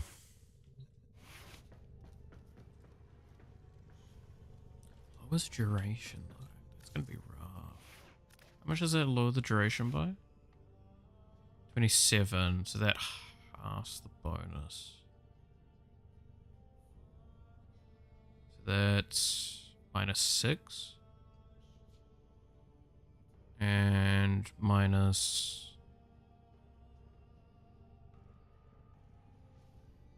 2. I mean, it'll matter, but it won't be too bad. I will invest into stonks. Stonk. Yeah. I mean, I'm not one to tell you how to use your money. I don't really like that. Doing that sort of thing, right? I think that's wrong.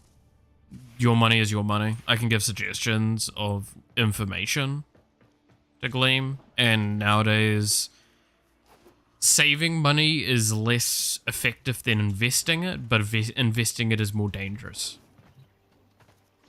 Right? If you don't know what you're doing, don't invest. Just save. If you know what you're doing, which there's a lot of things to teach you, then it works out being fine. You don't get into stolen. Perish the thought. Spoils of war, mate. Spoils of war, mate.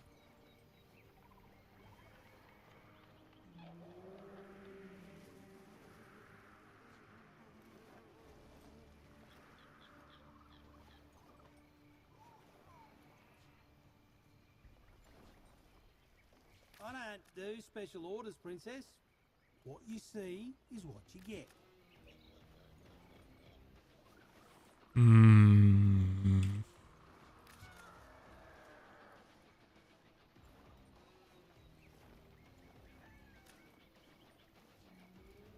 Suit yourself. Fog of War looks cool. I think it's a little too inky for my taste. I do, we have to admit though, the problem with some of those ones was I don't have any Archon shards in this character. So if we switch to one that actually has Archon shards, so say Mesa has 3 in her, one of these Ephemeras is going to look significantly better. If I don't get fucking too turned around, Jesus.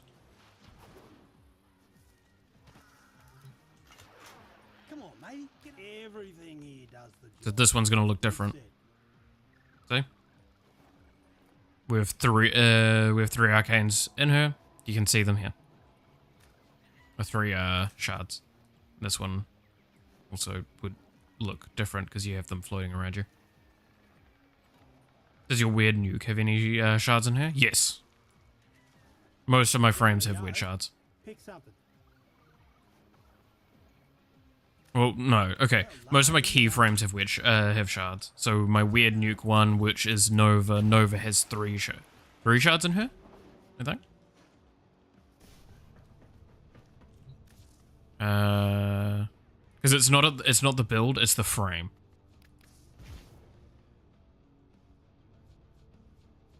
Yeah, she's got 3 shards in her. Imagine the Fog of War on your JoJo. I mean, that's why I've got this. This glow.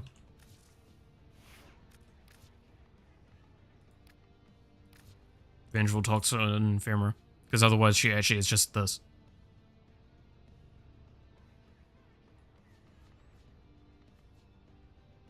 I also have Smoking, which is also pretty good. But I found Vengeful looked a little bit better for what I was kind of trying to pull off with the JoJo Warframe.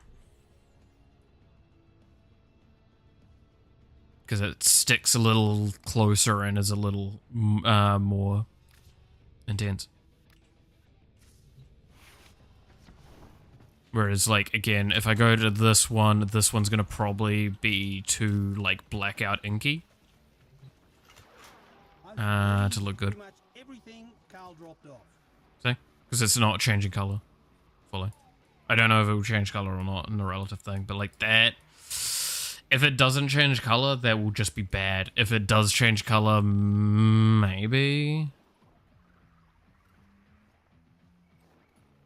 It looks like it has actually changed color though, because it looks like some of these edge parts are colored.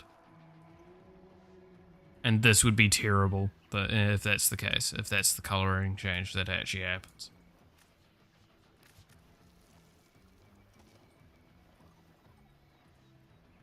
This one wouldn't be too bad with the energy coloring coming off.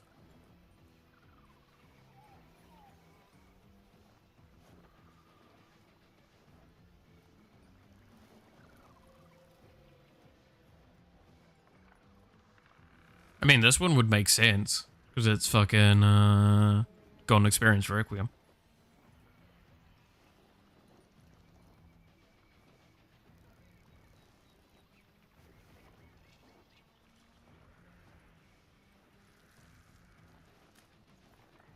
You don't like what I got, take it up with Carl.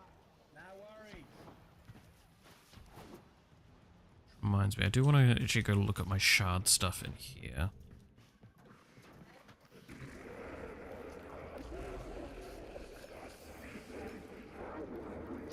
So Ascendant Fusion is like this, right? So what is the cast speed on that? 37 versus... what, 25? Is that really that much of an upgrade? Kind of is.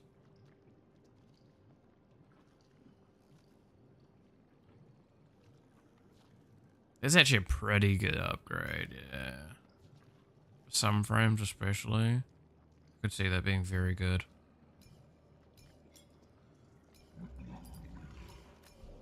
Because this fusion gets me to these ones, which they're pretty good as well.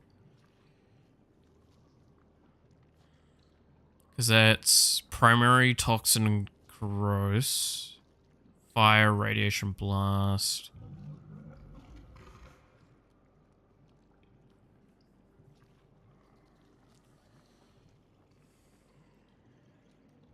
Would that first one be good?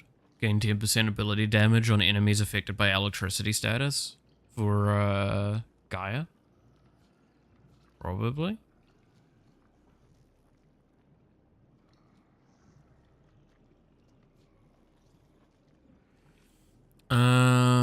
Heal 1 health per enemy killed. Max 300 health. I'll gain 1 health per enemy killed. Grant 10 shields when you kill an enemy with blast damage. Increase secondary crit chance by 1% every time you hit an enemy afflicted by heat status. Gain 10% ability damage on enemies afflicted by radiation status. I can see 1 frame off the top of my head that would do well with that. Maybe 2. Toxin status effects deal 30% more damage. Pretty good. Recover 2 health every time an enemy afflicted by damaged by a toxin status effect. Damage status affected by corrosive. Increase max stacks of corrosive status by 2. I mean, it's that third one that ability damage. Get that on fucking Hydroid, right? Is the idea?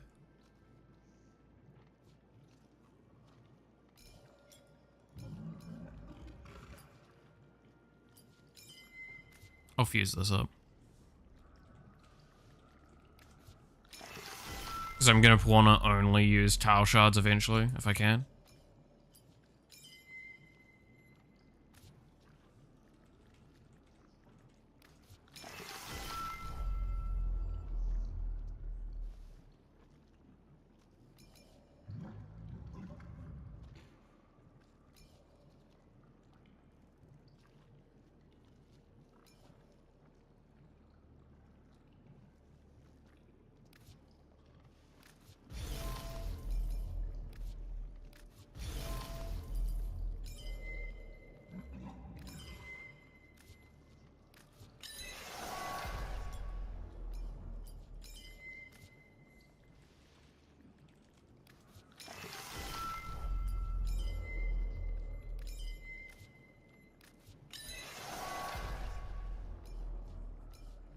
So we went from 50% to 60, 70.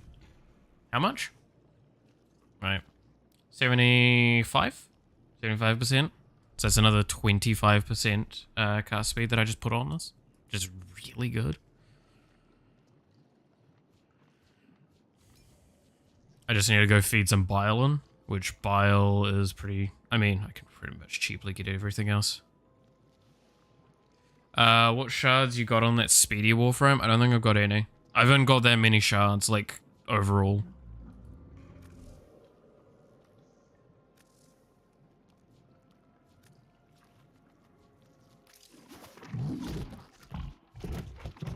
Like, all things considered, I do need to get more shards.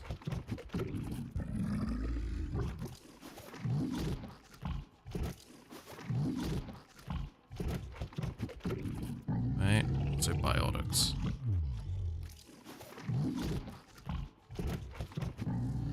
Here you go, buddy.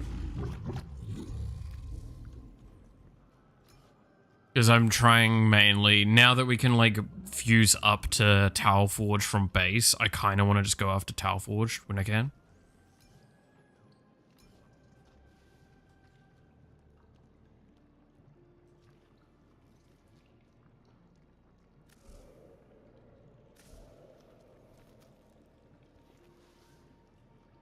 But, like, I can actually see very easily, I think there's only 3 frames I've got, like, things in. 1, 2, 3.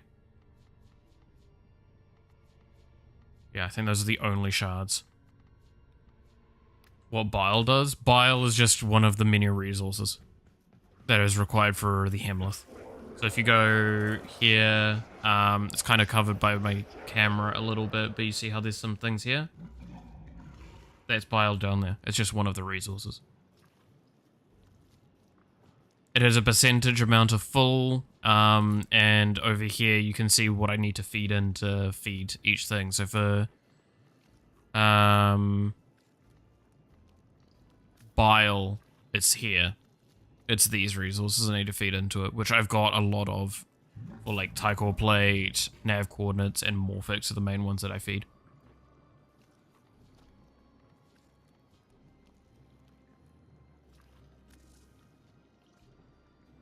Like, almost everything I do requires it. So, like, if I was to do this, it's kind of, again, covered, but this requires a bunch of resources to infuse the abilities in. It's the resource used for it. There's a bunch. That's it. It's nothing too complex. Spend resources, get charge, use charge, done. And now I have Tower Forge in there. Because Necros is the one that has a single shard in. Yeah, just a single yellow Tower Forge. And Mesa, I might actually remove some from you because I think, yeah, you only have 1 Tower Forge. I can probably trade out the blue.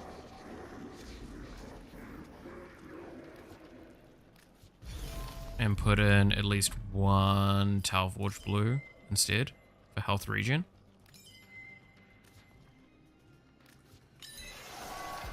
And then what else would I want to do with you?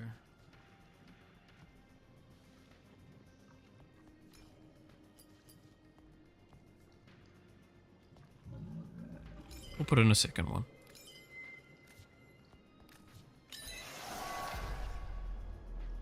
And then we go for like ability duration, Crimson Shard.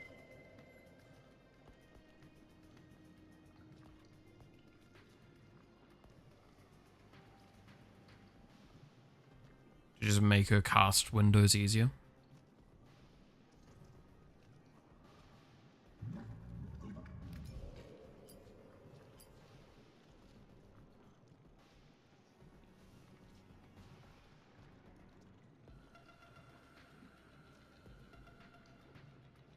I don't know, maybe I could toss in a yellow just to like give her a bit of cast speed as well.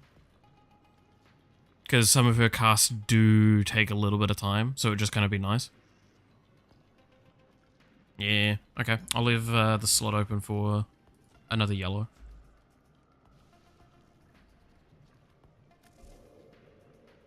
And now I need to feed for Bile again.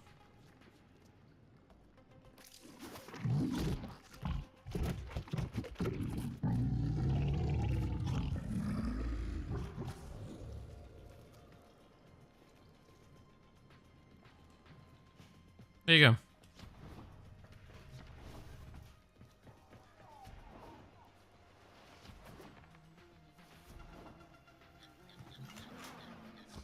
Cool. Take what you need. Give those Nama idiots a bit of a touch-up. Now get to work. Sad that I need 2 more stocks for the next, for another one of those. don't want to do stocks. But I do want to see what this looks like.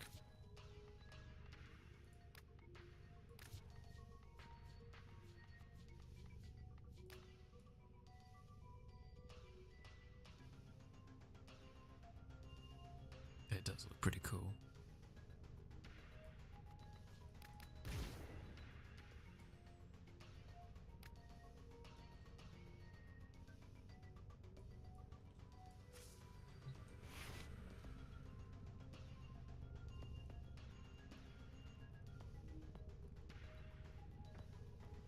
Stocks, not stonking, not yet. Yeah.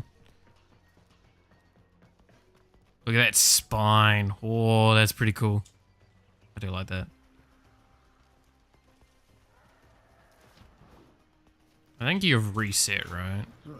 Tenno camp is best camp. Oh, I know that mission. No, I don't want to do that mission. It's like the better of the missions, but it's still shit. All of Cull's missions suck.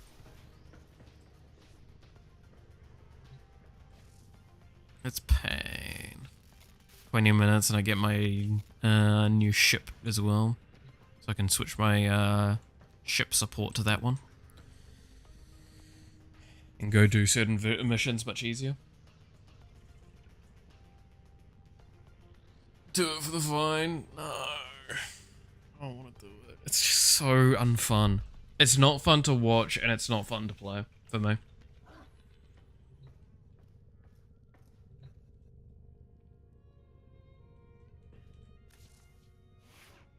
And that's kind of like the important thing for that. I love how the order changes based on what menu I'm looking at it in.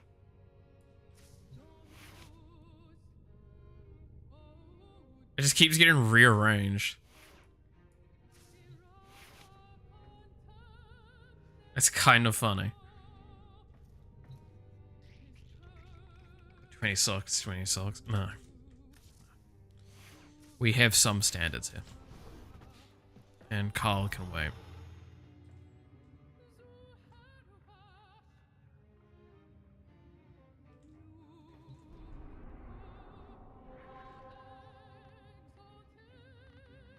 Like, I would prefer to do, like, the Archon Hunt. Or a Sortie, which don't really give me amazing resources, but hey. It's just, I stand by, I mean this with the most love. I loved Carl, I really did, and they just did his character to death in a way that I can't enjoy him. Not anymore. And the missions are just not pleasant. They're not what I enjoy Warframe for. So.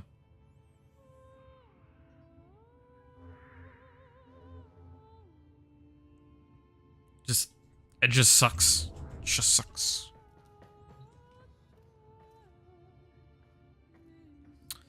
Trying to think. Is there anything else I really want to work on right now in here?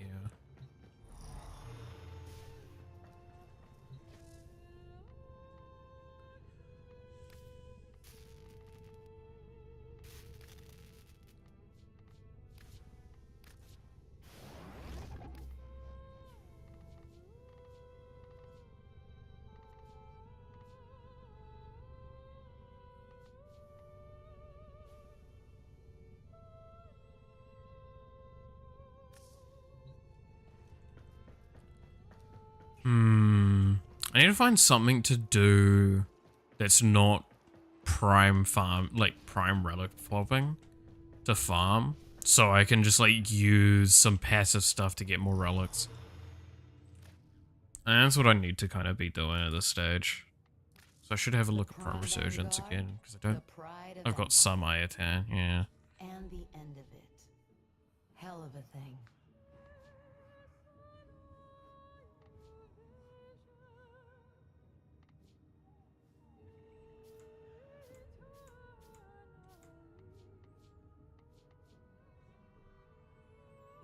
Form is exact. They did him so much that we just call the Status is Call of... Yeah. No, it's Call of Duty. That's what you call it. It's Call of Duty. That's the joke.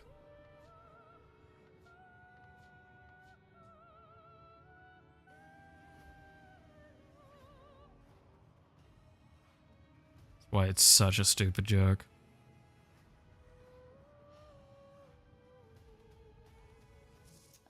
No pressure. But this stuff might not be here next time. I don't know.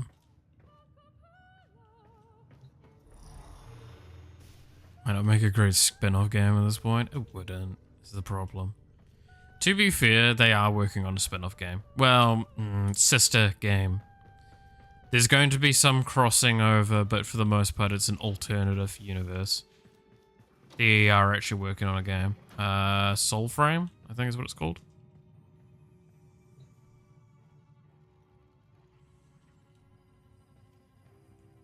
It honestly, Soulframe looks like what they wanted Duveri to feel like.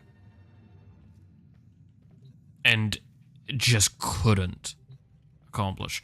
I haven't looked actually at Soulframe properly since like some of the earlier stuff. I know that there's some gameplay things going on at the moment. So I should probably have a look. Oh, the ephemeral breaks inside of here. That's an interesting break.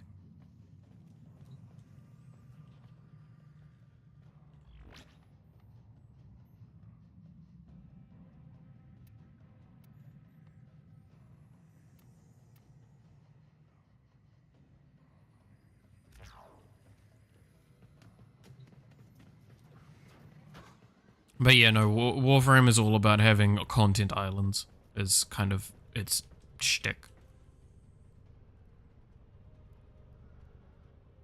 For better or worse. For better or worse. I don't think I've got anything else I really want to do. Other than like harass my friends to see if they want to do circuit later. Which that will be, like, again, later today, so after, like, 5 or something. I think they need to finish their work first, surprisingly. So with that being the case, then, I think I'm going to call it here. So, thank you so much for watching. Hope you enjoyed. You're awesome. Stay awesome. And I hope to see you again next time. Till then, bye-bye.